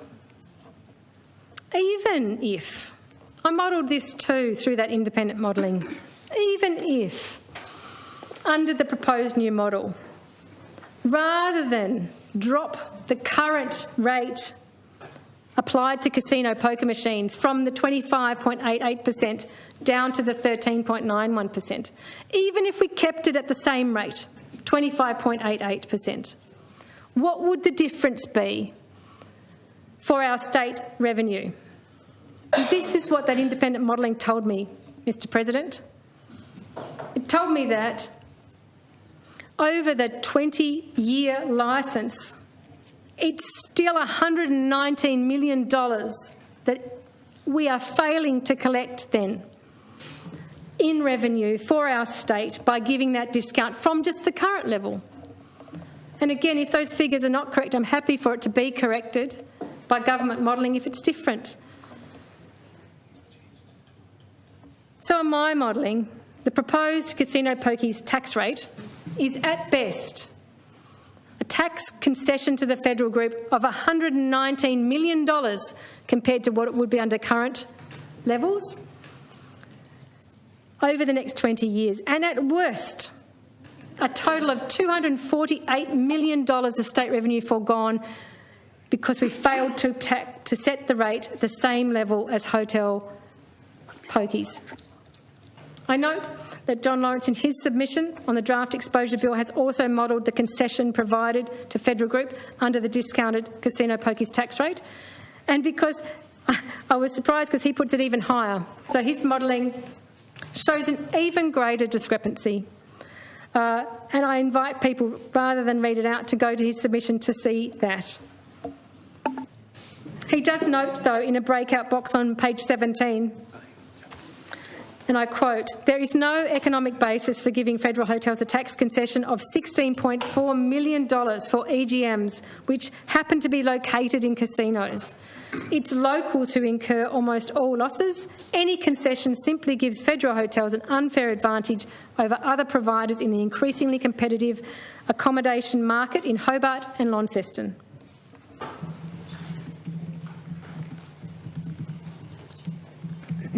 Now, part of that tax rate is, of course, the CSL rate. And so I'd like to mention the casino CSL rate that has been set in this bill. As Tascos, in its submission on the draft exposure bill, pointed out, and I'll quote from page 5 of their submission, "EGMs cause the same harms no matter where they're located. The lack of sound rationale for the differential rates raises the question of probity. The solution is to ensure that pubs, clubs and casinos pay the same rate of tax as CSL. Applying the CSL to poker machines in casinos is a positive move, Mr President. It is absolutely a positive move. It corrects an aberration that should never have been allowed in the first place, where casinos have not had that applied over the past 25 years that we've had poker machines in both casinos and community locations. However, having made the positive move of applying a community support levy to casinos, we see no rationale presented as to why it should be less than the 5% rate that will be applied to hotels. Why should poker machines in casinos attract a CSL that is only 60% of the CSL levied on the poker machine in a hotel? Under the individual licensing model, Tasmanian venues with poker machines would be in a newly competitive environment. In this environment, a discounted CSL rate to casinos provides an even more unlevel playing field. Given that casinos are already provided with economies of scale advantage, with up to 20 times the number of machines of any individual hotel, on what basis do they warrant a profit advantage on top of that from a discounted CSL rate? This, coupled with heavily discounted casino tax rates for both poker machines and Keno, which we'll come to in a minute, looks like a very special deal indeed for Federal Group. It is incumbent on the government to explain how the lower rate for the casino CSL is anything other than an unwarranted gift of public money to a private business who, yes, does happen to be a significant party donor. I also wonder, in relation to that discrepancy of CSL rates, how the hotel venues feel about that. I think we heard a little bit about it in our briefings, and I imagine they don't think that's very fair, the unlevel playing field being applied in that case. Mr President, I mentioned a moment ago Keno in casinos, and I'd like to talk now a little bit about the Keno licence and the Keno tax rates that are in this bill. The Joint Select Committee, back in 2016-17, had some findings and recommendations that were relevant to this. That Joint Select Committee's report had as one of its findings, number 66 in fact, this: there is an opportunity for the rights to operate Keno in Tasmania to be tendered. And finding 67 said, Keno tax rates in Tasmania are comparatively low to some other states and territories. And finding 68 was, if the right to operate Keno is subject to a competitive tender, then the tax rate for Keno in Tasmania could be raised to match the average of those applying to Keno interstate to ensure that Tasmanian government receive a sufficient share of revenues from Keno. Those were the findings, and that then fed through, I imagine, to recommendation 16 in the Joint Select Committee report. And that was, if a tender process is not followed, then Federal Group, as the sole licensed operator of Keno in the state, should incur an increase in the tax rates payable. So what happened next, Mr President, after that Select Committee made those findings and that recommendation? The industry proposal, beyond asserting that Federal Group would retain the overall Keno licence for the apparently unjustified licence fee of $500,000 did not actually specify a taxation rate for Keno. Interesting. The model put forward by industry then, adopted by government, didn't have in it the Keno tax rate. The consultation paper for stage 1 on this bill back in March 2020 about the implementation framework did state this.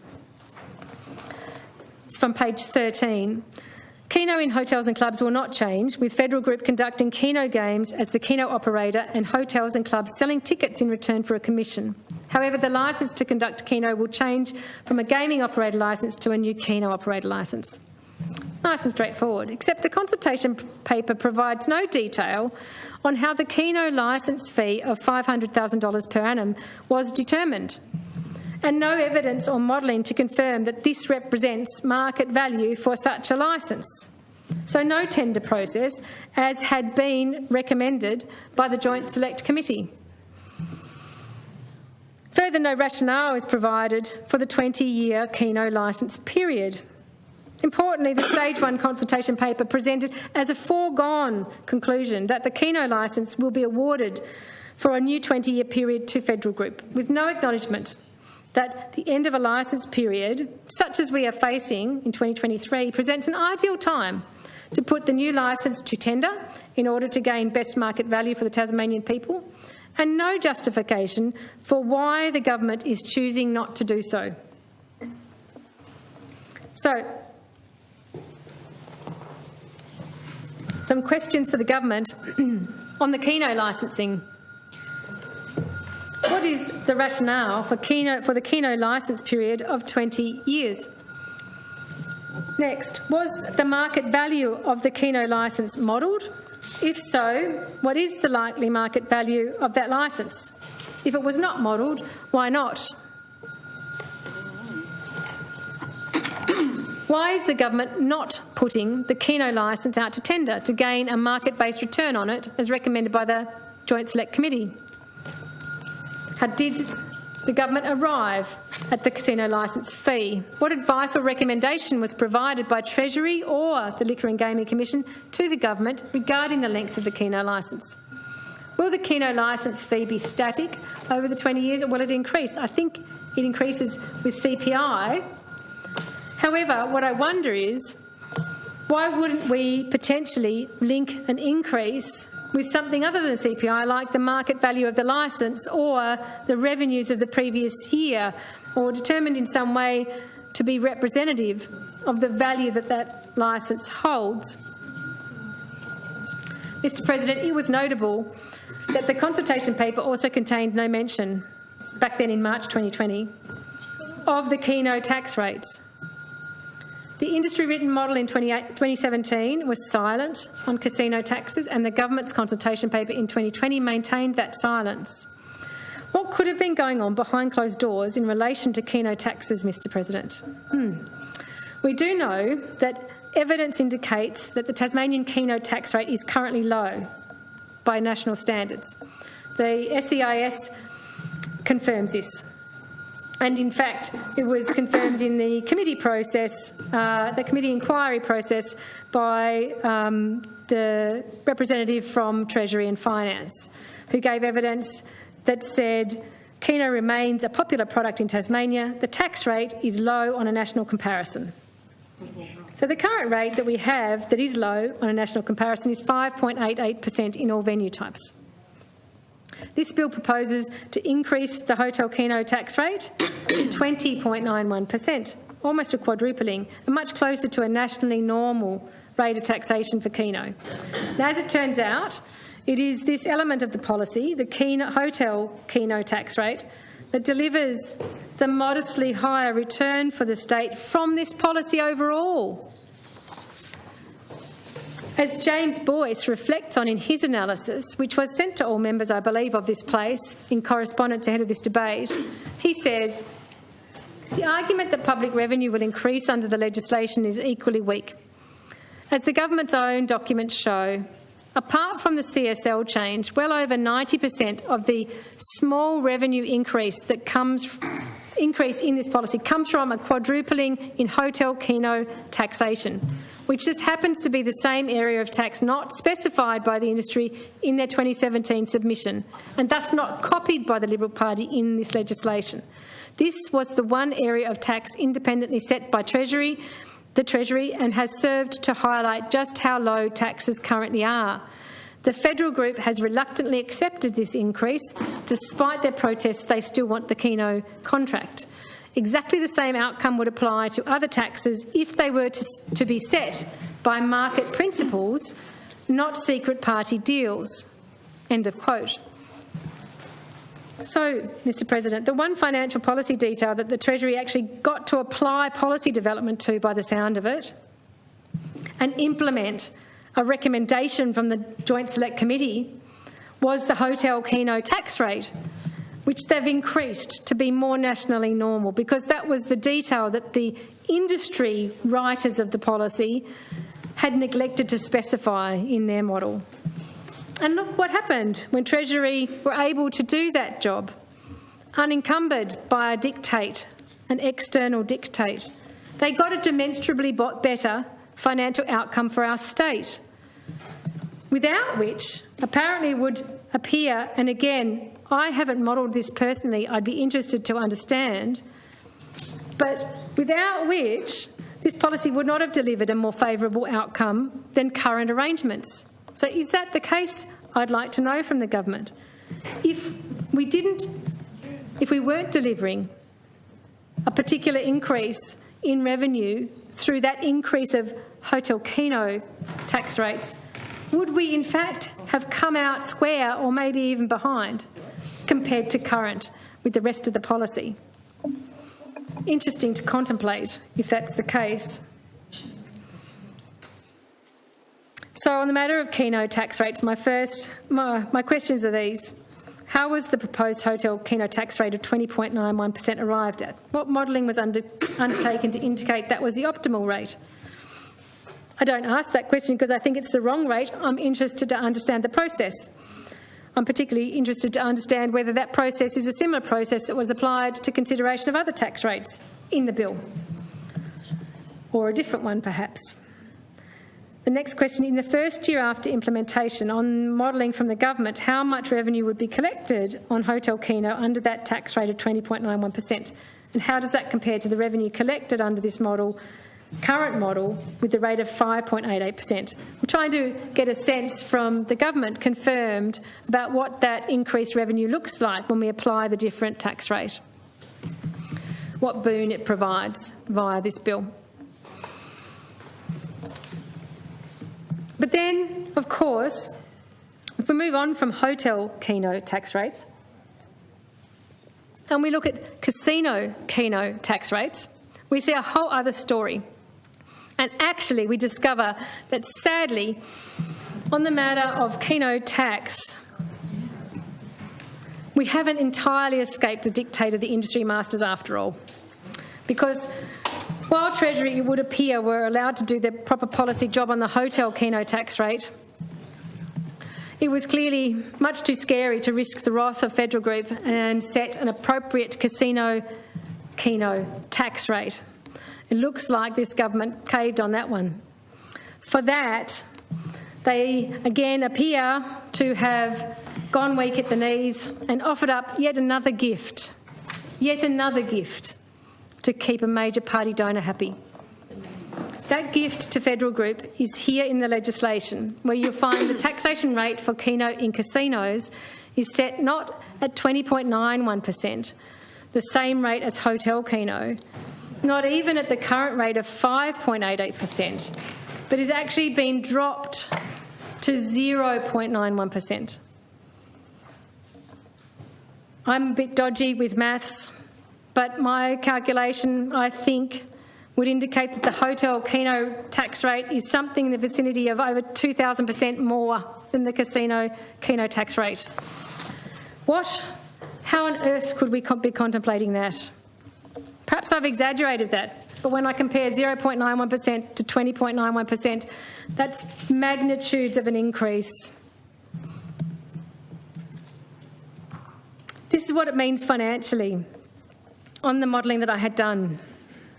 The impact of adopting a casino keno tax rate of 0.91% instead of applying the rate of 20.91% is consistent, to be consistent with hotel keno, is about $520,000 less in taxation revenue in 2024 and about $10.5 million less in taxation revenue over the 20-year period. Now, this is just another gift. It's an outright gift to Federal Group from the Gutwein government in this bill. It's directly at the expense of Tasmanian revenue that could be applied to our much-needed services in this state. And it might not seem like a consequential amount, but really it's a cherry on top of the sundae of concessions that are provided to Federal Group under this model. So I have further questions for the government on the casino keno tax rate in this bill. What is the rationale for providing a tax concession to casino-based keno from the current rate of 5.88%, dropping it to 0.91%? Is my modelling correct in suggesting that the impact in 2024 of adopting a casino keno tax rate of 0.91% compared to a casino keno tax rate consistent with hotel keno of 20.91 will be a difference of $520,000? Mr. President, the story doesn't even end there on keno tax rates.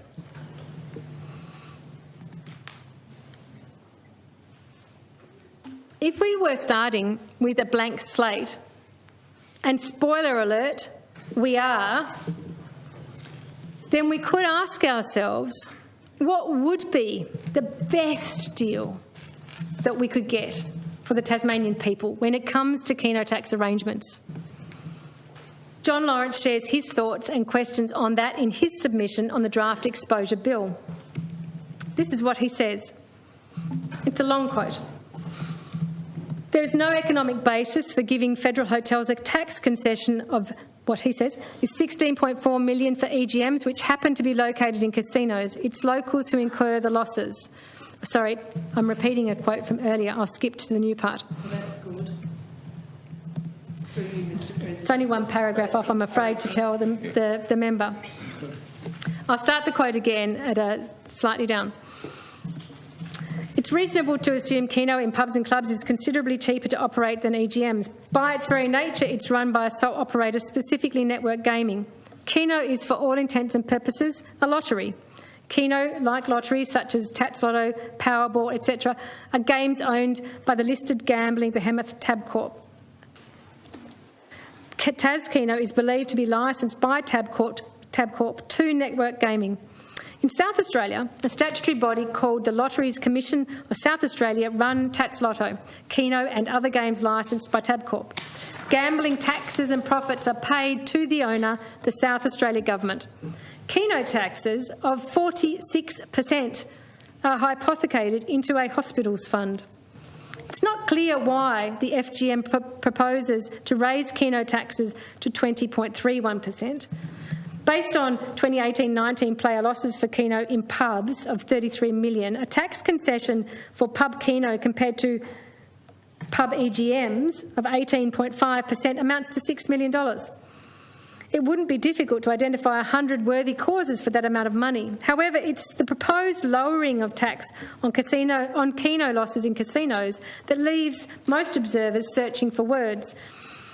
A proposed tax cut of 0.91% is 38 percentage points lower than for EGMs in pubs. Admittedly, the foregone amount is only small beer, as keno in casinos is not a big earner. The amount foregone may not be much more than $1 million. Regardless, shouldn't any tax be soundly based? Is this another benchmark discovered in the far north? Keno is a little different from a lottery, yet lotteries are taxed in Tasmania at around 80%. That's from page 17 of John Lawrence's submission. He also has a breakout box on page 17 which says this: why is the tax rate for keno in pubs and clubs lower than for EGMs in pubs when the net profit percentage must be considerably higher? Did the government's discovery trip to North Queensland to investigate gambling rates involve any side trips to other states, South Australia for instance, to check stepped tax rates or search for a benchmark rate for tax for Keno? And then he had a breakout box on the following page, page 18, which said this: the unjustifiably low rate of tax proposed for Keno in casinos highlights the dog's breakfast nature of the entire suite of proposed FGM changes. It's impossible to discern consistently applied principles which should underpin all public policy decisions, let alone one for such far-reaching and long-lasting effects as FGM policy. So my question for the government is this: what principles have been consistently applied across the entire suite of proposed taxation rates in the FGM policy that we see in this bill?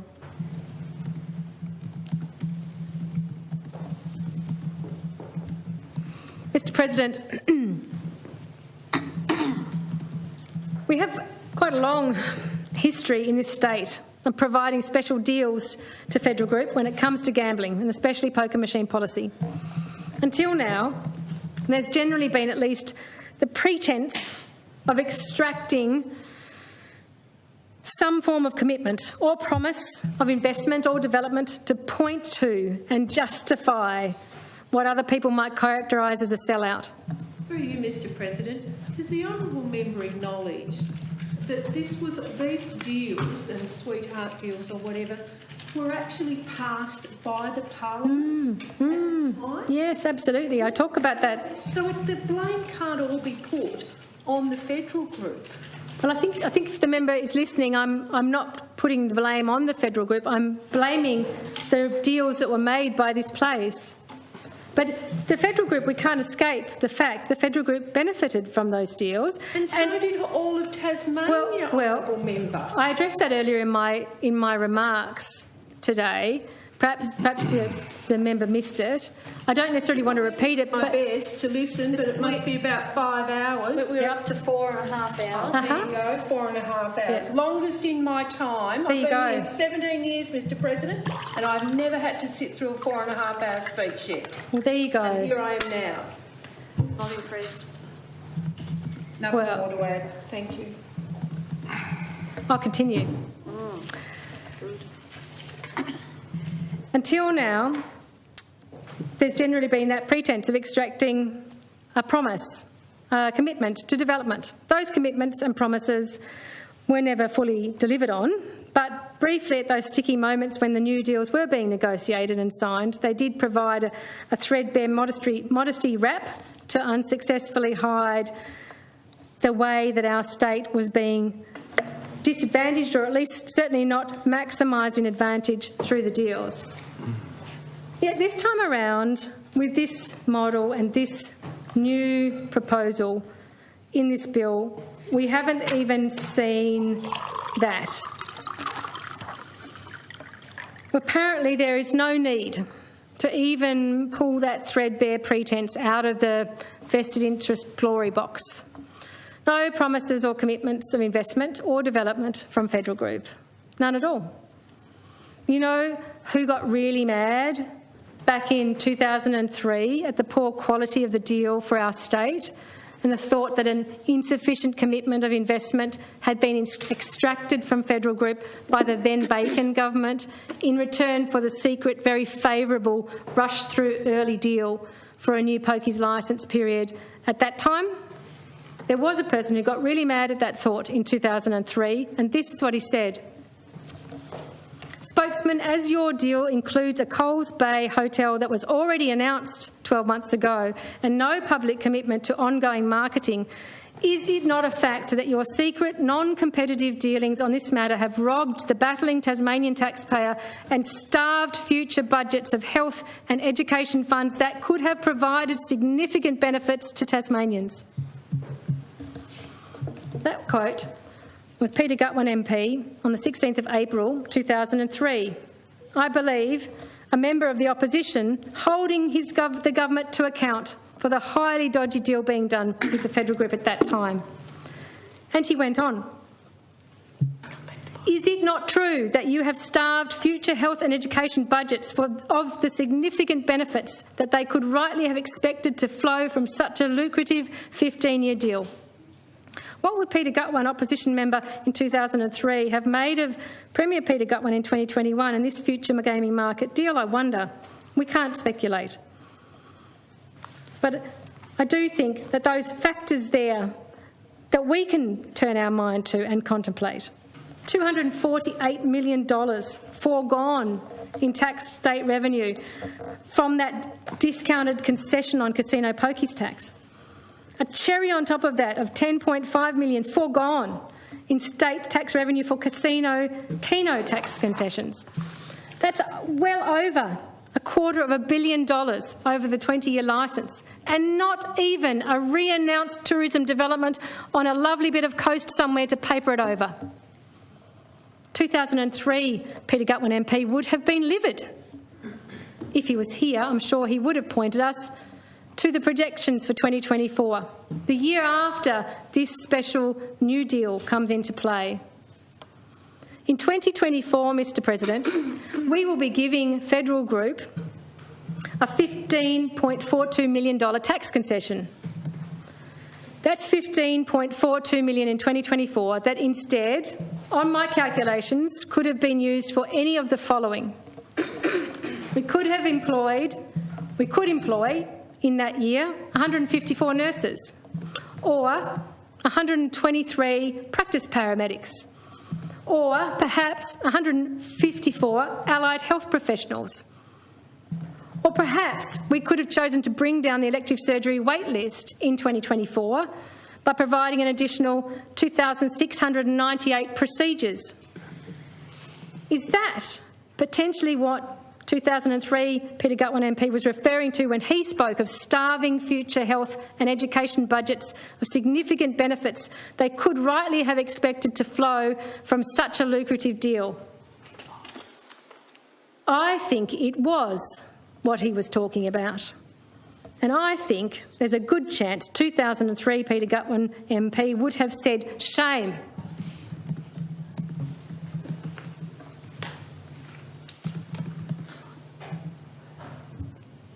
Mr President, next element of the bill that I'm going to speak about is the EGM licence periods and what that has for us in terms of implications for the future. In relation to licence periods to be granted, the proposed model in 2017 from the industry that fed through into the bill we see through in front of us today stated this: both parties strongly believe that perpetual licences should be granted to existing venues that have EGMs on 30 June 2023. That was in the submission, page 9. In its analysis for that Joint Select Committee, which is, remembering, the only independent analysis we've got of the policy that we see before us in the bill from that time, in its analysis, the Joint Select Committee of the Federal Group THA proposal, the Tasmanian Liquor and Gaming Commission expressed the view that, and I quote, the duration of licences should align more closely to machine turnover times of around 7 years. That's page 203 of the committee report. And I note that a finding from that committee was actually this. They had a finding that said Synergy's consulting advice to the committee was that adopting a fixed term for an EGM licence to align with the operational life of the machine would provide investment certainty for the entitlement holder. So that's interesting. An independent economic consulting firm was indicating that from their view, a licence period tied to the operational life of the machine, which we know to be 5 to 7 years, would provide investment certainty for the entitlement holder. The industry is fond of linking the need for lengthy licence periods to this idea of investment certainty. These businesses exist in an industry where they are at a significant advantage over other non-pokies businesses in their same industry. And this policy and this aspect of the policy, the 20-year licences gifted for free, put those pokies hotels at even greater advantage to, for example, non-pokies hotels who are operating in the same market for other parts of their business. You don't often see a government so actively interfering with the competitive market within an industry and tilting the playing field so substantially towards particular businesses. I find it astonishing, really, that we have even had some of those industry stakeholders telling us they will go broke without the super profits from their poker machines, which seems an extraordinary admission. It seems like an admission of poor business acumen, but I don't think that's the case. I think they're smart business people.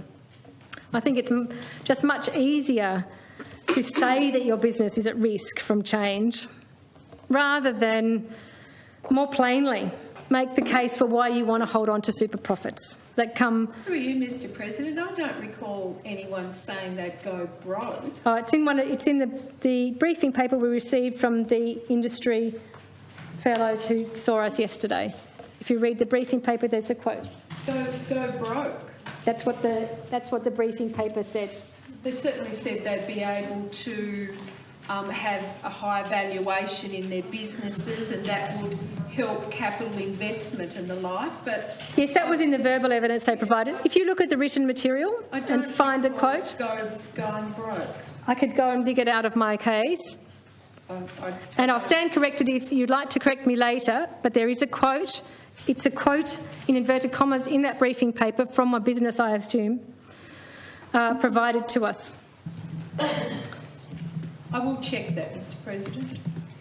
There's certainly no one yesterday said they would go. No, it wasn't in the verbal evidence they provided. It was in the written. Now, I'll just find my place. TASCOS, in its submission on the exposure draft of the bill, agreed with the recommendations that had come through from 2017 from the Commission and from Synergy's economic consultants for a licence period of 7 years. They said this, TASCOS said this. Also unclear is how the government decided on a 20-year duration for licences. A duration of this length could be expected in return for a payment of a licence fee. Under a sovereign risk model, in the absence of that upfront licence fee, however, a 20-year licence is excessive, page 4. And another finding from the Joint Select Committee. From the evidence that they received in that committee of inquiry, a finding they had was a fixed-term licence would allow scope for policy flexibility to reduce the number of EGMs in the market over time. And I note that in their recommendations, recommendation 5 is that EGM licences are not issued in perpetuity, and recommendation 6 is that further investigations needed by the government to ascertain an appropriate duration of EGM licence that is of sufficient length to create investment certainty for the industry. In addition to the previously discussed failure to achieve the financial returns that these licences should generate for our state, were they to be put out to market as originally intended by this government back in 2016, I have two other concerns relating to venue licences. The inappropriately and ill-advised length that has been set on the licence by my estimation is the first concern. The government appears to have ignored that expert advice on the length of licence period.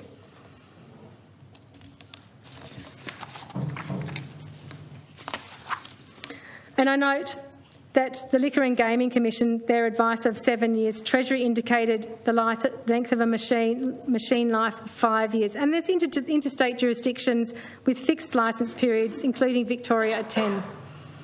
John Lawrence, in his submission on the exposure draft, noted this.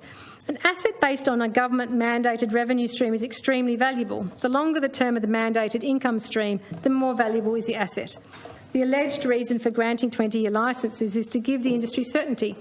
This may have been a reasonable proposition had venues been required to pay a market price for the licence, for it would have been reasonable to allow them time to recoup their investment. But licences will be gifted to venues. Disposing of a licence that has been gifted would be akin to ticket scalping. The government shouldn't repeat its failure to institute a suitable market mechanism for the allocation of the licences by allowing licences received as gifts to be sold as perpetual assets. The only certainty a venue operator needs is to be able to pay any contracted commitments for EGMs, lease payments, etc.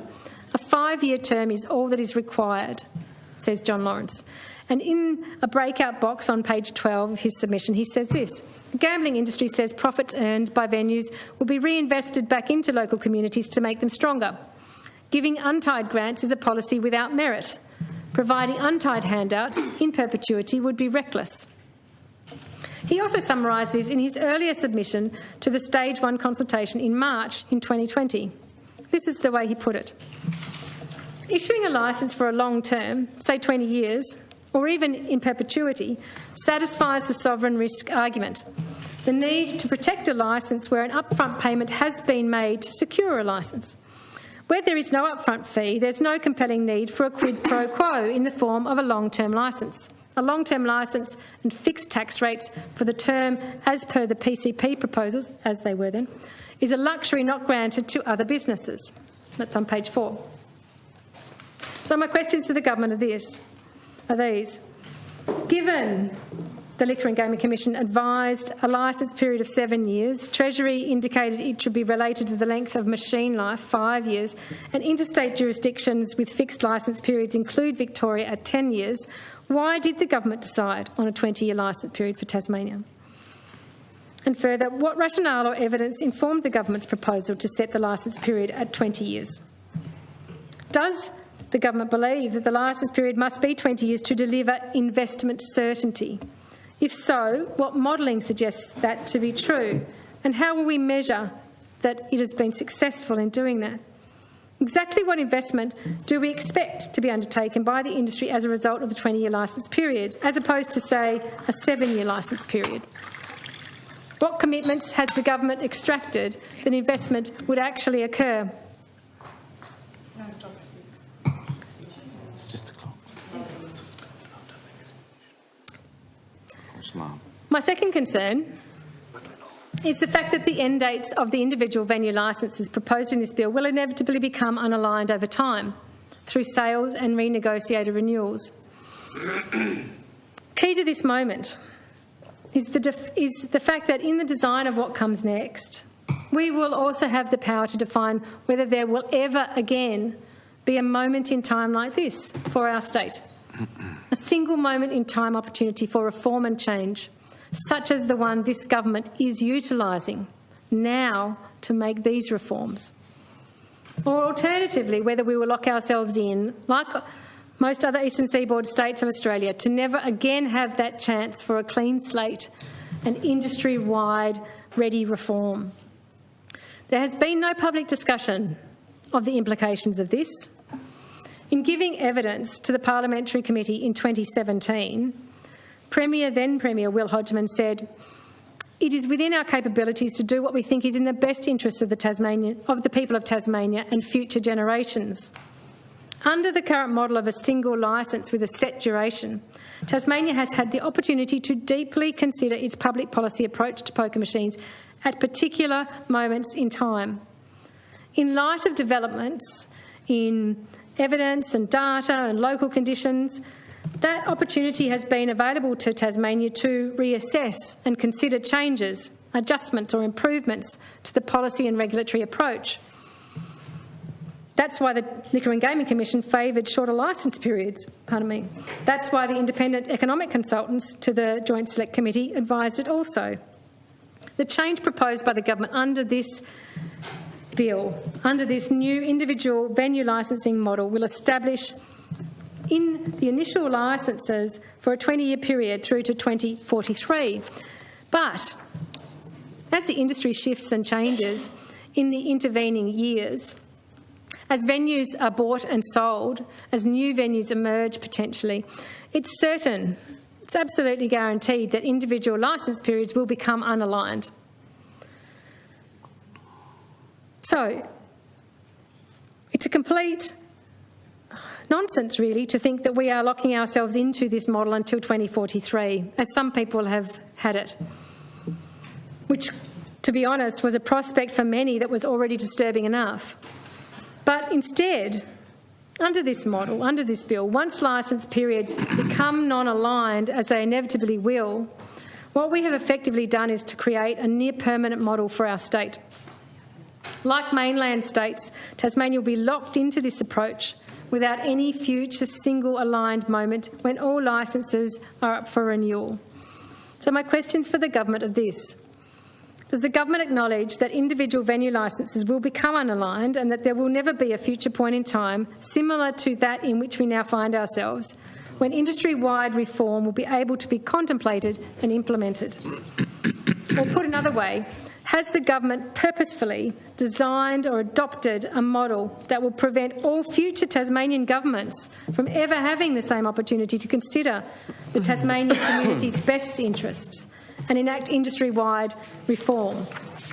And if so, how did that factor into the specific details of the policy, particularly in terms of revenue for the government and the Tasmanian community?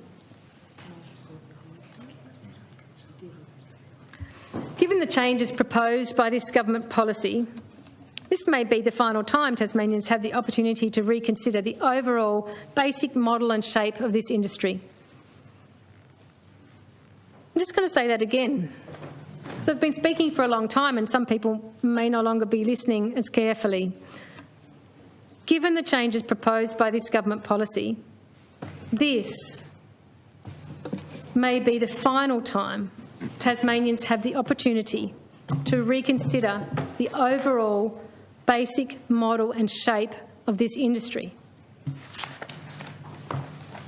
With that in mind, can it be said that the government has indeed provided Tasmanians with a genuine opportunity to have their say in that?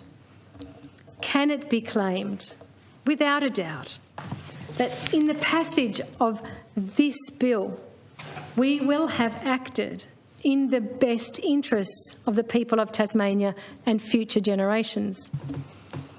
My answer to that question, Mr. President, is a resounding no. And I challenge anyone to stand in this place and say differently to that and show why they can claim it.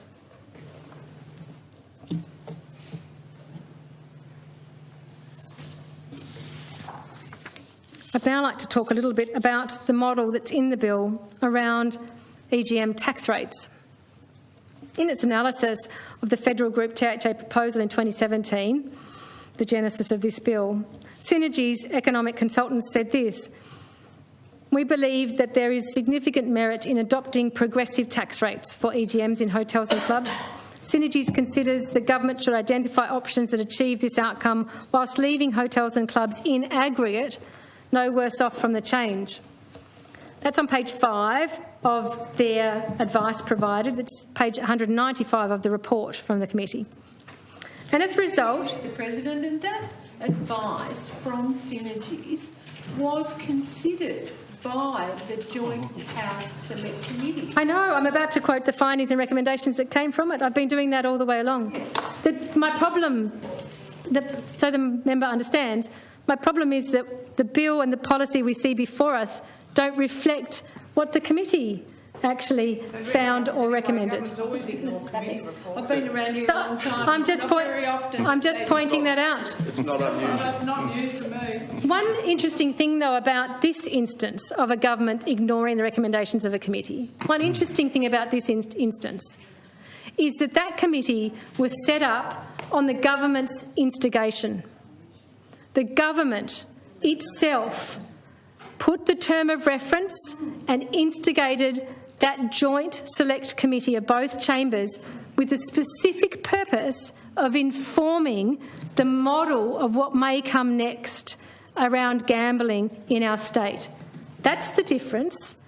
That's the reason I think we should expect to have seen a government policy and legislation to give it effect that was reflective of findings and compatible with recommendations from that committee. And my assertion is that what we see here is very far from that. It's a very dramatic departure from what the committee found and what the committee recommended. That's my issue here. And unless we're applying scrutiny and looking at those connections and asking ourselves, is this a model that was properly considered and had community input, Well, when I look at it and I see how far it departs from what the committee arrived at, and when I see how far it departs, and I see the deficiencies in that it was never then put to the community for input on the policy. But it's been in the community since It hasn't. 2017. The community have never been invited to have input on it or help shape it. Public document, honourable member. I don't think I'll get into an exchange in the chamber because I think that's probably not going to be fruitful for us. I'll keep going with my remarks. Stay engaged.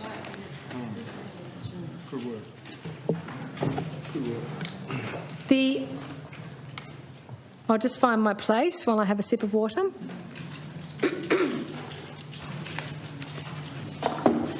So I was mentioning the finding from the Joint Select Committee on the matter of tax rates for EGMs in hotels and clubs.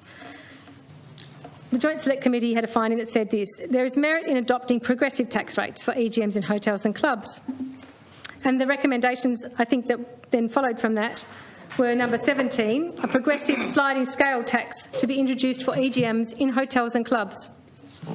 And recommendation 18, the government identify options that maintain the profitability of hotels, clubs and casinos in aggregate if a progressive sliding scale tax is introduced.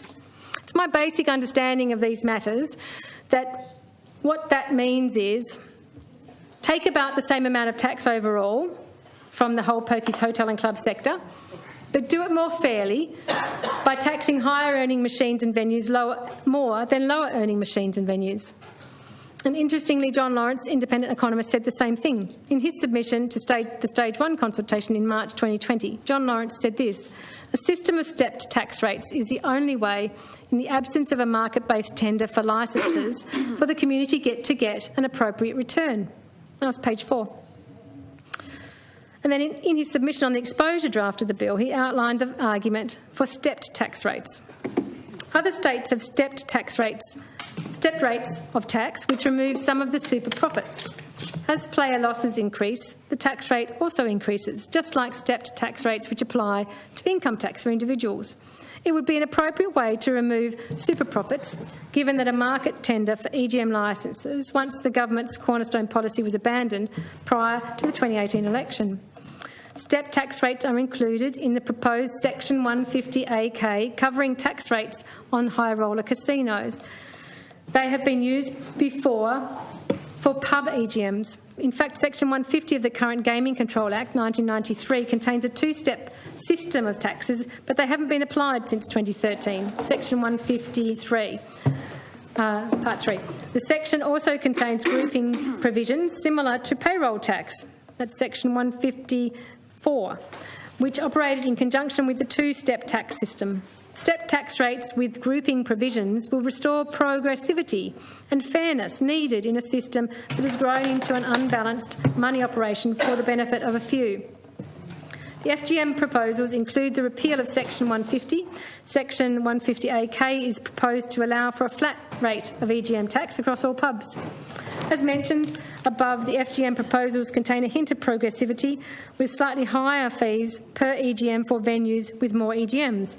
Section 148 proposes EGM fees payable per EGM be prescribed by regulation. At least the government has provided an opportunity for fees to increase by regulation should the community feel the need to claw back some of the super profits from the industry.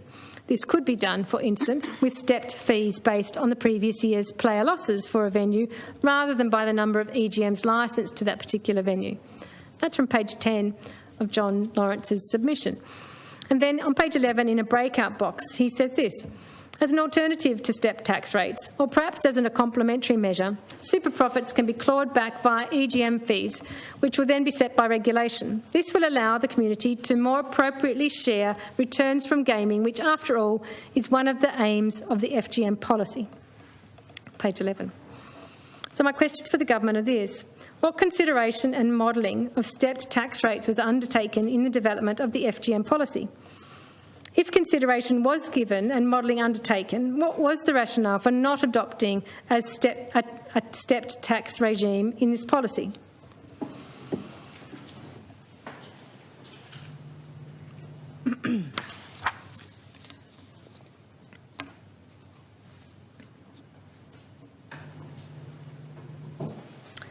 I'm going to mention now a couple of things briefly, That's nice. or maybe not. Things in the bill that haven't been discussed, I believe, sufficiently in the public domain. And I think, even though, as other members have mentioned, this policy to some extent has been in the public domain for quite a while, the focus of that has only really focused around what's going to happen with the poker machine licence, the monopoly changing to venue licensing. Many aspects of this policy are absolutely not part of public conversation and input hasn't been sought on them actively from the government to help shape them and ensure that they are in fact in the best interest of our state. So some of those things I'm going to mention here briefly, or not. Fully automated table games and simulated racing. Have the Tasmanian people been asked if they're happy to have two gaming products introduced to our state? The bill introduces fully automated table games to Tasmania and expands simulated racing games into community hotel venues. Now, the Joint Select Committee in 2017 recommended this, number 15 recommendation. The casino-based gaming products in Tasmania be reviewed against the product range permissible in other states. Noting that recommendation, and in light of the appearance of fully automated table games and the expansion of simulated racing in this bill, I have a few questions to put to the government. Was a formal review of casino-based gaming products conducted by the government to inform the policy? If so, when, and conducted by who? How was the review undertaken, and has it been documented, and could it be shared? How did the government make the assessment that there would be introduction of new gaming products to the state and expansion of venues where some gambling products are permitted? Fully automated table gaming is also another fast gambling product. This has not been raised in... this is also actually, concerns about this have also been raised in a number of submissions and in some public discussion between engaged stakeholders. Fully automated table games are, by some people's measure, not good for industry or consumers. There's no ceiling for maximum bets. They do not require a human operator. They're proposed to be taxed at a lower rate than pokies, even though they are just a random number generator and there's no limit to the number of terminals that may be permitted, it would appear. I have many questions about the intention to introduce fully automated table games and expand simulated racing into hotel venues. They're not questions that should be answered on the fly during debate in this chamber. They're questions that deserve close examination and evidence, such that they would get through a committee of inquiry process or similar, such that I note that the Department of Communities Tasmania, in its submission to Stage 1 consultation in March 2020, said this: Communities Tasmania notes that the introduction of fully automated table games in Tasmanian casinos may potentially cause gambling harm. As fully automated table games do not require a dealer, the opportunities for appropriately trained staff to identify and address signs of problematic gambling behaviour amongst players are reduced. Additionally, the introduction of fully automated table games provides the potential to increase the rate of play, thereby intensifying gambling engagement and increasing the potential for gambling harms. That was from page 1 of the submission from the Department of Communities Tasmania. So I have questions on fully automated table games. Where did the proposal for fully automated table games come from? How is a fully automated table game different to a poker machine? Is there agreement that they are both random number generators? What does a fully automated table game look like and how does it operate? What's the proposed maximum bet limit on a fully automated table game? What will be the allowable event frequency? Will Parliament have any control over the number of fully automated table games and the number of terminals each game has? How many jobs will be lost potentially in the casino if fully automated table games replace human-operated tables? And why should fully automated table games be taxed at a lower rate than poker machines? Simulated racing is another fast gambling product. This has not been raised and we haven't properly had this raised for public discussion in terms of its proposed expansion into hotel environments and other community environments. So an example of a simulated racing game is Trackside. I've had a look at it. It's animated pretend horses and dog races. It's controlled, again, by a random number generator, but it looks like a real race. It's very realistic. And again, the Department of Communities Tasmania, in its submission in March 2020 to that consultation, had this to say about simulated racing. Communities Tasmania notes that the introduction of simulated racing games, e.g. trackside racetracks, into hotels, clubs and gaming venues has the potential to cause gambling harm. Communities Tasmania has previously expressed concern regarding the visibility of Keno in family sections of hotels and clubs. The introduction of simulated racing games in similar areas may have similar impacts in terms of normalising gambling for children and minors. Even if restricted to the gambling areas of venues, the introduction of any new product may also result in some community harms. That was from page 1 of the Department of Communities Tasmania submission. So my questions on simulated racing are these.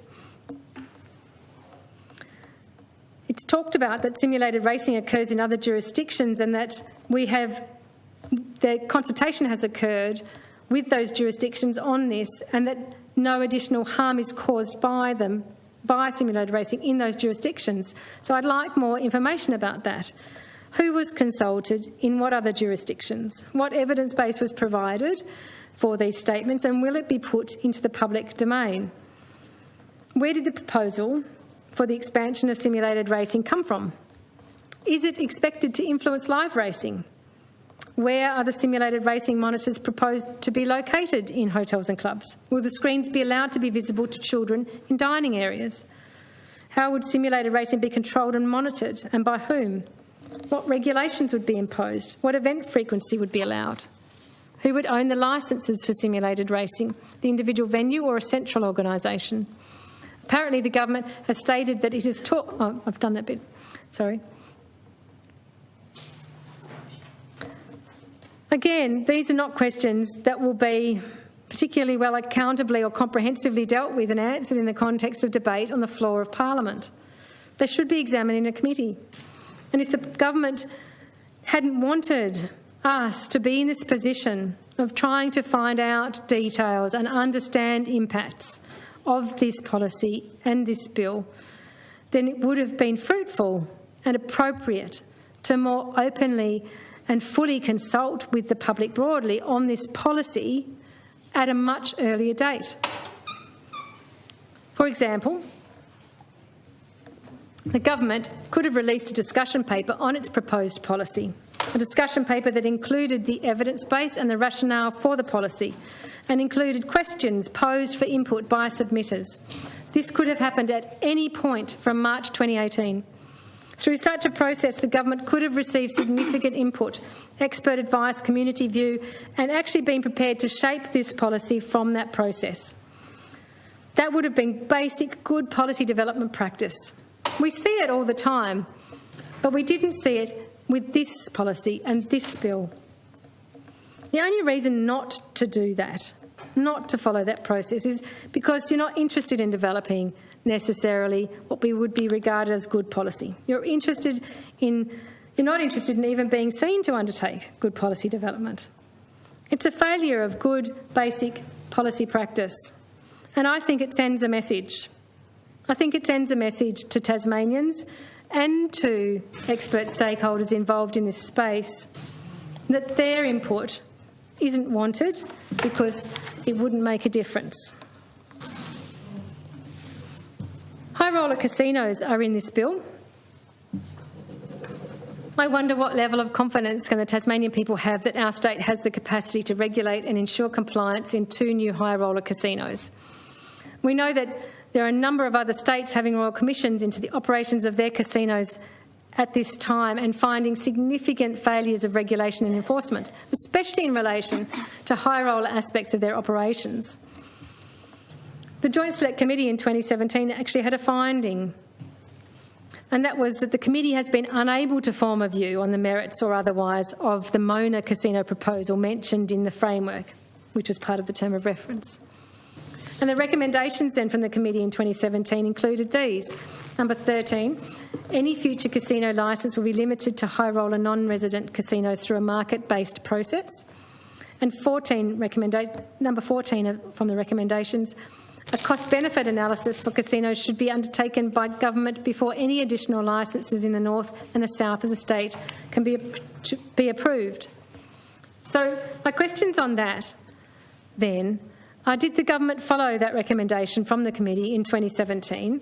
Did it do a cost-benefit analysis for casinos in the north and the south of the state before including them in this policy and this bill?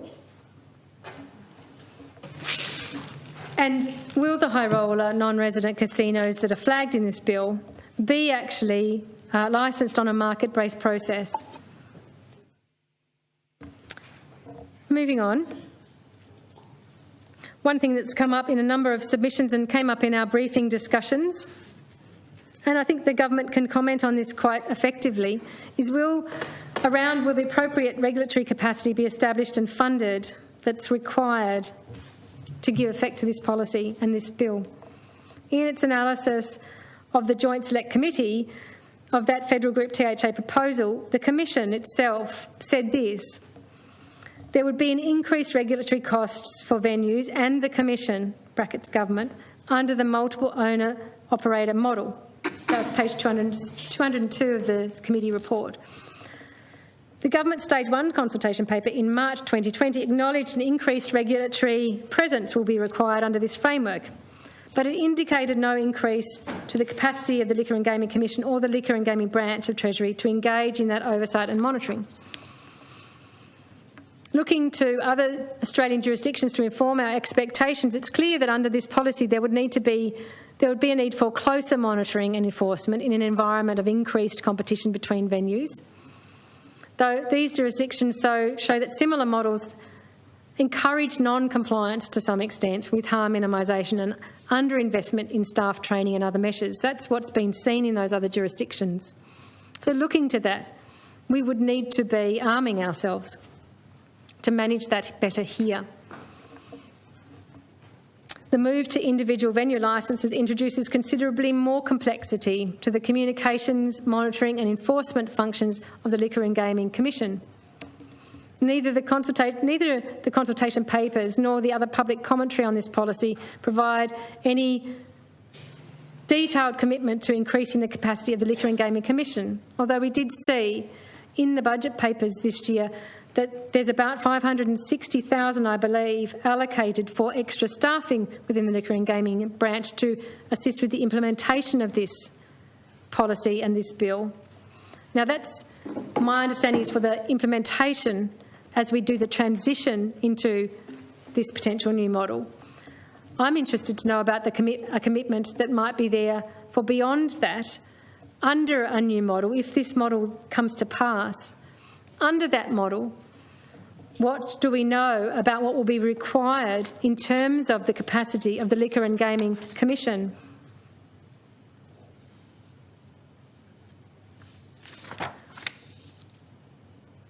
Some very important questions on that, I think, are what considerations has the government given to the regulatory criticisms and concerns relating to this model raised by the Commission at the time of the parliamentary inquiry? And how have those concerns been addressed in the policy and implementation? What modelling and quantification has the government undertaken on the increase in regulatory presence that will be required under this proposed policy and framework? What additional funding and capacity will be required by the Tasmanian Liquor and Gaming Commission and the Liquor and Gaming branch of Treasury to meet the need for an increased regulatory presence? Can the government demonstrate through modelling that the annual venue licence fees to be charged under the model will meet the anticipated increased regulatory costs? Will the government commit to providing the additional funding and capacity required under this model to the Commission and the Liquor and Gaming branch of Treasury?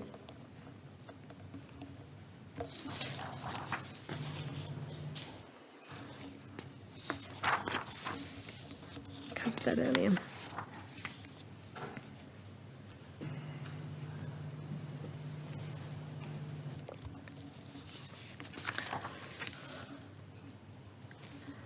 There's one aspect of this that I wanted to speak about a little bit, to deconstruct. And that's that we've been given a sense of urgency about passing this bill in order for it to be implemented in a certain time frame. And it's even been suggested that voting against this bill is somehow voting to continue the monopoly. And when that statement gets thrown about, as it has been, especially when it's thrown about at anyone who is either not supporting this bill or is seeking to take time to examine it properly,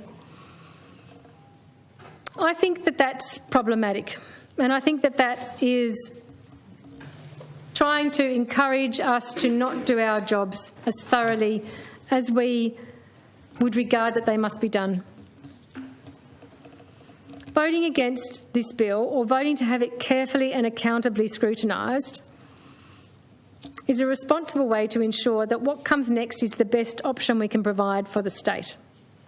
It's a decision to give the gravity of this moment its due, in full acknowledgement that the current arrangements in place are, and always have been, a scandalously harmful model, and so far from the best deal we could have been achieving for our state these past 25 years.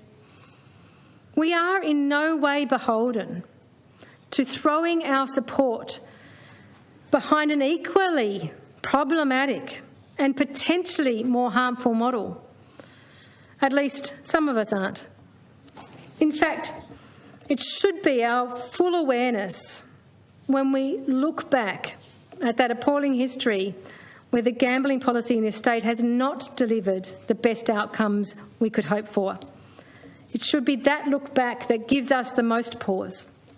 Just because we are moving away from something that was, in my view, malignant in this state, it doesn't mean that anything and everything else will be better. And it certainly doesn't mean that this policy and this bill that the government has presented us with here is the right or the best option. Voting against this bill, or voting to send it to a committee for proper accountable scrutiny, is nothing to do with our view on the current arrangements. Nothing whatsoever, certainly not in my case. And I invite the government not to perpetuate suggestions against any of the people in this chamber who might be seeking to properly scrutinise this bill and seeking to take the time required, that may be required to do that, and paint them in any way as being somehow in support of the current monopoly deal in place. It absolutely will not wash. It will not wash. Voting against a policy or a bill that are indefensible and have not been subject to appropriate accountable scrutiny is the right thing to do. And you know what? I think back in the day, in 2003, there would have been agreement on that from members of the current government. To suggest that somehow, if this bill is delayed for scrutiny through, say, a committee process, or the reforms themselves were rejected, the government would then need to go back to square one and begin again, or re-enter this process in a way that's more accountable and more involving of the community. It's hardly the end of the world. To suggest otherwise is at worst profound ignorance, and I think at best it's a profound lack of imagination. Of course, we could manage a delay. There could be transition and bridging arrangements put in place. If we don't pass this bill, or if we take slightly longer to properly scrutinise it, so be it.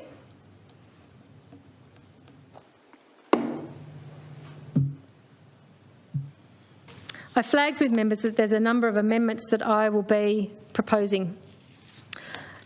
And noting that the government regards this bill and this policy to be primarily about structural reform, I'll note that none of what I'm proposing, I don't believe, affects the fundamental structural reform that's being attempted to be put in place. None of them would mean even that we would need to delay the implementation of the structural reforms aspects of this bill. All of the amendments that I'll put forward, if we get to that stage, all of them are aligned with the objectives and the principles of this bill.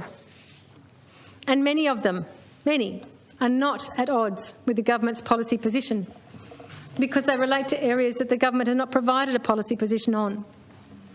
Thank you. One of the ones that I do want to highlight, and I focus on this one because the member for Mersey spoke about it in his contribution, and he linked it back to the committee process that was undertaken, that he chaired.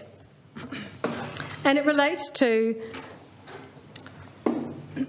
the first 4 recommendations that came out of that committee process, which are all related to a meaningful reduction in poker machines in this state and providing Tasmanian communities with an opportunity to have a say.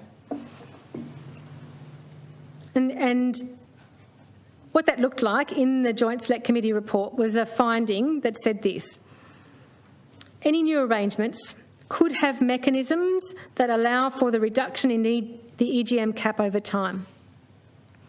And the first 4 recommendations that flowed from the committee, the first 4 are these. The government revisit the number of EGMs which are to be removed from circulation, at 150, as stated in the then Hodgman Liberal government post-2023 gaming structural framework. Second recommendation, the government adopt strategies to facilitate the reduction of a significant number of EGMs from Tasmanian hotels and clubs by the 1st of July 2023. Third recommendation, the government devise a mechanism to facilitate a reduction of the number of EGMs in Tasmania post 1st of July 2023 as required. And fourth recommendation from that committee, the government work actively with communities that are concerned with the density of EGMs in their local area to enable voluntary mechanisms to reduce the number of EGMs. That finding and those 4 recommendations were arrived at through the valuable committee process that was undertaken, initiated by the government to inform their way forward. They were based on the totality of evidence presented to that committee and must have been agreed on and supported by a majority of committee members. They're listed as the first 4 recommendations in that report, so I infer from that the committee believed them to be important. And yet, in advancing a reform agenda, the government has, on all appearances, ignored them. This would have been an excellent opportunity to explore and develop a mechanism to give effect to those recommendations from the committee. I'm sure that many expert stakeholders and many in the community itself would have welcomed the opportunity to provide ideas and insights to a policy development process on this potential aspect of reform, if they had been invited to do so. Sadly, that didn't occur. But in the absence of that, and for the purposes of trying to honour those recommendations in the Joint Select Committee, and more importantly, the many submissions to the committee that had called for the community to be provided with a way to have a say and for a reduction in overall numbers, I've come up with a model that will be bringing as an amendment, a new clause, to the bill if we get to the committee stage. And I'm going to mention it briefly here now. It's a model that doesn't take away anything from anyone that has it now. It's a model that is based on providing for there to be natural attrition over time in poker machine numbers. It's a model that also allows state governments, now or into the future, to potentially provide incentive schemes for the relinquishment of poker machines to assist with lowering the numbers in community. I think it's pretty straightforward, but I think it ticks the boxes that were the intent behind the Joint Select Committee recommendations. And I've put the bones of it in a new clause that I hope, if we get there, to be moving on this bill. The mechanism I'm proposing would not apply to the initial allocation of gaming machine authorities to existing hotels and clubs. It's to provide a mechanism for future change in local areas. It would allow a local council to request the Liquor and Gaming Commission to undertake a process to determine a maximum number of gaming machine authorities for its LGA. At the request of the local council, and in making that determination, the Commission would then be required to consult with local communities and the relevant council in coming up with that maximum number of poker machine authorities for their LGA. Now, that maximum number sits there as an indicator. There's nothing consequential that happens as a result of it at that point in time, but here is where it comes into play. If the maximum total number of gaming machine authorities determined by the Commission for a particular LGA is less than the number of authorities that are currently in that LGA, less than the number that are given out at the start of this policy, then any future gaming machine authorities that might be relinquished from that LGA could not be reallocated back into it to other venues under this model.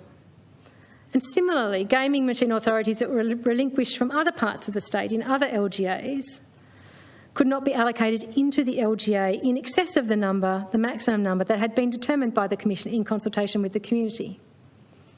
And that would create the potential, I think, in a very mild way, for EGM numbers to drop over time towards the maximum number that had been determined by the community and the Commission for that LGA.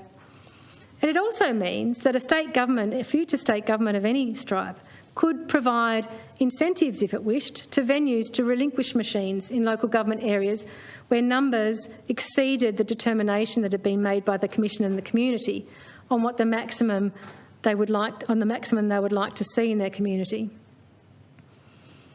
And I think through those incentives, a future government could be assisting a community to more actively bring down the numbers to meet community expectations and preference. I think this model is a very light touch that imposes no disadvantage to any industry interests, while allowing communities and councils, local governments at the grassroots, to have a formal say on the numbers of poker machines that they believe is appropriate for their community. I hope this model is something that people will give some careful consideration to. I don't think it's necessarily perfect. It's certainly the bare bones. But it's my effort to give effect to the intent of the committee in those first 4 recommendations. And it's my effort to do so in a way that doesn't actively or aggressively impact anyone's current interests, but provides for an opportunity over time. Mr. President, I've discussed in my contribution so far many matters on this reform and this bill.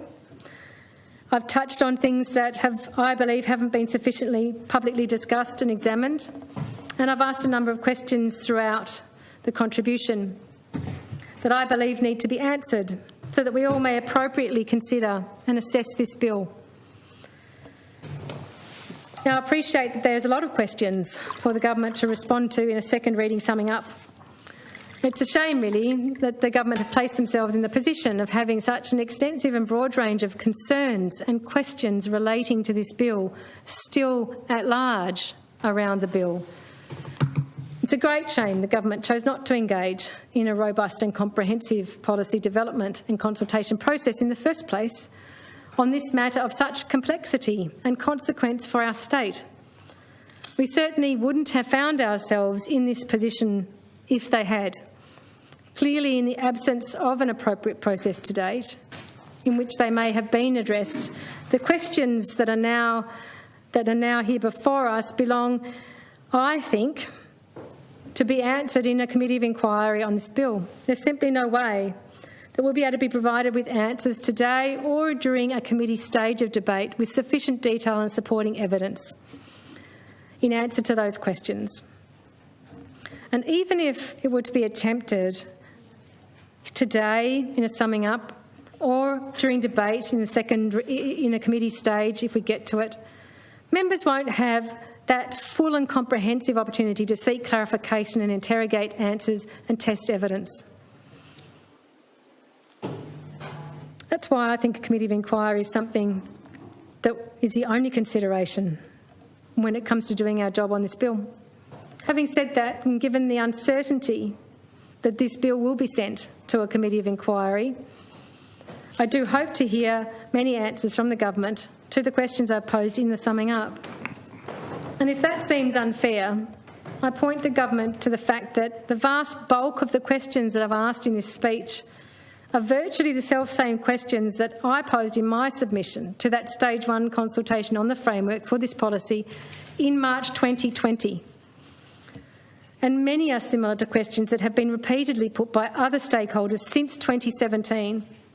So the government have had plenty of notice to turn their minds to the answers.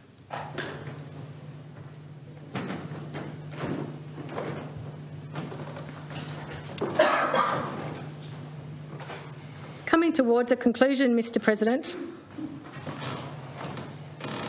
I did want to touch on an aspect of this, which is regarding whether this policy and bill, which I've already discussed in terms of not meeting the best outcomes for our state or delivering the best deal for our state, and particularly on the question of whether it is something that has been properly consulted on or something that Tasmanians have subscribed to some extent. I want to speak a little bit about what do Tasmanians want on this in terms of this reform.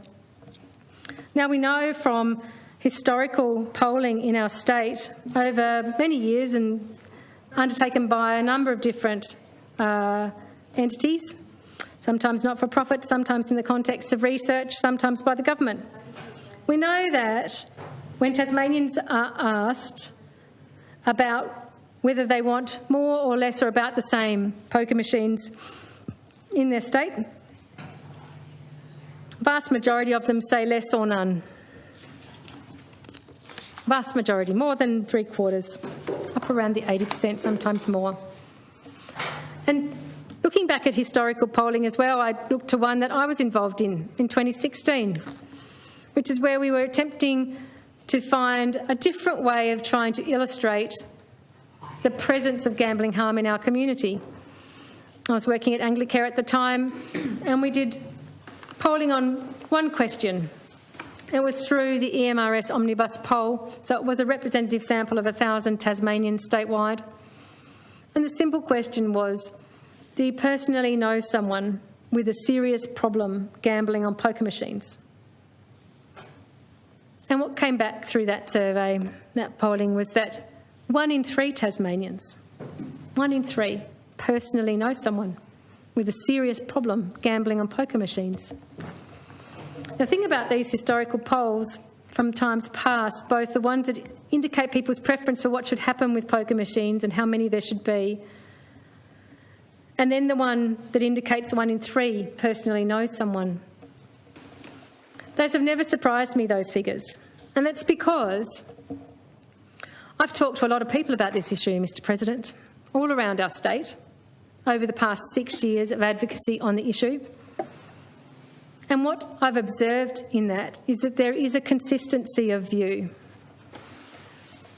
and that wherever I go and have gone to speak to people about this issue, there will always be somebody present who has personal experience of some kind of gambling harm, whether that's themselves or family members or friends or workmates. And when, at the beginning of my speech today, I acknowledged that there would be people present potentially here, and certainly potentially in those listening or engaging with this later, who would be experiencing gambling harm. I didn't do that as a kind of gimmick or some form of theatre. I included it because I know for a fact there will be. There will be people listening to this debate today or later who are experiencing gambling harm for themselves or from others. And they might need to seek help, and that's why I put that helpline number and the website at the start of my speech. But I did, in the context of this policy coming through from the government and this bill coming to us this year, I did want to update my understanding of what the Tasmanian people may think about key elements of it. And I did specifically want to present some questions to the Tasmanian people through a reputable independent polling organisation, and again it was EMRS that I engaged to do this, so that we could get a sense of whether some very straightforward parts of this policy and legislation were actually aligned with community view. And so in August, just a couple of months ago, what I did was I contracted EMRS as part of their omnibus bill to ask some questions of the 1,000 Tasmanians that they have in their omnibus survey. And what I asked them, I'm going to pull out so I can find the report. It's interesting, it's expensive doing polling. It was expensive when I was at Anglicare and we had to find the money for it. It's expensive doing it as a parliamentarian too, and I didn't do it on my own. I got help to fund this polling, to actually find out about community view on some key aspects of this bill. I had to do that because I couldn't self-fund it. But the interesting thing was about where I got the support for this polling to do it. I got financial support specifically to do it from Sir Max Bingham, previous Liberal Party Deputy Premier of this state and Attorney General of this state. Sir Max contacted me directly to ask in what ways could he assist with efforts to do with advocacy on poker machine reform and working for positive outcomes for this state. He contacted me and we had many long chats over recent times, the last year or so, I guess. We haven't spoken for a few months now, since the polling. Sir Max was very keen to support efforts, and he assisted financially in two ways. He assisted financially to be able to do that economic modelling that I mentioned earlier in my speech, and he assisted to be able to do this polling.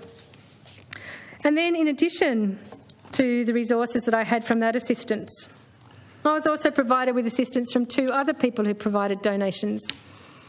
And I was quite open about that in the public domain when I released this polling. They were Tim Jacobson from HACSU and a member of the public who's got a keen interest in this topic area, Greg James. So with funding cobbled together from those people who provided assistance and from myself, we're able to afford 3 questions. 4, actually, if you count an extra demographic question we put in to be able to cut the data. And the 3 questions we asked were pretty straightforward. The 3 questions in the omnibus bill that were put to the 1,000 representative Tasmanians were these. First one was, poker machines currently have a maximum bet limit of $5 per bet. Would you support or oppose lowering the limit from $5 per bet to a maximum of $1 per bet? And as it turned out, through this polling, 73% of Tasmanians support lowering the maximum bet limit on poker machines from $5 to $1. 73%. We also asked, What was the sample? 1,000 representative Tasmanians. I'm going to table the report. The report is on my website. For the record, I've sent every member in this place a tailored compilation and summary of results of this polling, not just for the statewide results, but for relevant to their electorate, so they can see. The remarkable thing about this polling, the remarkable thing, and I'll get to the other 2 questions in a minute, the remarkable thing comes from that 4th question that I mentioned we put in there. The 4th question related to how people had voted in the last election. So we could cut the data and see what differences there were, if any, between people's voting support and what they thought about some of these elements. And the striking thing about this polling, the striking thing, is the absolute consistency. And it's not just the consistency between people who voted Liberal or people who voted Labor at the 2021 election this year. There's consistency around regions of the state, there's consistency by electorates, there's consistency by gender, there's consistency by age, there's consistency by economic status, by employment status. All the results are there in the report. It's available on my website. I'll table it in a moment. There is consistency of opinion on these three questions. As I said, the first one was about whether the maximum bet limit should be lowered. Close to 3/4 of Tasmanians believe that it should be. The next question was about, do you think that legislation for poker machine licensing changes should include consumer protection and harm minimisation? 85% of Tasmanians supported that. 85%. And then finally was a very interesting question. It's a very interesting question. I'm going to be careful to quote it properly. Because that was, do you think, the first question that was asked was this: do you think that poker machines in casinos and hotels should be taxed at the same rate? In answer to that, 81% of respondents said yes. 4 in 5 Tasmanians said yes. And from memory, it's strikingly similar between Labor and Liberal voters in answer to that. The other interesting thing about it is 81% said yes, 7% said no, 11% unsure. So what we designed then in the survey was that the people who said no or unsure, so that 18%, were then asked a supplementary question because they had indicated that they either didn't believe they should be taxed the same or were unsure about it. So then they were asked the supplementary question. They were asked, would you support or oppose poker machines in casinos being taxed at a lower rate than poker machines in hotels? And in answer to that question, only 17% of those who were asked that from the first question supported that. Only 17% supported, of that smaller sample, supported a lower tax for casino pokies compared to hotels. 54% opposed it. Now, what that meant was when you crunched the numbers, and I had them crunched by a professional, overall, 91% of Tasmanians do not think casino-based poker machines should be taxed at a lower rate than hotel-based poker machines. 91%. It's a key feature of this policy and of this bill. It's the key feature of this policy and this bill that was kept hidden until the very last moment. It's the key feature, a key feature of this policy and this bill that was kept hidden through 2 elections in this state. And that, it turns out, I would say, based on these figures, was a canny decision from the government and from Premier Gutwin. It was a canny decision, given that 91% of Tasmanians would not have agreed with the policy position being taken. Mr. President, I seek leave to table this report. The Honourable Member for Nelson seeks leave. The question is leave granted? Those of that opinion say aye. Aye. To the contrary, no. I think the ayes have it.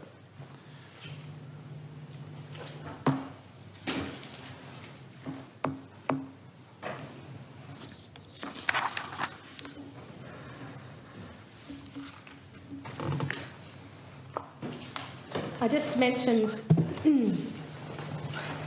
Mr. President, when I was describing that polling, and actually before I move on to that, in terms of that polling, what it categorically says is that there's some very key features of this government policy and this legislation that gives it effect.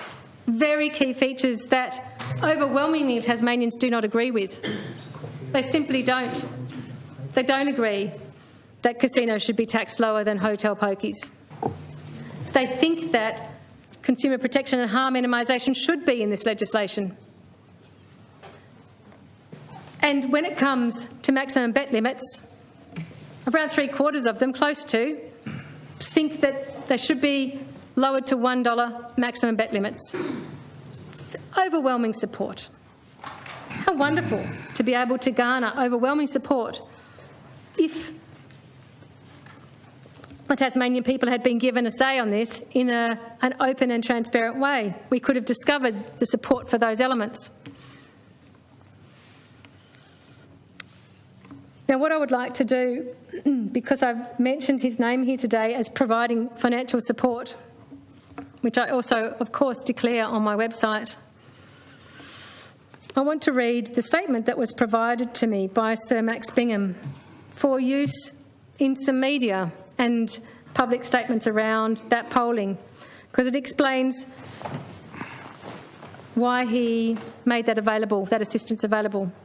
It says this, and it's signed by him at the bottom. Back in 1969, when I entered state parliament, the Labor Party was led by Eric Rees and the Liberals by Angus Bethune, two men who were in politics to do something to make Tasmania better, and between whom there was a high level of mutual respect. I came to admire both of them.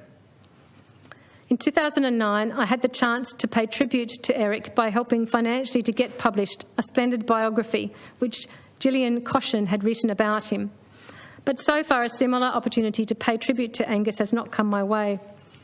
I've now decided that to make a contribution to the improved regulation of the gaming machine industry would be a way to even up with a tribute to Angus. I'm sure he would approve of action to help give Tasmanian punters a more nearly fair go, which the present level of sophistication of the machines currently denies them. I confess to another motive. The performance of both Liberal and Labor parties and the gaming machine industry in the 2018 and 2021 elections has caused me great concern and has seriously imperilled democracy in Tasmania. It is a matter of regret to me that old age and failing health preclude me from a more active role in the debate. In the circumstances, I'm happy to support the efforts of Meg Webb in this matter. Signed, Max Bingham.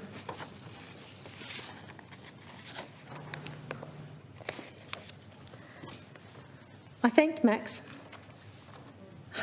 Gave him heartfelt thanks for that support and his efforts. I think he was pleased to make efforts towards what he saw as better public policy in the interests of Tasmanians and strengthening of our democracy. I think as an elder of the Liberal Party, he was clearly from his statement disappointed about the trajectory of where things were going. I wouldn't like to put thoughts or words into his mouth or state something that he wouldn't support, but I think he would support us doing a robust job here when we consider this legislation and this policy.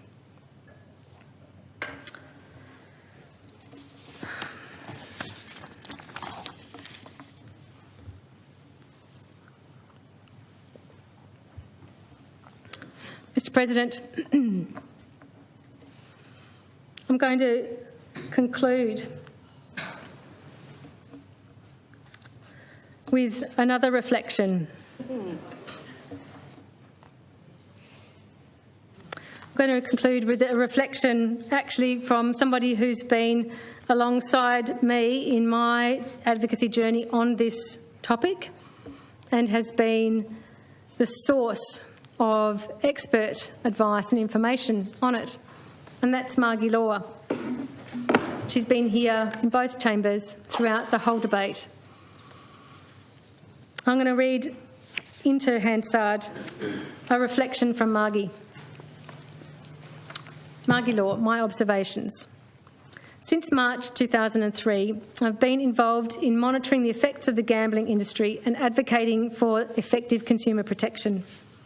This started for me when I commenced work at Anglicare Tasmania as its gambling policy officer. Like many people, I thought at the time that gambling problems arose out of personal failures. It's not that I totally blamed individuals, but I thought counselling could help and people needed to take responsibility. I could see how easy it would be to get taken in by a poker machine, but still, I hadn't thought about the broader picture. It didn't take me long in looking into the issue to see how government and industry work together to protect the industry at the expense of Tasmanians, the consumers. I started at the time that the government did the secret deal with federals to re-sign their control over the gambling industry in Tasmania. I was surprised that the Secretary of Treasury and Finance was allowed to sign the new deed with federals while he also chaired the Gaming Commission. I didn't think this was corruption. I thought it was a failure of public policy. I participated in raising concerns about the deed, speaking at PAC, writing submissions and discussion papers, meeting with politicians and industry. I sat in the upper house as the legislation was debated. Debated is too strong a term for what went on in there. Greg Farrell was also in the House, and he had been invited in as a guest of the then President. I watched the members speak to Greg Farrell, grovelling to his so-called wonderful support of Tasmania. The bill went through. I wasn't surprised. The LegCo did manage to make some changes, but the bulk of what the industry wanted got through, while nothing that the community sector called for in terms of consumer protection did. Will the same thing happen now, some 18 years later? In that time, we have had inquiries and social and economic reports that show the harm caused by gambling. Every time the community sector asked for consumer protection, the industry fought and mostly got its way. We tried to get $1 bet limits, which for a short time was supported by Will Hodgman's Liberal team, but which were rapidly dropped by them after a phone call from Greg Farrell. We tried to get mandatory pre-commitment in, but this failed after the gambling industry warned Australians that it was un-Australian. We tried to restrict pokies to the 2 casinos, but the industry threw millions into an advertising campaign that saw huge banners on prime real estate and employees forced to wear T-shirts warning people not to vote for Labor or the Greens. It was easy for me to feel like a complete policy advocacy failure. Year after year of research-led advocacy could not match the industry-funded lobbying. We did manage to get clocks into venues, but the industry fought even against digital clocks. So they're analogue. This year, while I no longer work at Anglicare, I've again put effort into providing research-backed advocacy to Tasmania's parliamentarians. I sat in the lower house for nearly the entire debate in recent weeks. Again, debate is too strong a word for what went on. Yes, there were some issues discussed and debated, but it was like a tennis match, with issues being raised and the government smashing them down because they did not like them. Each time the government failed to provide evidence as to why they chose a particular route. They ridiculed the independent Christy Johnson and the 2 Greens, Cassie O'Connor and Rosalie Woodruff. I invite you to read Hansard. Of particular concern to me was that most of the debate was held with only a few people in the chamber. Order. I'll just, I know you're reading a reflection in, but we really must be careful when we're alluding to other debates in the other house. So if you can just to clarify then, separate to reading this in, I can read reflections that follow our standing orders. So, okay. so it's still, even though it's not your words, we still have to follow our standing orders. Sure. See, I think I'm going to be okay, but I'm happy to be directed. I'll find my place. I think I just read, of particular concern to me was most of the debate was held with only a few people in the chamber. Members were out of the chamber doing other work or eating and drinking while the issues were debated. On the occasion that a division was called... my apologies, eating. Mr President, I meant a reflection on the other house. Yes, I think we need to be very careful with what is... My apologies for that sentence. It was just meant having dinner. Yeah. On the occasions that a division was called, members would return, not having listened to what had been debated perhaps, and they would simply move with the rest of their team for the vote. Again, I wasn't surprised. I've sat in the House on numerous occasions. But how can issues be taken seriously if members aren't present, if they're not paying attention, or if they don't necessarily know what they're voting about? I think that is making a reflection on the debate in the other place. It's one person's recollection. I'll come to the latter part and the conclusion that doesn't relate to that. 18 years later, my expectation for good outcomes from Tasmanians harmed by or at risk of being harmed by a product that only exists in the way that we regulate it is very low. I hope that the LegCo can prove me wrong. Margie Law, 7th of November 2021. Mr President, I know this has been a lengthy contribution. Clearly members have found it lengthy. It was lengthy to deliver too. My purpose in that, the reason that I believe it was warranted, is that I can see writing on the wall with this bill, both from looking back at what's happened in previous times and from sentiment in the chamber. It's my expectation that we may not get a chance to look at this bill in more detail in a committee of inquiry mechanism or through it being sent potentially to PAC. I don't think we're going to get a closer look necessarily at this bill than the one we're having now as it goes through this chamber during this second reading stage and then potentially if it moves into the committee stage.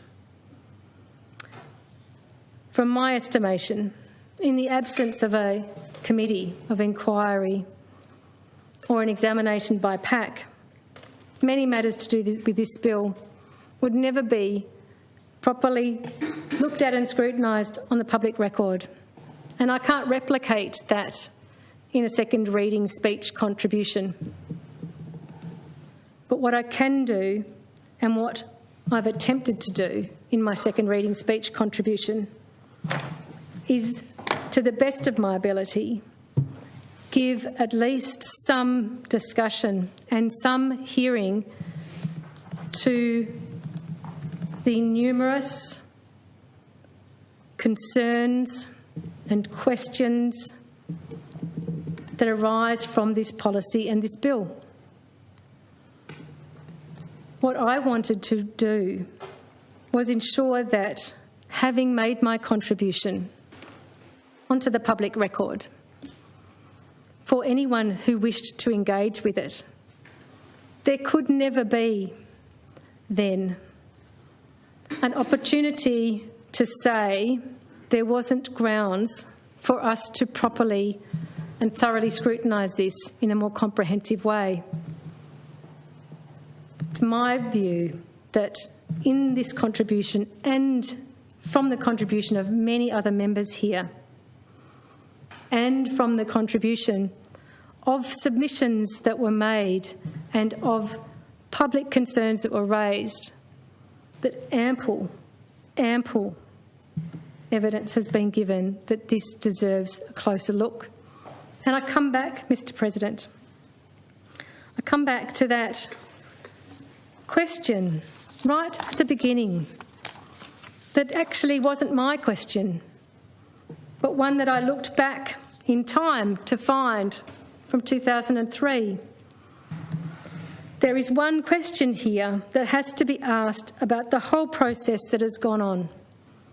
Did Tasmanians get the best deal? If we can't say yes categorically and absolutely, then it is our duty to continue to examine and scrutinise this legislation.